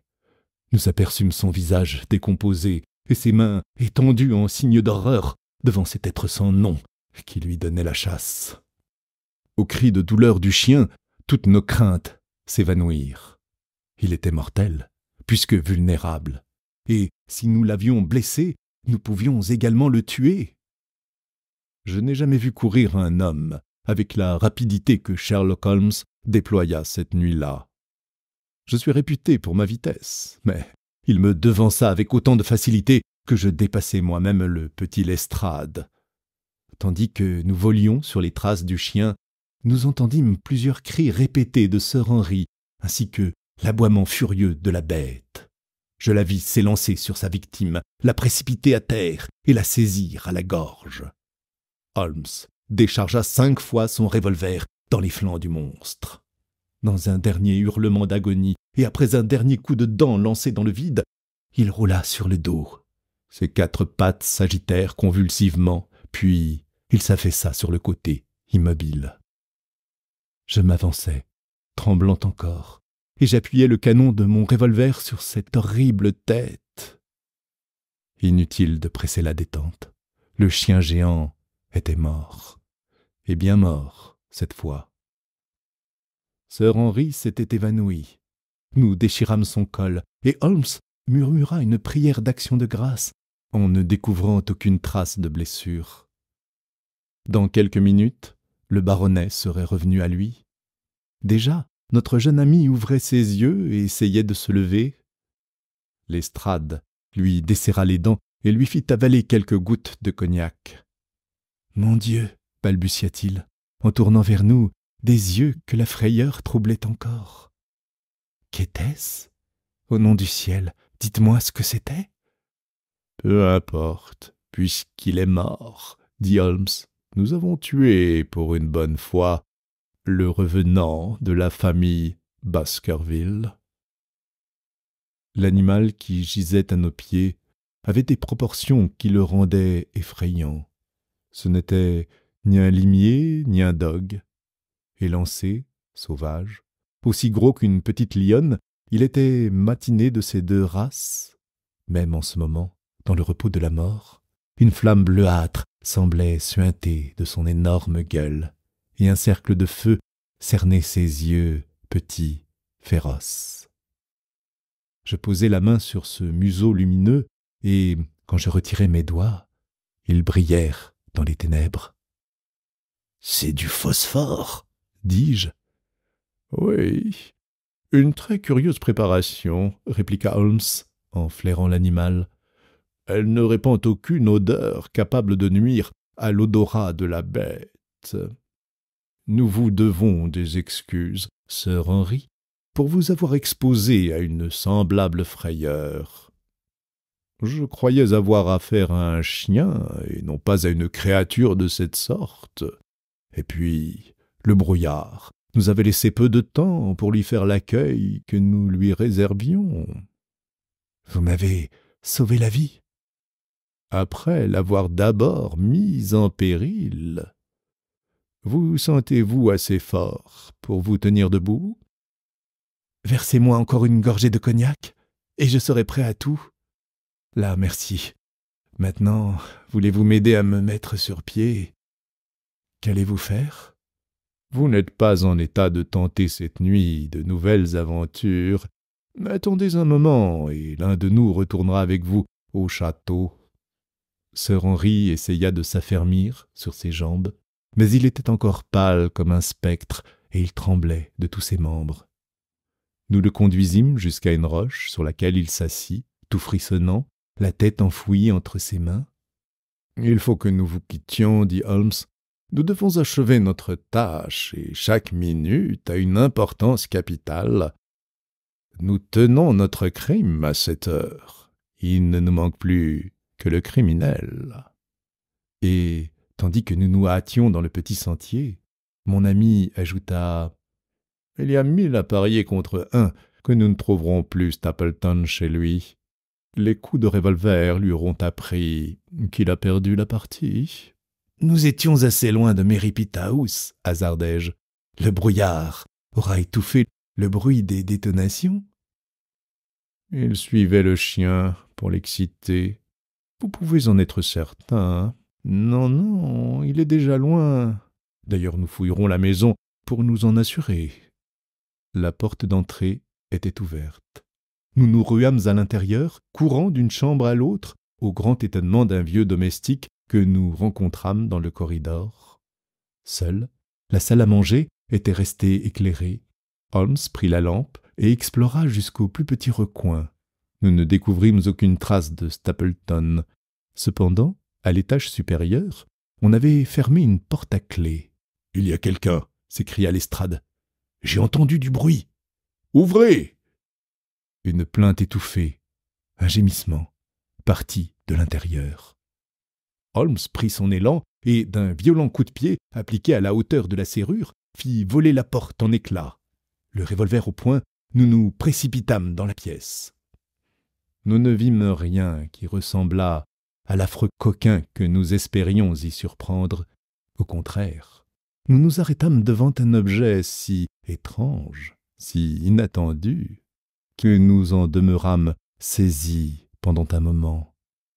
Stapleton avait converti cette pièce en un petit musée. Dans des casiers vitrés, fixés au mur, cet être dangereux et complexe avait réuni ses collections de papillons et de phalènes. Au centre, une poutre verticale soutenait l'armature de chêne vermoulu qui supportait les ardoises du toit. de cette poutre pendait un corps, si enveloppé, si emmailloté dans un drap, qu'il nous fut impossible de reconnaître sur le moment si c'était celui d'un homme ou d'une femme. Une première serviette, enroulée autour du cou du pendu, était fortement assujettie à la poutre par un clou. Une seconde enveloppait la partie inférieure du visage, laissant à découvert 2 grands yeux noirs, pleins de surprise et de honte, qui nous regardaient avec angoisse. Dans l'espace d'une seconde, nous eûmes tranché le bâillon, desserré les liens, et Madame Stapleton s'affaissait à nos pieds sur le parquet. Au moment où sa jolie tête retombait sur sa poitrine, je distinguais sur la blancheur du cou le sillon rouge produit par une mèche de fouet. « La brute !» cria Holmes. « Vite, Lestrade, votre bouteille de cognac. Asseyons-la dans un fauteuil. Elle s'est évanouie d'épuisement. » La jeune femme entr'ouvrit les yeux. « Est-il sauvé ?» s'écria-t-elle. « S'est-il échappé ?»« Il ne peut nous échapper, madame, » répondit froidement Sherlock Holmes. « Non, non, pas mon mari. Sir Henry, est-il sain et sauf ?»« Oui. »« Et le chien ?»« Mort. » Madame Stapleton poussa un long soupir de satisfaction. « Merci, mon Dieu, merci. Oh, le misérable! Voyez dans quel état il m'a mise. » Elle releva ses manches et nous montra ses bras couverts d'ecchymoses. « Mais cela n'est rien, rien, » reprit-elle, d'une voix entrecoupée de sanglots. « C'est mon esprit et mon âme qui l'a torturé et souillé. J'aurais tout supporté, les mauvais traitements, la solitude, ma vie brisée, tout, si j'avais pu conserver l'espoir qu'il m'aimait encore. Aujourd'hui, mes illusions se sont envolées, et je sais que je n'étais qu'un instrument entre ses mains. Vous n'éprouvez plus pour lui que du ressentiment, n'est-ce pas, madame ? Demanda Holmes. Désignez-nous sa retraite. Vous l'avez aidé dans le mal. Venez-nous en aide maintenant. Ce sera votre expiation. Il ne peut avoir dirigé ses pas que vers un seul endroit, répondit-elle, au cœur même de la grande fondrière. Il existe, sur un îlot de terre ferme, une ancienne mine d'étain. C'était là qu'il cachait son chien. Là également, il s'était ménagé un refuge pour le cas où il aurait dû fuir précipitamment. Il y a couru, certainement. Holmes prit la lampe et l'approcha de la fenêtre. Le brouillard en obscurcissait les vitres. « Voyez, madame, dit-il, je défie qui que ce soit de retrouver cette nuit son chemin à travers la grande fondrière de Grimpen. » Madame Stapleton battit des mains. Ses lèvres se retroussèrent dans un rictus sinistre. « Il peut y pénétrer, mais il n'en ressortira jamais !» s'écria-t-elle. « Comment, par cette nuit épaisse, verrait-il les balises qui doivent le guider ? Nous les avons plantées ensemble, lui et moi, pour marquer le seul chemin praticable. Ah, s'il m'avait été permis de les arracher aujourd'hui, vous l'auriez à votre merci. » Il était évident que, pour commencer nos recherches, nous étions condamnés à attendre que le brouillard se fût dissipé. Nous confiâmes à Lestrade la garde de la maison et nous reprîmes, Holmes et moi, le chemin du château de Baskerville en compagnie du baronnet. Impossible de taire plus longtemps à Sir Henry l'histoire des Stapleton. Il supporta courageusement le coup que lui porta au cœur la vérité sur la femme qu'il avait aimée. La secousse produite sur ses nerfs par les aventures de cette nuit déterminèrent une fièvre cérébrale. Le docteur Mortimer, accouru à son chevet, déclara qu'il ne faudrait rien moins qu'un long voyage autour du monde pour rendre à Sir Henry la vigueur et la santé qu'il possédait avant de devenir propriétaire de ce néfaste domaine. J'arrive rapidement à la conclusion de cette singulière histoire, dans laquelle je me suis efforcé de faire partager au lecteur les angoisses et les vagues soupçons qui, pendant quelques jours, avaient troublé notre existence et qui venaient de se terminer d'une si tragique façon. Le lendemain du drame de Merripit House, le brouillard se dissipa, et Madame Stapleton nous guida vers l'endroit où son mari et elle avaient tracé un chemin à travers la fondrière. Pendant le trajet, nous pûmes mesurer, à l'empressement qu'elle mettait à nous conduire sur les traces du naturaliste, combien cette femme avait souffert. Elle resta sur une sorte de promontoire que la terre ferme jetait dans l'intérieur du marécage. À partir de ce point, de petites balises plantées çà et là indiquaient le sentier qui serpentait d'une touffe d'ajoncs à l'autre au milieu de trous tapissés d'écume verdâtre et de flaques bourbeuses qui barraient la route aux étrangers. Des roseaux desséchés et des plantes aquatiques limoneuses exhalaient des odeurs fades de choses en décomposition. Une vapeur lourde, chargée de miasmes, nous montait au visage. Au moindre faux pas, nous enfoncions jusqu'au-dessus du genou dans cette boue visqueuse, frissonnante, qui ondulait sous la pression de nos pieds jusqu'à plusieurs mètres de distance. Elle se collait à nos talons, et lorsque nous y tombions, on aurait dit qu'une main homicide nous tirait en bas, tellement était tenace l'étreinte qui nous enserrait. Une seule fois, nous acquîmes la preuve que Stapleton nous avait devancés dans le sentier. Dans une touffe de joncs émergeant de la vase, il nous sembla distinguer quelque chose de noir. Du sentier, Holmes sauta sur la touffe et s'enfonça jusqu'à la ceinture. Si nous n'avions pas été là pour le retirer, il n'aurait jamais plus foulé la terre ferme. Il tenait à la main une vieille bottine. À l'intérieur, on lisait cette adresse imprimée « Meyer, Toronto ». « Cela vaut bien un bain de boue, » dit Sherlock.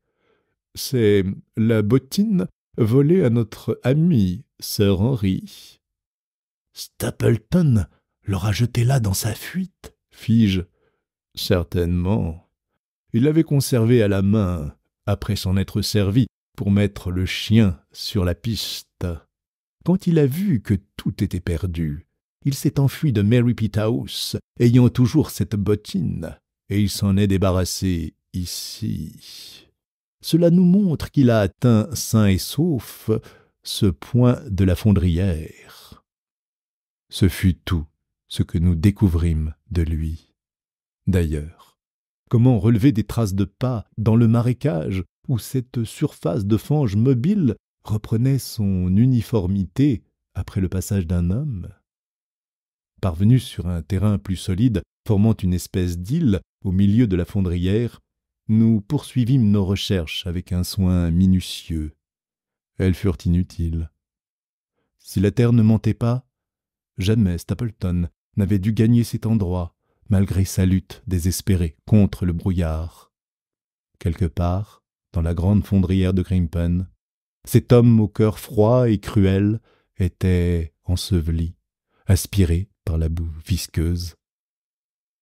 Dans cette île surgie du milieu de la vase, nous trouvâmes de nombreuses traces de ses visites, ainsi que du séjour de son féroce allié. Une vieille roue et une brouette, à demi remplies de décombres, marquaient l'emplacement d'une mine abandonnée. Tout près de là, on retrouvait encore les vestiges des cabanes de mineurs, chassées sans doute par les exhalaisons pestilentielles du marais. Dans l'une de ces cabanes, une niche, à laquelle était fixée une chaîne, puis un amas d'os, indiquait l'endroit où Stapleton attachait son chien. Un crâne, auquel adhéraient encore des poils noirs, gisait au milieu des débris. « Un chien !» fit Holmes en le retournant du pied. « Pardieu, c'était un caniche. Pauvre Mortimer. Il ne reverra plus son favori. Je doute qu'il reste ici des secrets que nous n'ayons pas pénétrés. Stapleton pouvait cacher son chien, mais il ne pouvait l'empêcher d'aboyer. De là ces hurlements si terrifiants à entendre, même en plein jour. Enfermer la bête dans un des pavillons de Merripit House exposait le naturaliste au plus grand risque, mais ce ne fut que le dernier jour, alors qu'il se croyait au terme de ses efforts, qu'il osât s'y décider.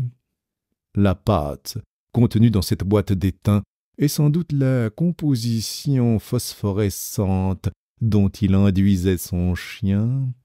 Cette idée lui fut sûrement suggérée par l'histoire du chien des Baskerville et par le désir d'effrayer Sir Charles jusqu'à le tuer. Mais est-il étonnant que ce pauvre diable de Selden ait couru, ait crié, ainsi que Sir Henry et moi-même, lorsqu'il vit bondir à sa poursuite, dans les ténèbres de la lande, une créature aussi étrange? Mais il faut admirer l'ingéniosité de l'invention.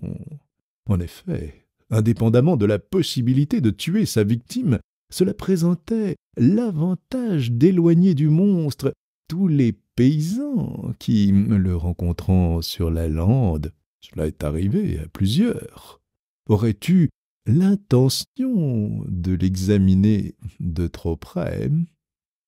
Je l'ai dit à Londres, Watson, et je le répète ici, à cette heure. Nous n'avons jamais donné la chasse à un homme plus dangereux que celui qui gît là-bas. En prononçant ces dernières paroles, Holmes étendit la main vers le grand espace moucheté de verre qui représentait la fondrière de Grimpen et qui s'étendait au loin jusqu'aux pentes sombres de la lande. Chapitre 15. Détails rétrospectifs. Un soir de novembre, âpre et brumeux, nous étions assis, Holmes et moi, au coin du feu qui pétillait gaiement dans la cheminée de notre salon de Baker Street. Depuis l'issue tragique de notre visite au château de Baskerville, mon ami s'était occupé de 2 affaires de la plus haute importance. Dans la première, il avait dévoilé l'abominable conduite du colonel Upwood lors du scandale des cartes à jouer au non-pareil club. Dans la seconde, au contraire, il avait démontré l'innocence de Madame Montpensier, accusée d'avoir assassiné sa belle-fille, Mademoiselle Carrère, jeune fille que l'on retrouva 6 mois plus tard à New York, vivante et mariée. Le succès de ces dernières entreprises, si délicates et si importantes, avait mis Holmes en belle humeur. Je crus le moment venu de discuter les détails du mystère de Baskerville. J'avais patiemment attendu une occasion, car je savais qu'il n'aimait pas qu'on le troublât dans ses travaux, ni que son esprit, clair et méthodique, fût distrait de ses occupations présentes par un retour vers le passé. Sir Henry et le docteur Mortimer, à la veille de partir pour le long voyage qui devait rendre au baronnet l'équilibre de ses nerfs rompus par les drames de la lande, se trouvaient de passage à Londres. Nos 2 amis avaient passé l'après-midi avec nous, et ce sujet de conversation était tout naturellement indiqué. En ce qui concerne l'homme qui se déguisait sous le nom de Stapleton, dit Holmes, la succession des événements était simple et compréhensible, bien qu'elle nous parût excessivement complexe, à nous qui n'avions au début aucune donnée sur le mobile de ses actions et qui ne pouvions connaître qu'une partie des faits. J'ai eu la bonne fortune de causer 2 fois avec Madame Stapleton, et tous les points sont tellement élucidés que je crois être en mesure d'affirmer qu'il ne reste plus rien d'obscur dans cette affaire. Reportez-vous d'ailleurs aux différentes notes de mon répertoire classées à la lettre B. Alors, demandai-je à Sherlock Holmes, expliquez-moi de mémoire comment vous êtes arrivé à dégager la vérité. Volontiers. Cependant, je ne vous garantis pas de ne rien oublier. Une intense contention mentale produit le très curieux effet d'effacer le passé de notre esprit. Ainsi, l'avocat, qui possède sa cause sur le bout du doigt et qui peut ergoter avec un témoin sur des détails infimes, s'aperçoit 1 ou 2 semaines après sa plaidoirie qu'il ne se souvient plus que de très peu de choses. De même, chacun des cas dont je m'occupe chasse le précédent, et Mademoiselle Carrère a remplacé dans ma mémoire Sir Henry Baskerville. Demain, quelque nouveau problème soumis à mon appréciation chassera à son tour de mon souvenir la jeune Française et l'infâme colonel Hapwood. Quant au chien des Baskerville, je suivrai de mon mieux l'ordre des événements. Si je viens à me tromper, vous me reprendrez. Mes enquêtes démontrent irréfutablement que la ressemblance entre le portrait d'Hugo et Stapleton n'était pas menteuse, et que ce dernier appartenait bien à la race des Baskerville. Il était le fils du plus jeune frère de Sir Charles, de ce Roger qui partit à la suite de plusieurs scandales pour l'Amérique du Sud, où, prétendait-on, il mourut célibataire. Il se maria, au contraire, et eut un enfant, ce misérable Stapleton, auquel nous devons restituer le nom de son père. Là, ce descendant des Baskerville épousa Beryl Garcia, une des beautés de Costa Rica, et pour fuir les conséquences d'un vol considérable, commis au préjudice de l'État, il changea son nom en celui de Vandeleur, vint en Angleterre et ouvrit une école dans une petite localité du Yorkshire. La connaissance d'un pauvre précepteur poitrinaire, faite sur le bateau qui amenait le naturaliste en Angleterre, l'avait décidé à se tourner vers l'enseignement et à mettre à profit le savoir de Fraser, ainsi se nommait le précepteur. Mais Fraser succomba bientôt à la maladie qui le minait, et l'école, jusqu'alors en pleine prospérité, tomba peu à peu dans le discrédit. Stapleton se vit un beau jour forcé de mettre la clé sous la porte. Une fois encore, les Vandeleur abandonnèrent leur nom, et le naturaliste transporta dans le sud de l'Angleterre les restes de sa fortune, ses projets d'avenir et son goût pour l'entomologie. J'ai appris qu'au British Museum, il faisait autorité en la matière et que le nom de Vandeleur était pour toujours attaché à une certaine phalène qu'il avait décrite le premier lors de son séjour dans le Yorkshire. Arrivons maintenant à la seule partie de sa vie qui nous offre vraiment de l'intérêt. Stapleton avait pris ces informations et savait que 2 existences seulement le séparaient de la possession du riche domaine de Baskerville. Je crois qu'à son arrivée dans le Devonshire, son plan était encore mal défini.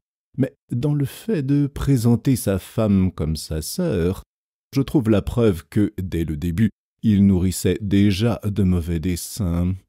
Il avait l'intention manifeste de se servir d'elle comme d'un appât, quoiqu'il ne sût pas encore exactement de quelle façon il tendrait sa toile. Mais il convoitait le domaine, et pour en venir à ses fins, il était prêt à employer tous les moyens, à courir tous les risques. D'abord, il s'installa dans le plus immédiat voisinage de la demeure de ses ancêtres. Puis, il tâcha de conquérir l'amitié de Sir Charles Baskerville et de ses autres voisins. Le baronnet lui-même se chargea de lui apprendre l'histoire du chien de la famille et prépara ainsi les voies de sa propre mort. Stapleton, je continuerai à l'appeler de ce nom, fut mis au courant par Mortimer de la maladie de cœur dont souffrait le vieux gentilhomme, qu'une émotion pouvait tuer. Sir Charles, acceptant comme véridique la lugubre légende, lui apparut également sous le jour d'un être superstitieux. Aussitôt, son esprit ingénieux lui suggéra le moyen de se débarrasser du baronnet. Malgré cela, il serait difficile de justifier une accusation de meurtre contre ce coquin. Cette idée, une fois conçue, il commença à la mettre à exécution avec une incontestable finesse. Un criminel vulgaire se serait contenté de jouer purement et simplement du chien. L'artifice dont il usa pour donner à la bête un aspect diabolique fut un trait de génie de sa part. Il l'avait acheté à Londres chez Ross et Mangles, les grands marchands de Fulham Street. Elle était la plus grosse et la plus féroce qu'ils eussent à vendre en ce moment. Il la conduisit à Grimpen par la ligne du chemin de fer du North Deccan et fit à pied sur la lande une grande partie de la route afin de ne pas attirer l'attention des gens du pays. Au cours de ses recherches entomologiques, Il avait découvert le sentier qui conduisait au cœur de la grande fondrière. Il trouva la cachette sûre pour l'animal et il l'enchaîna à une niche. Puis il attendit une occasion propice. Elle ne se présenta pas immédiatement. Impossible d'attirer la nuit le vieux gentilhomme hors de chez lui. Plusieurs fois, Stapleton rôda dans les environs, accompagné de son chien, mais sans succès. Ce fut pendant ces infructueuses tournées que des paysans aperçurent son terrible allié, et que la légende du chien démon reçut une nouvelle confirmation. Il avait espéré que sa femme le seconderait dans ses projets contre Sir Charles, mais elle s'y refusa énergiquement. Elle ne voulait pas entraîner le vieux gentilhomme dans un commerce sentimental qui le livrerait sans défense à son ennemi. Les menaces, et même les coups, je suis honteux de le dire, ne purent briser la résistance de la pauvre femme. Elle s'obstina à ne se mêler de rien, et Stapleton se trouva fort embarrassé. En s'éprenant d'une belle amitié pour ce drôle, et en l'instituant le dispensateur de ses libéralités envers l'infortunée Laura Lyons, Sir Charles lui fournit l'occasion qu'il recherchait depuis longtemps. Il se dit célibataire et exerça rapidement une influence considérable sur l'esprit de la fille de Frankland. Il lui persuada qu'il l'épouserait si elle parvenait à obtenir son divorce. Dès qu'il fut informé que, sur l'avis de Mortimer, avis qu'il appuya de tous ses efforts, Sir Charles se disposait à quitter le château de Baskerville, il dressa promptement ses batteries. Il devait agir immédiatement, sous peine de voir sa victime lui échapper. Stapleton pressa donc Madame Lyons d'écrire la lettre pour laquelle elle suppliait le vieillard de lui accorder une entrevue la veille de son départ pour Londres. Ensuite, à l'aide d'un argument spécieux, il la dissuada de se rendre à la grille de la lande. Sir Charles était à sa merci. Le soir, il revint de Coombe-Tracey assez tôt pour aller chercher son chien, l'enduire de son infernale mixture et le conduire près de la porte où, avec juste raison, il savait que Sir Charles faisait le guet. Le chien, excité par son maître, sauta par-dessus la claire-voie et poursuivit le malheureux baronnet qui s'engagea en criant dans l'allée des Ifs. Pouvez-vous imaginer un spectacle plus saisissant que celui de cette énorme bête noire, à la gueule enflammée, aux yeux injectés de sang, bondissant le long de cette sombre avenue, après ce vieillard inoffensif? Au milieu de l'allée, la frayeur et son anévrisme terrassèrent Sir Charles. L'animal galopait sur la bordure de gazon, tandis que le baronnet suivait la partie sablée, de telle sorte qu'on ne remarqua que les pas de l'homme. En le voyant immobile, le chien s'approcha probablement pour le flairer, mais le voyant mort, il fit demi-tour. C'est alors qu'il laissa sur le sol l'empreinte si judicieusement relevée par Mortimer. Stapleton le rappela et le reconduisit immédiatement au chenil de la grande fondrière de Grimpen. Le mystère demeura une énigme indéchiffrable pour la police, alarma toute la contrée et provoqua finalement la visite dont le docteur nous honora ici même il y a quelques mois. Voilà pour la mort de Sir Charles Baskerville. Comprenez-vous maintenant l'astuce infernale qui présidait à ces préparatifs? Cependant, il serait absolument impossible de baser sur elle une accusation contre Stapleton. Son unique complice ne pouvait jamais le trahir, et le moyen employé était si grotesque, si inconcevable, que son efficacité en était accrue par cela même.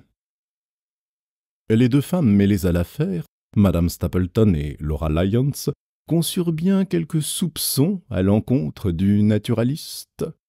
Madame Stapleton n'ignorait pas ses sinistres desseins contre le vieillard. Elle connaissait aussi l'existence du chien.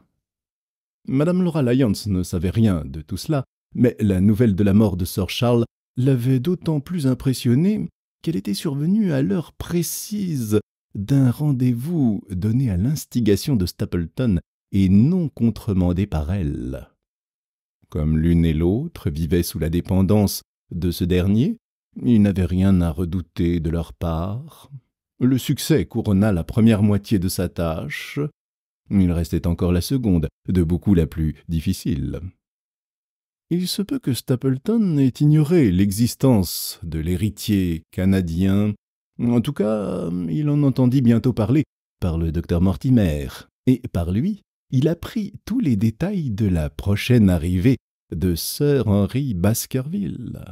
Il s'arrêta d'abord à la pensée de tuer à Londres ce jeune étranger tombé du Canada sans lui permettre d'atteindre le Devonshire. Depuis que sa femme avait refusé de l'aider à creuser la chausse trappe dans laquelle il espérait prendre Sir Charles, Stapleton se méfiait d'elle. Dans la crainte de la voir se soustraire à son influence, il n'osa pas la perdre de vue trop longtemps. Aussi l'emmena-t-il à Londres avec lui.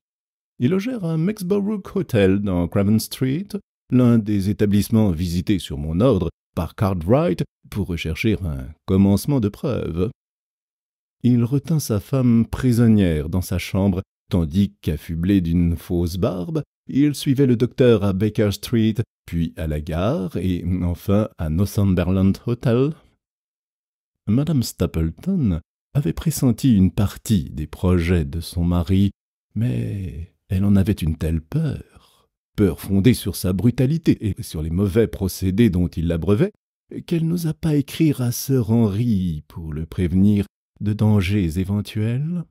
Si sa lettre tombait entre les mains de Stapleton, sa propre existence serait compromise. Elle adopta l'expédient de découper dans un journal les mots composant le message et de déguiser son écriture sur l'adresse. La missive parvint au jeune baronnet et lui donna la première alarme. Pour lancer facilement le chien à la poursuite de Sir Henry, il était essentiel que Stapleton se procurât un objet ayant appartenu au jeune homme. Avec une promptitude et une audace caractéristiques, il se mit en quête de cet objet, mais nous ne pouvons douter que le valet d'étage ou la femme de chambre de l'hôtel n'ait été soudoyé par lui dans ce but. Par hasard, la première bottine remise était neuve et par conséquent sans utilité. Il la renvoya et en demanda une autre, une vieille. Cet incident très instructif me prouva immédiatement qu'il s'agissait d'un chien en chair et en os. Aucune autre supposition n'aurait expliqué ce besoin d'une bottine vieille et cette indifférence pour une neuve. Plus un détail est futile, ridicule, plus il mérite qu'on l'examine. Et le point même qui semble compliquer une affaire est, quand on le considère attentivement, celui qui, très probablement, l'élucidera. Ensuite, nous reçûmes le lendemain matin la visite de nos nouveaux amis, toujours espionnés par Stapleton dans son cab. Il savait où je demeurais, il me connaissait de vue. J'en conclus que la carrière criminelle de Stapleton ne se bornait pas à cette seule tentative contre les Baskerville. En effet, pendant ces 3 dernières années, on a commis dans l'ouest de l'Angleterre 4 vols qualifiés, tous restés impunis. Le dernier, datant du mois de mai à Folkestone, a été surtout remarquable par le sang-froid avec lequel le voleur masqué a brûlé la cervelle du domestique qui venait de le surprendre.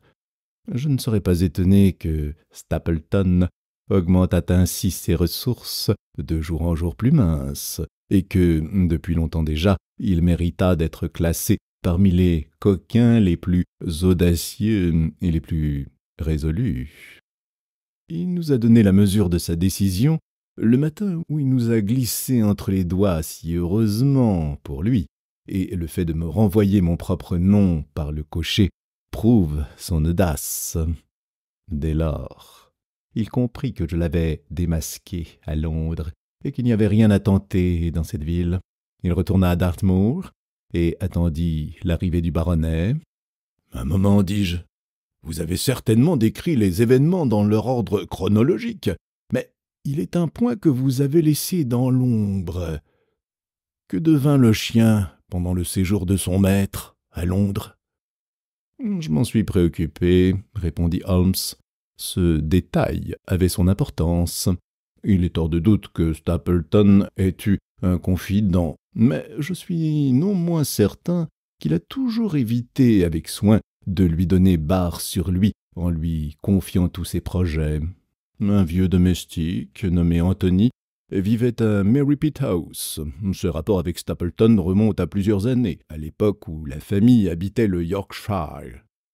Cet homme ne pouvait donc ignorer que son maître et sa maîtresse fussent mari et femme. Il a disparu du pays. Or, Anthony n'est pas un nom aussi commun en Angleterre qu'Antonio en Espagne ou dans l'Amérique du Sud. De même que Madame Stapleton, il parlait couramment anglais, quoiqu'avec un curieux grasseyement. Je l'ai aperçu plusieurs fois traversant la grande fondrière de Grimpen et suivant le chemin que Stapleton avait balisé. En l'absence de son maître, il prenait probablement soin du chien, sans soupçonner toutefois l'usage auquel on le destinait. Les Stapleton revinrent donc à Dartmoor, bientôt suivis par Sir Henry et par vous. Un mot maintenant sur l'emploi de mon temps. Peut-être vous souvient-il qu'en examinant le papier sur lequel on avait collé les mots découpés dans le Times, je regardais attentivement le filigrane. Je tenais ce papier à quelques centimètres de mes yeux, et je sentis un parfum à demi évaporé de jasmin blanc. Il existe 75 parfums qu'un expert en crime doit pouvoir distinguer les uns des autres, et bien souvent, j'en ai fait l'expérience, la solution rapide d'une affaire dépend de la subtilité de l'odorat. Le parfum me révéla la présence d'une femme, et déjà, mes soupçons s'étaient tournés vers les Stapleton. Donc, avant même de partir pour le Devonshire, j'étais sûr de la présence d'un chien et j'avais flairé le criminel. Mon jeu consistait à surveiller Stapleton. Pour ne pas éveiller ses soupçons, je ne pouvais le faire qu'à la condition de ne pas être avec vous. Je trompais tout le monde, même vous, et tandis qu'on me croyait toujours à Londres, je vins en secret à Dartmoor. Je ne supportais pas autant de privations qu'il vous plairait de le supposer. D'ailleurs, pour bien conduire une enquête, on ne doit jamais s'arrêter à d'aussi menus détails. Le plus souvent, je demeurais à Comtracey, et je n'habitais la hutte de la lande que lorsque je jugeais nécessaire de me trouver sur le théâtre de l'action. Cartwright m'avait accompagné, et sous son déguisement de jeune campagnard, il me rendit de grands services. Grâce à lui, je ne manquais pas de nourriture ni de linge. Quand je surveillais Stapleton, Cartwright avait l'œil sur vous, de telle sorte que je tenais sous mes doigts toutes les touches du clavier. Je vous ai déjà dit que vos rapports expédiés sur le champ de Baker Street à Comtracey me parvenaient rapidement. Ils m'étaient fort utiles, et principalement celui qui contenait la biographie de Stapleton. Il me permit d'établir l'identité de l'homme et de la femme. Il a fermi le terrain sous mes pieds. L'évasion du convict et ses relations avec les Barrymore embrouillèrent considérablement les choses, mais vous dégageâtes la lumière d'une façon très efficace, bien que mes observations personnelles m'eussent déjà imposé les mêmes conclusions. Le jour où vous découvrîtes ma présence sur la lande, j'étais au courant de tout, sans avoir toutefois la possibilité de déférer Stapleton au jury. Je vais plus loin. L'attentat dirigé contre Sir Henry, la nuit où le malheureux convict trouva la mort, ne nous apporta pas la preuve concluante de la culpabilité du naturaliste. Il ne nous restait d'autre ressource que de le prendre sur le fait, les mains rouges de sang. Mais pour cela, il fallait exposer Sir Henry, seul, en apparence sans défense, comme un appât. Nous le fîmes, au prix de l'ébranlement des nerfs de notre client. Nous obligeâmes Stapleton à se découvrir. C'est ce qui le perdit. J'avoue que je me reproche d'avoir mis ainsi en péril la vie de Sir Henry. Cela tint aux dispositions que j'avais prises. Mais comment prévoir la terrible et stupéfiante apparition de cette bête et le brouillard grâce auquel, à peine entrevue, elle se trouva sur nous? La santé de Sir Henry paya la réussite de nos projets. La maladie sera heureusement de courte durée, puisque les médecins affirment qu'un voyage de quelques mois ramènera l'équilibre dans ses nerfs et l'oubli dans son cœur. Le baronnet aimait profondément et sincèrement Madame Stapleton, et la pensée qu'elle l'avait trompé est la chose qui l'a le plus douloureusement affecté dans cette sombre aventure. Quel rôle a joué Madame Stapleton? Il est incontestable que, soit par l'amour, soit par la crainte, peut-être par ces deux sentiments, son mari exerçait sur elle une réelle influence. Sur son ordre, elle consentit à passer pour sa sœur, mais toutefois, cette influence cessa dès qu'il essaya de la convertir en un instrument de meurtre. Elle avait tenté d'avertir Sir Henry autant qu'elle pouvait le faire sans compromettre son mari. De son côté, Stapleton connut les tortures de la jalousie. Quand il vit le baronnet courtiser sa femme, quoique cela rentrât dans ses plans, il ne sut pas maîtriser un accès de colère. Ce fut une faute grave qui dévoila toute la violence de son caractère, si habilement dissimulé jusqu'alors sous ses manières froides et compassées. En encourageant l'intimité des jeunes gens, il provoquait les fréquentes visites de Sir Henry à Merripit House et préparait pour une heure quelconque l'opportunité qu'il désirait. Le jour de la crise, sa femme se retourna subitement contre lui. On avait vaguement parlé de la mort de Selden, et Madame Stapleton avait découvert, dans le pavillon du verger, la présence du chien ce même soir où Sir Henry venait dîner chez eux. Elle accusa son mari de préméditer un crime. Une scène furieuse éclata, au cours de laquelle le naturaliste lui laissa entrevoir qu'elle avait une rivale. Sa fidélité se changea aussitôt en une haine féroce. Il comprit qu'elle le trahirait. Pour lui ôter toute possibilité de communiquer avec Sir Henry, il l'enferma. Il espérait sans doute, ce qui se serait certainement produit, que toute la contrée mettrait la mort du baronnet sur le compte du maléfice héréditaire, mais qu'il amènerait sa femme à accepter le fait accompli et à se taire. En tout cas, j'estime qu'il se trompait, et que, même sans notre intervention, son arrêt était irrévocablement prononcé. Une femme d'origine espagnole ne pardonne pas aussi facilement un semblable affront. Maintenant, mon cher Watson, je ne pourrais, sans recourir à mes notes, vous fournir plus de détails sur cette curieuse affaire. Je ne crois pas avoir rien oublié d'essentiel. Stapleton, demandai-je, n'espérait-il pas, avec son diable de chien, faire mourir Sir Henry de peur, ainsi que cela était arrivé pour Sir Charles? Non, la bête était sauvage, affamée. Cette apparition, si elle ne tuait pas le baronnet, avait pour but de paralyser sa résistance. Sans doute. Autre chose, si Stapleton avait été appelé à la succession de son parent, comment lui, l'héritier, aurait-il expliqué son séjour sous un nom déguisé dans le voisinage du domaine des Baskerville? Comment aurait-il pu revendiquer cette fortune sans éveiller de soupçons? La chose aurait été fort difficile, en vérité. Et vous exigeriez de moi l'impossible si vous me demandiez de résoudre ce problème. Je puis discuter le présent, le passé, mais je me déclare incapable de prédire la résolution qu'un homme prendra dans l'avenir. Madame Stapleton a entendu son mari discuter la question à plusieurs reprises. Il envisageait 3 éventualités possibles.